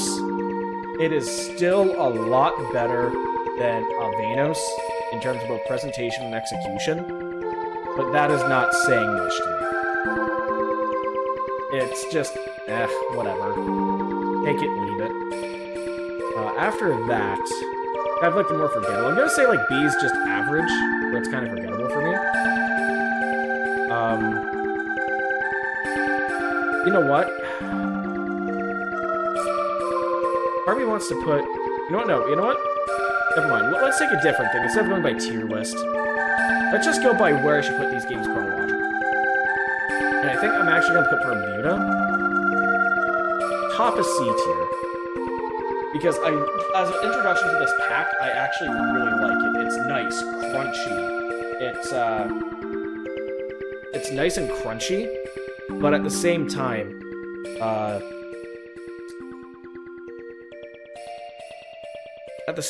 it's what's what I'm looking for here. It's definitely like has all the old trappings of. It definitely has the old trappings of like an older RPG, where I love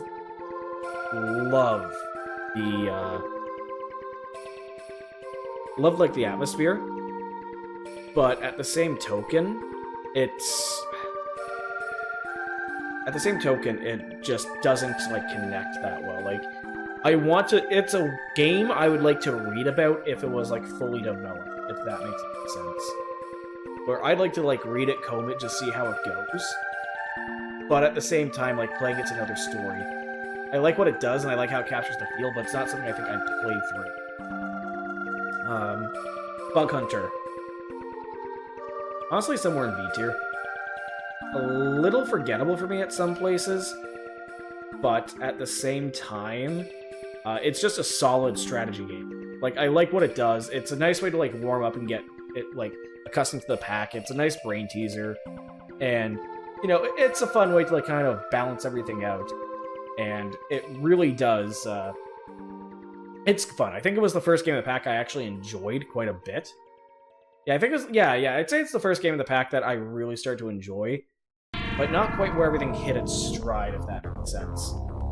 I think, yeah, just a solid entry, just a nice taste of what's to come. Ninpick. You know, I'm going to put this somewhere in B tier as well.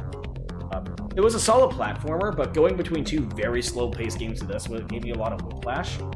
It definitely has, like, the old-school, like, difficult platformer vibe, which is great. But at the same token,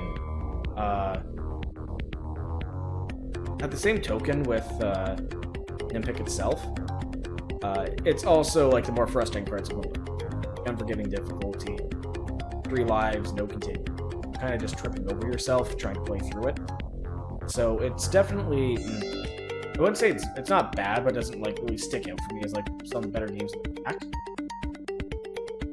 Paint Chaser, or Paint Chase. I think I might put this top of B, bottom of A. I like the pitch. It's just difficult. It is just crushingly difficult. Like, get through. Yeah, that's like the whole issue. Like, high B, you know what? Just to populate A tier a bit, I'm gonna put this bottom A minus. I love its concept. I love how it develops. It's just hard to get through, and its difficulty, I think, holds it back. I know, the curve just seems a little wonky. Magic Garden. It's very bare bones. It is a very bare bones game. Like, it looks nice, considering the area it's trying to aim. Because the gameplay doesn't frustrate me like Divers, Combatants, or Barbuda. Like, I would play it again, but at the same time, it's not something I, you know, go back to. I'm playing it more again because it's easier, if that makes any sense. You know what, I'm gonna put this, like... I'm gonna kind of, like, tie this with, like, Barbuda. Yeah, I'm actually gonna tie that with Barbuda. Just different games. It's a fun pick up and play, but there's not much to it, whereas Barbuda, I love how crunchy dungeoneering and crawling it is. But they're like two sides of the same coin, and it's both kind of bland. Mortal. Actually, you know what? I'm gonna put Paint Chase, top of B, Mortal, bottom of A. I love the concept here. I love how, like, darkly humorous it is. I love how, like, brutal it is, but it's also a very fun, clever puzzle platformer that, you know, really makes you think about how you're gonna throw your men into the meat grinder and try how to make each sacrifice, like, worthwhile. It's definitely for me, it's definitely, like, one of the better games in the pack, and this is where I think, for me, UFO 50 really hit its stride in terms of, like, showing me the quality. I really enjoyed Mortal, and I think this is the game that made me hook. One of the two games that made me hook in and want to play more of it. Velgris. I like Velgris, but I haven't made a lot of progress. If that makes sense. Like, I always keep biting at the first level, and I want to play more through it. And I'm gonna sound like a broken record. I think Alpha's design is cool as shit. So, like, it definitely has, like, aesthetically and mechanically it's there, but it's just something I haven't, like, put enough time into. You know what? I'm gonna put it at, like... I'm gonna put it higher than Ninpick. Higher than Ninpick, but solid B tier. Good game. Just one I think I should get more time into. Planet Zoldath. This is the game that stole me on UFO 50. No, actually, you know what? No. It's not the game that stole me on UFO 50, but it is, like, I think the game I originally sunk the most time into, and it's one that really captured me. And I really did enjoy it. Like, aside from, like, get that bullshit, like, the bullshit just complete screen wipe I had, this is, like, a fun little roguelike that actually makes me want to enjoy the roguelike. Like, I like the puzzle-solving nature and basically how everything, like, gets together. I know, it's just really... It's just my type of game when it comes to, like, planet exploration. It really is. Yeah, I put that solid A. Mortal and Planet Zoldath are probably equal to me. So let's go on to Attractix.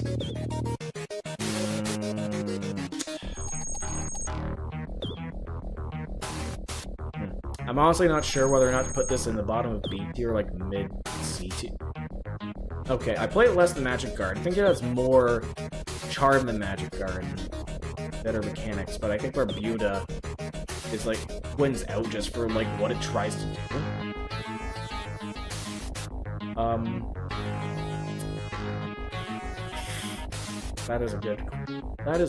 That's a tough one. Okay, if I had to pick, would I play Barbuda over there? Probably not, so I'll put that back in, like, solid B tier. Devolition. Probably the same spot as, like, Paint Chase, where, you know, solid A tier, like A minus B plus. Like, it's really close. I like that like how it takes a puzzle game. I like how it tries to. Oh, hold on. My screen seems to be. My screen seems to be. Ooh, reality tends to fall apart here. We are going to fix that real quick. Now that's odd.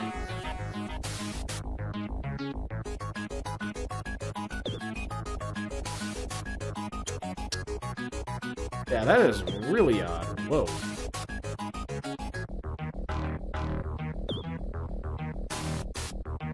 Didn't even notice. Yeah, looks like reality is kind of spilling out. You know, I just blame plugging Action 52 to my computer. That's what's causing this. So we are going to flip that back to where it should be.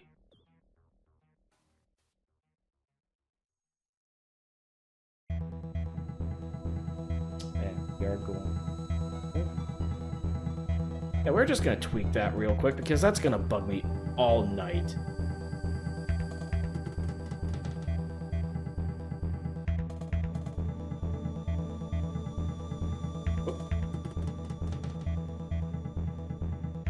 There we go. There, that'll fix it. Now, reality is fixed. Devils just kind of got into it, and Action 52 corrupted my monitor somehow. That's totally what happened. But yeah, no, Devolution, I like the puzzle game. That's like my type of puzzle. It gives me like, maybe it's because, you know, you're blowing up monsters as a puzzle solving thing, but it's definitely giving me Wario's Woods vibes, and I like setting up Rube Goldberg machines. It's a fun little brain teaser where you have to set everything up and hopefully you just knock down all the dominoes. That was definitely like a very strong section as well. Kick Club. I'm gonna put that top of B. Actually, you know what? Yeah, top of B. Higher than Paint Chase, lower than Devolution. It's just a fun, just decent platformer. It's just a good, crunchy, you know, it's just fun. Pick up, play, you have your levels to go through. It's good. It's good, and I liked it. S tier, Mooncat. My god, this is like my type of platformer. Just a lot of mystery, a lot of like understanding, a lot of like like you have to think. Like, there's a lot of questions that this world poses up. What exactly is a Mooncat? Why is it a Mooncat? What does it do? What are the eggs? What are the meanings behind it? Where are the secrets? Like, playing through it, the controls are like challenging enough that, you know, it's not a piss off. You have to pay attention to the platform, but there's so much to this world that I just want to understand. I want to comprehend Mooncat. And this game's atmosphere and just good, like, what's the word I'm looking for here? Not esoteric. Actually, yeah, the esoteric gameplay really sells this for me. It's odd in all the right places, stellar atmosphere, and it's enough of a challenge, but also fair enough that it doesn't feel like a slap in the face. It's definitely like one of the best games I think UFO 50 has to offer. 14, Bushido Ball. I'll put this middle of B, honestly. Like, I played through it and it's like a fun little fighting game, tennis game sort of thing. I played through it like on the stream, but I don't think I go back to it after I golded it. Like, it's fun and it has like a bunch of fun narrative building, or like world building, compared to the rest of the game. Compared to like the rest of the other games in the pack, like about, you know, UFO Soft as a whole. But after I played it, like, I don't think there's much I go back to. So I'm just gonna get solid B, just average. Just solid average game, nothing too great, nothing too difficult. Block Koala. I know, sliding block puzzles just aren't my thing. So just playing through it, like, it was a fun, well-polished, like, puzzle game, but it's not something I'd really go back to. It feels like a bit of a slog to get. So I really don't think I'd put it any higher. I'd go back to Barbuda. If I want something more challenging and more something I'd have to sink my teeth into more, I go from, you know, these games I go to Barbuda. But if I had to go for something that's more pick up and play, Magic Garden's already there. So it just doesn't do enough in one direction for me to like put it any higher. Camouflage.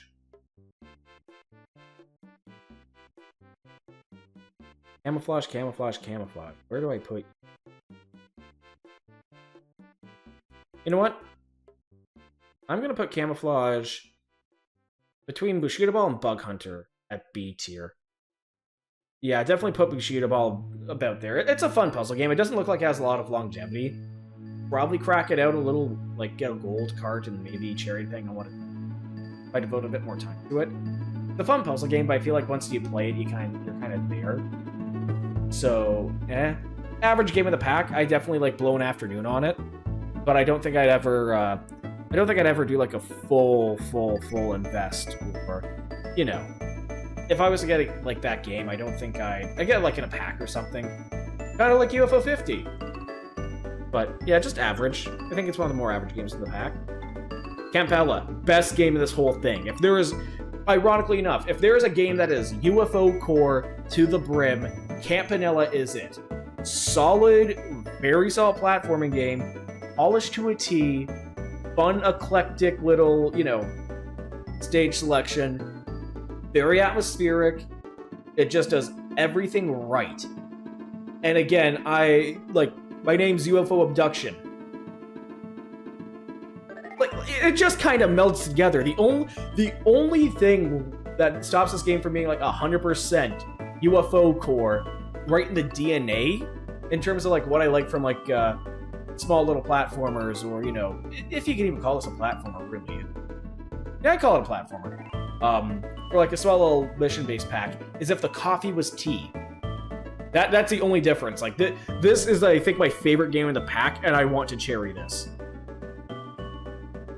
Oh, this is missing 18. What's the 18th game in UFO 50? I gotta double check this.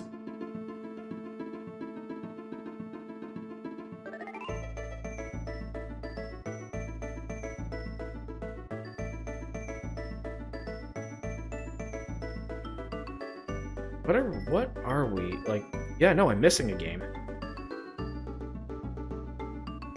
Oh, no, wait, never mind. Doi. But I already put it on. Golfara, yeah, no, that F tier. Or, yeah, no, just... Duh. Wow. Yeah, Golfara, no. Just D tier, do not like it. Big Bell Race. For what's supposed to be a fun little hacking game, put it A. Bottom of A. For what's supposed to amount to a fun, like, pack-in game, basically it just takes the Campanella mechanics and turns it into a racer. That's all it is. Like, for what it is and what it sets out to be, yeah, no, it's good. Pick up, play, go through it again. I could probably cherry it if I give it a bit more time. But until then, it's just gonna sit solid A. Warp Tank. Yeah, I'm probably putting it top of B, bottom A. Again, this is like an A-. Like, the platforming there is real... yeah, you know what? No. You know what? Above Mortal, below Planet Zoldoff. Just in terms of aesthetics for me. Because, like, it's just a solid game. It's like if Master Blaster and, was it VVVVV? I have no idea how to pronounce that Gravity Swap game. Had a love child. It was just a solid, fun platform with good shooting. Like, that, I would play that game on its own. I have played this game on stream. I played this game on its own if I had, like, you know, just to go and work through it. Like, it's just a good game. Yeah, no, Waldorf's Journey. Definitely putting this... yeah, underneath Warp Tank, but above Mortal. I like its more pick-up-to-play nature, and I like how, it's one of those, like, frustrating, like, you know, physics jump platformer games, but it's not bad. Like, it doesn't make me want to pull my hair out. It makes me want to try harder and just get good enough to get, like, the cherry cartridge at this point, get all 50 seashells. And the fact that, you know, there's a weirdly dark theme to it about, you know, poaching and poachers trying to, like, take you down and go into your shit. It's definitely Definitely earned its stay up here. Porgy. Top of A, bottom of S. Honestly, what can I say? It is literally Tails Adventure on the Game Gear, but giving a nautical feat. Like, it's good. I want to beat this game. I want to see what the entire secret... I want to see what the Porky's all about. I want to see this. I want this to go, like... I want to just play it. I want to play it more, and basically more time off stream. Because, like, again, the exploration just hits well for me. It's not frustrating. And, again, you know, it's just a fun exploration game with a lot of charm to it. And it plays well, so it definitely beats out Zelda. Maybe S tier, high A tier. Onion Delivery. I played this over Block Koala, but again, Barbuda is the frustrating game I want to play because it has, like, its atmosphere sells it a lot for me. I want something that's more shallow and pick up and play. Magic Garden's there. Onion Delivery is like Waldorf's Journey, but instead of Waldorf's Journey, like, making the ease for, like, more frustrating physics-based games a little easier and just going to get better, Onion Delivery just frustrates me. Like, it's hectic and fast-paced, sure, but, like, it is just a frustrating mess to get through. I don't like it. Just, it does not click with me, but it doesn't piss me off to the extent I've got that Galfario or Ivanos does. And again, I think it's a bit more attention-getting than Divers, and controls better than Combatants. Caramel. We already got a lot of shmups in here. Honestly, I'm probably good. You know what? I'll put above Attractix, below Ninpick, below Velgris. Yeah, just B. Just an average game. Me. Kind of forgettable, but nothing too bad. Party House. S tier. I don't like deck builders. I've said this time and time again. I do not like deck builders. That being said, Party House actually managed to make me like it. I killed an entire evening just getting through and just gold ranking the card, just because it hit every single little addicting note in my head. I want to go back and share you this. It is just a fun game to puzzle through and try to, get your cards right and get everything going. It's good. It's really good. Hotfoot. Definitely, for me, Hotfoot is Bushido Ball. A little harder to control, but better.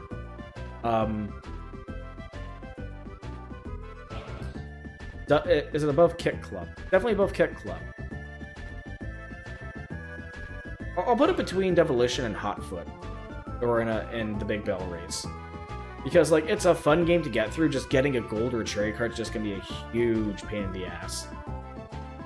But I like it. I like Bushido Ball, where it definitely has more substance to it.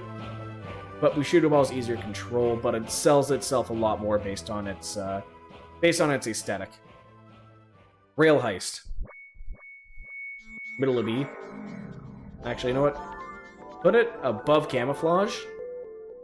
Yeah, I put it above Camouflage, below Bug Hunter. I love how you made a stealth game, a puzzle, like a heist game, I should say, a puzzle game. Because that's what heists mostly are, just planning entry points, exit points, how you're going to steal everything, how you're going to get everything, like, in and out. It definitely is just, like, middle of the road for me, but its inventiveness, like, bumps it up to, like, the upper half of B tier. It's definitely in the better half of the games here. Van Ranger. S tier. It is a good Metroidvania. I want to beat this. I want to understand what's going on. It controls right, the upgrade system's cool as shit. Again, little lore drips of, just a terrible space station where everything goes bad. It appeals to my, like, aesthetics. Everything here is good. Everything here is, like, really good for me. I enjoy it immensely. Yeah, no, that's what I have to say about that. Rock on Island. Lower A tier. Above Zoldoth, above Planet Zoldoth, not as good as Porgy for me. Very fun to pick up and play, and I like tower defenses, but I don't really, like, crack a lot of times with them. Like, I remember, like, if I was, like, on a Flash game on a computer when I was younger, I'd, like, crack through it a bit. But it's nothing too spectacular. So, yeah, no, with that, it's good. I want to play it, and I want to just beat the main game. Ping Golf.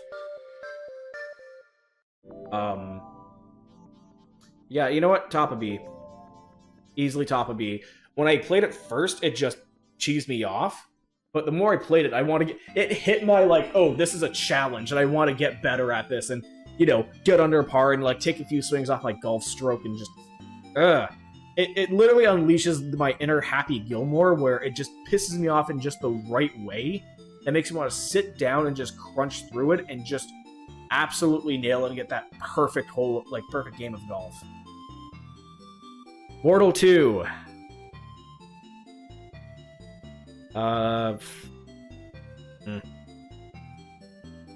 Bottom B tier.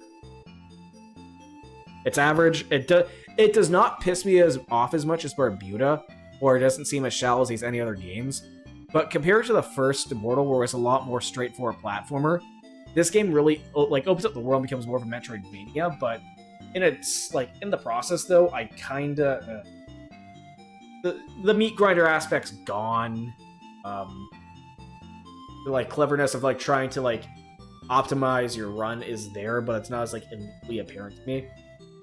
It's definitely bigger in scope and definitely a lot more ambitious.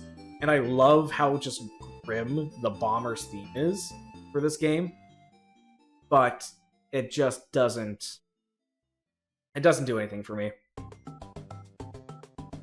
Fistel. I kind of want to put this S, because I really like a good beat 'em up, and I want to beat it. I want to put more time to it. It's just, again, there's 50 good games here, and other games I want to, like, completely crack off, like, a cherry card on. This would be one of them. It's just, again, it's a good beat 'em up. That's all there is. I'm a simple guy. Sometimes that's all you need. Overbold.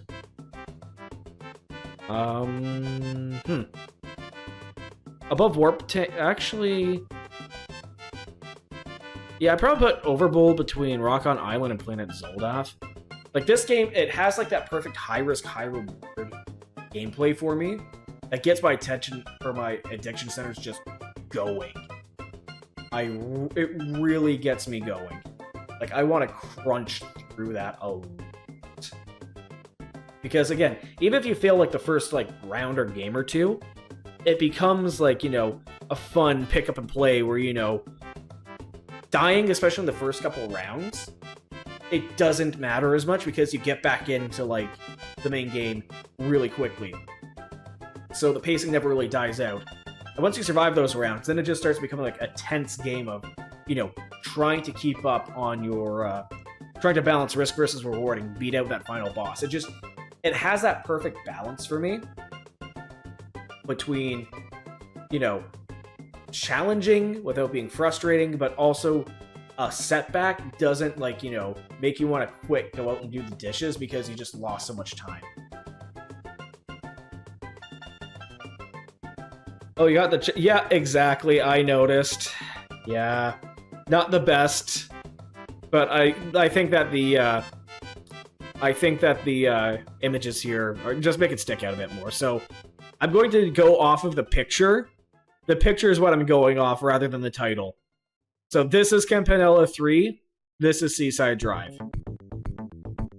Speaking of Campanella, Campanella 2 is in the same boat as Mortal 2.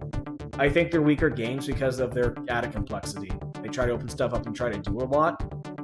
Where reality is like, they're trying to expand the mechanics, but just not in a way that, you know, I really, really like.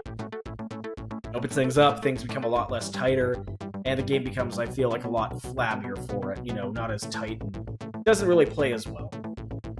Hyper Contender. S tier. This is how you make a fighting game for people who do not like, or people who are bad at fighting games. Because you have all the matchup knowledge, you have like the little headspace and mental game that you have to get into, but you don't have to break your hands or your fingers trying to do inputs. Like, it boils down to like a fighting game concept very simply without sacrificing any mechanical. If you've ever played Dive Kick, it's exactly like that. Val Brace. Same boat as Porgy. Really, like I put them at the two at the same level. They just feel a bit different in terms of their execution. Where Porgy's, again, they're both about like exploring essentially a large open map. But Porgy's more like a 2D shooter, while Val Brace definitely has like that old dungeon crawling. You know what? I'm gonna put Veil Brace higher than Porgy, even though they're like it's like red and white wine for me. But Veil Brace, I think, does a lot more of its perspective in how you navigate the world over Porgy. That makes it a lot more memorable. The only nitpick I have is I hate the quarter circle forward and back to dodge roll, just because I want a dodge move to be. I want the activation of a dodge roll to be when I press the button. When I want to dodge and when I want to parry, I want that consistent and not boil down to essentially whiffing an input. Yeah, no, Val Brace, it's Punch Out meets Dungeon Exploring meets old school Dungeon Exploring. Kind of like, it gives me the same vibes Barbuda does, but whereas Barbuda, I think, has like a better theming, Veil Brace plays a hell of a lot better. So that's honestly the key difference. This plays better and is definitely more modernized. This just, it knows what it is, and because of that, you feel the age that Barbuda is trying to put out. Kasha. Above Caramel, actually, probably between Nimpick. Pretty much in the same realm as Nimpick. Like, I put them on, like, pretty much the same spot, depending on which one I think is better. Depends on my day. Because they're both, like, traditionally harder side-scroller platformers. But I think Rakasha beats out Nimpick by its, like, returning from death mechanic. I've never been a huge fan of Ghouls and Ghosts, or Ghosts and Goblins. I know someone who would probably take this game really, really well, but this type of challenge just isn't. Star Wasper. Honestly, top of C.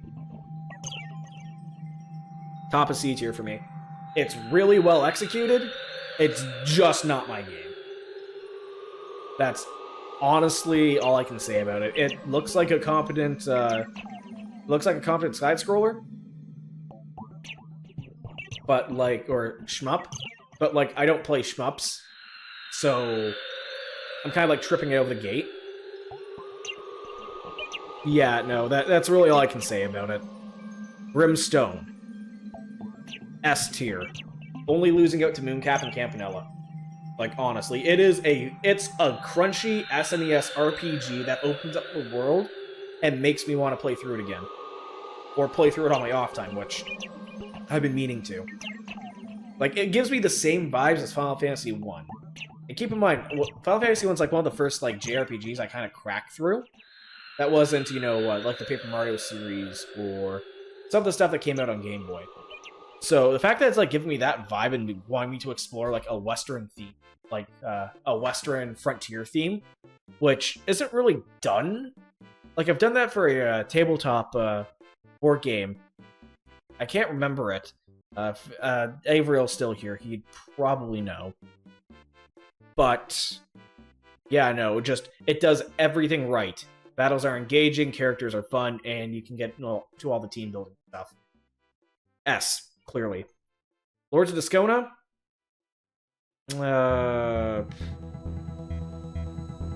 Bottom of A. Yeah, but just... actually... Yeah, kind of the same vein as Ping Golf, really. Bottom of A.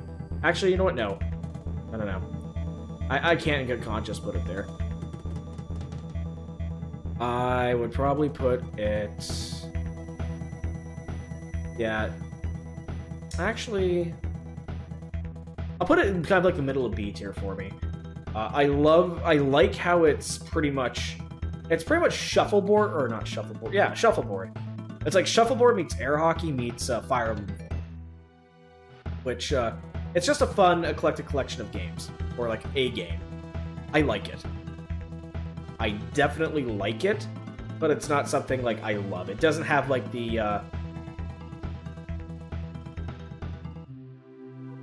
Sorry about that. It definitely doesn't have like the uniqueness of Rail Heist. It doesn't have like the mental. It doesn't have like the mental, like metal picking and prodding at me that Bug Hunter does. It doesn't have like the pick and play nature of Paint Chase or Kick Club, and it doesn't get me frustratingly sinking my teeth into the challenge like. So it doesn't do anything bad, but it doesn't stand out. I think it's one of the better puzzle games in the pack. Night Manor. I love a good point-and-click adventure game, but I hate it when puzzles are cryptic, it goes all moon logic-y, and it's like next to impossible to piece shit together.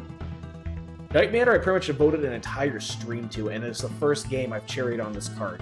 It is a very, very well-done horror game that stands on its own. If the developers just made Night Manor its own game and sold it for $5, or sold it for like a handful of dollars, I would pay for it just for this. Very well done. The only downside, or like negative thing I can think of, is that Buddy keeps that fucking masked man who keeps chasing you all the game. Once you start, trying to figure out and poke and prod your puzzles, he becomes less scary and just more of a nuisance. But at that point, the game's almost over anyway, or with most of the house opening up. So it's more so a problem of just, pacing's just kind of falling off near the end. There's nothing much else to it. Like, on a criticism. Everything else about this game is great, and it is definitely a highlight of the entire pack. Pilot's Quest. Yeah, honestly.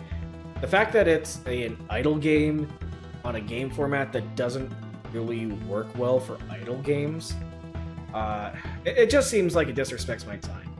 I know, maybe just the fact that I play the games chronologically, yeah, maybe the fact I play the games chronologically kind of ruined it for me.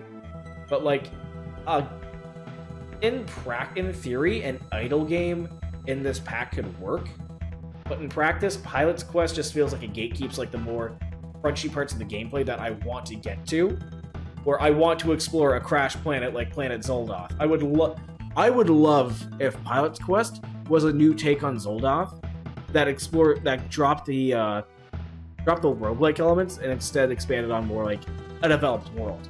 But all that developed world, all that exploration, all that part hunting. The fact that this game reminds me of Pikmin in all the right places, but is held back by the fact that it wants to be an idle game is frustrating. So I have to put it Siege here. There's so much here, but the way the game's organized and paced just pisses me off to the point where it just puts me on the back foot.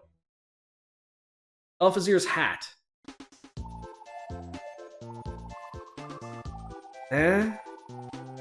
That's all there is to say. Like, at this point in the game, pretty much being like a better version of, or just a version of like Pocky and Rocky or Akari Warriors just doesn't really do much for me.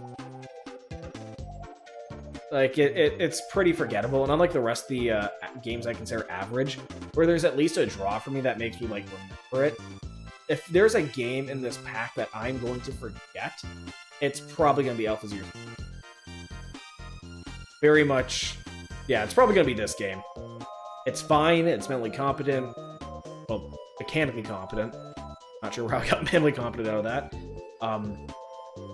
But yeah, no, it is extremely forgettable. Mini and Max. Yeah, I put Mini and Max in A tier, kind of like the same way of Porky or Veil Brace. It's a 2D side-scroller attempt at, like, a Metroidvania open world. And the fact that you get to pick and choose where on the map you spawn and decide to shrink down to opens up, like, a whole level of exploration that I like. Like, if the world's designed cohesively and, well, like, as a whole and, like, fits together well no matter where you plop down, like, this game is good. It says a lot of charm. And just the ability to, just shrink and go up. Yeah, no, like, exactly. Again, the only reason why I haven't put it on S tier is because it doesn't, like, completely blow me away. But the fact that... You know what? Now that you mention it, maybe recency bias, but I think Mini and Max of, like, these top 3, like, exploration games, they're definitely up here. These are definitely, like, low A. Like, these are definitely high A, barely getting... You know what? I don't think Fistel really deserves to be up there, but I think Mini and Max and Velbrace actually do. Definitely highlight, you know, Velbrace doesn't. Mini and Max, like, I want to crunch... You know what? No. I'm gonna go with my original thing. Mini and Max can very much pop up to S tier for me, depending on how it plays out. It really can. Bubble Race. Above Fistel, above Hyper Contender. Probably at the same part as Van Ranger for me. Like, maybe I just playing this game at the right time after, again, watching just a visual treat of a movie called Redline. Typically, I don't like anime, but, again, movie night with some IRL friends, and just the idea of, like, messing around and, like, fixing races and, you know, getting to all, like, the needy, like, all the seedy shit that comes with, like, gambling, without, you know, having to actually burn your wallet and, you know, getting your knees broken off in Las Vegas. Yeah, this game just hits the perfect vibe for me. And now that I think about it, it actually kind of reminds me of the Chow races from, like, Sonic Adventure almost. Like, maybe not to the same extent, because, you know, you can't just break the kneecaps of, like, you know, like someone else's Chow, okay? Like, Sonic can't go up and just crack Big the Cat's, like, Chow, just so his can be a little faster. But it just hits, like, that right vibe of, like, risk assessment. Of, like, risk assessment, like, messing around with statistics, or, you know, probabilities, that type of thing. It really gets my head, and just, again, a little bit of luck here and there, but, you know, it just comes together and is a much more competent game than what I was expecting it to be. Or what I was expecting it to be. Seaside Drive? Yeah, solid A tier. Definitely not, like, the peak for me, but actually, Again, this is what happens when we have, like, recency bias, like, kind of clouding you, because I just played these. But, like, this is a very solid... This is an incredibly solid, like, shmup with a neat mechanic. But for the final games... I'm not sure, like... This is a high average, but nothing outstandingly high average, you know? Like, if this was a student, this would be, like, a solid B+ student, A- student. But, like, it's kind of scattershot in terms of, like, where those marks are. So I'm really, like, not sure where to put Seaside Drive. Yeah, I'm really not sure where to put Seaside Drive here. You know what? I'm gonna put it next to the Big Bell Race. Low A, high B. Because it has that level of simplicity that, like, really clicks in for me. While also being, like, very mechanically fair. Like, it doesn't really do anything else to piss me off. And it sticks out more. It sticks out a lot more than the B games in terms of, like, mechanics, and it doesn't disappoint me. But at this stage of the game, it's also, like, a really simple game for the XL3. Campanella 3. This is the best shmup in the entire pack. It's Star Fox, and it doesn't hurt my head. It's challenging, but not brutally so. The game is learnable, but it's not, you know, doesn't require huge effort to do so. This is a game I'm probably going to beat on my off-stream. Or on my own time. Maybe not as high as Party House for me, but definitely one of the best games in the pack. Very, very, very much one of the best games in the pack.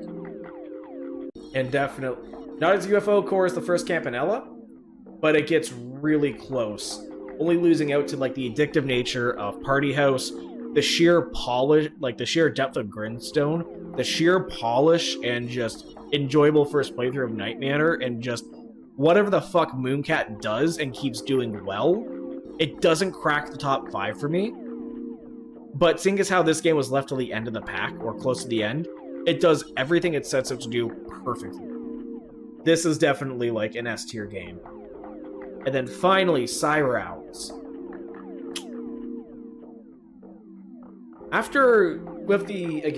The assumption going into this is that Cyber Owls sunk the company.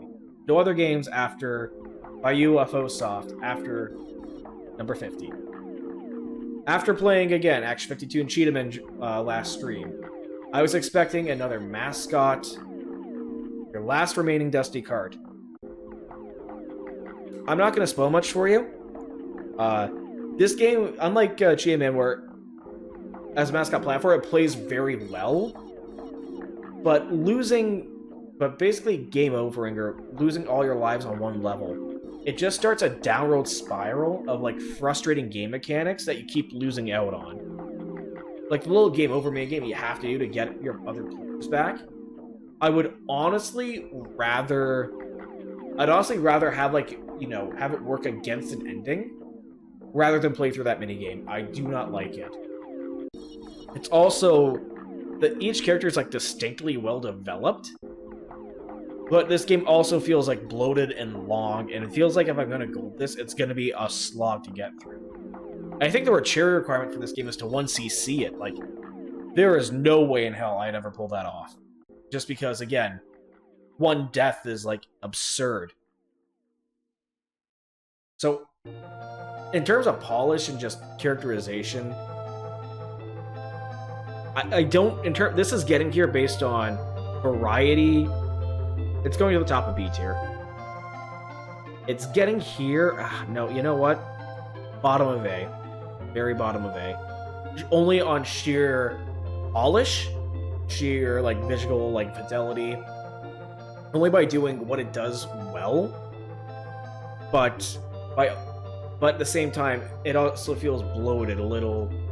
It feels like its own game, where in a game pack, it just kind of feels cumbersome to play and a little filling. But with that... excuse me. But with that, I think that pretty much sums up my thoughts on UFO 50, or how I feel about the games. As for my thoughts as the whole, UFO 50 is, to me at this point, a sign of like how good indie games have gotten when a few developers, like few very good developers, can put together a game catalog of 50 games, all of which feel distinct, only 2 of which actively piss me off to the point where if you gave me this for free, I would feel a little insulted. But for 50 games across a wide variety of, you know, genres, categories, art styles, and themes, that is exceptionally good. And keep in mind, that's all including the fact that there's a meta-narrative about the company of UFOsoft developing, growing, learning as developers, and, you know, either failing or faltering out of the industry due to, you know, over-ambition or just not being able to hit the mark, which, again, for game development, I think hits really close to home, especially those who work in the industry. UFO 50, I think, is probably one of my game... I'm considering it a game of this year, since I played it this year. I definitely feel like it is a love letter to, like, it feels like a love letter to, like, this early era of gaming that doesn't really get as much coverage these days. Like, sure, everyone knows the NES, but, like, not many people kind of sit back and think of, the Commodore 64, MS-DOS period, the early Ataris, the, Intellivisions, niche home consoles or, CPUs that of the time that, had a bunch of unique games that would probably are now rotting somewhere in some warehouse, never gonna be played again. It's fun to see this era, like, represented, but polished up, like, modern standards and sensibilities, and, learning from, at this point, over 50 years of game design. Create something that is really, really well done, and honestly, I'd say worth anyone's time. I've been extremely impressed with UFO 50 as a whole, and honestly, the developers have earned every cent, and they should be very proud of what they put out. This game was great. But yeah, with that, for me, that's it for UFO 50. That's pretty much the entire month of March. All because I wanted to check out a game that just happened to share my screen name. Yeah, one of these days I'm also going to be doing Abduction, but that's probably not going to be for a while. But with that being said, I think I'm going to wrap it up for the night, because it is getting pretty late in the middle of nowhere space. And with that, I'm going to see you on the other screen. That is really loud. But yeah, no, for everyone who popped in and basically decided to join me on just going through all of UFO for this last month, it has been great. I've enjoyed this game so much. And again, like, it blew my expectations out of the water. So, with that being said, I'm actually going to pop out and kind of like announce something here. Coming up this Sunday on the 12th of April. Wow, this is really struggling. I really need to up this. I really need to fix this video. But with that being said, yeah, coming up on the 12th of April here, I'm actually going to be doing my 1-year stream anniversary. Because this has been like the first month that, it's been the first month that I've like been able to consistently stream, or the first year I should say, that I've been able to consistently stream and at least, you know, somewhat meet my goals without, you know, complications of like life getting in the way. So what's going to happen is that I'm going to be doing a 12-hour stream, and what I'm going to be doing on that stream, aside from hitting up a bunch of like bonus stuff or other projects I never really touched upon or managed to finish this year, I'm also probably going to be doing like a couple of other like smaller individual games I haven't really gotten across to this year, or, you know, some more casuals, like just casual pick up and play games I just enjoy doing and return to, maybe on a yearly basis. So that's going to be on, this week. I'm going to try to go for about 12 hours, maybe more, maybe less, depending on how I'm feeling. But yeah, no, that's gonna be like the next big event. I'm kind of glad that I managed to like meet that milestone. So yeah, no, I am going to be doing that. But until then, for everyone who popped in and joined up, thank you so much for popping in. If you just said hi, chatted, or lurked, I always appreciate that. I always enjoy, at the very least, shouting into the void and having at least one other person just kind of hear me. So, with that being said, yeah, I think I'm going to wrap it up for the night. Thank you, everyone, for watching, and until next time, ciao.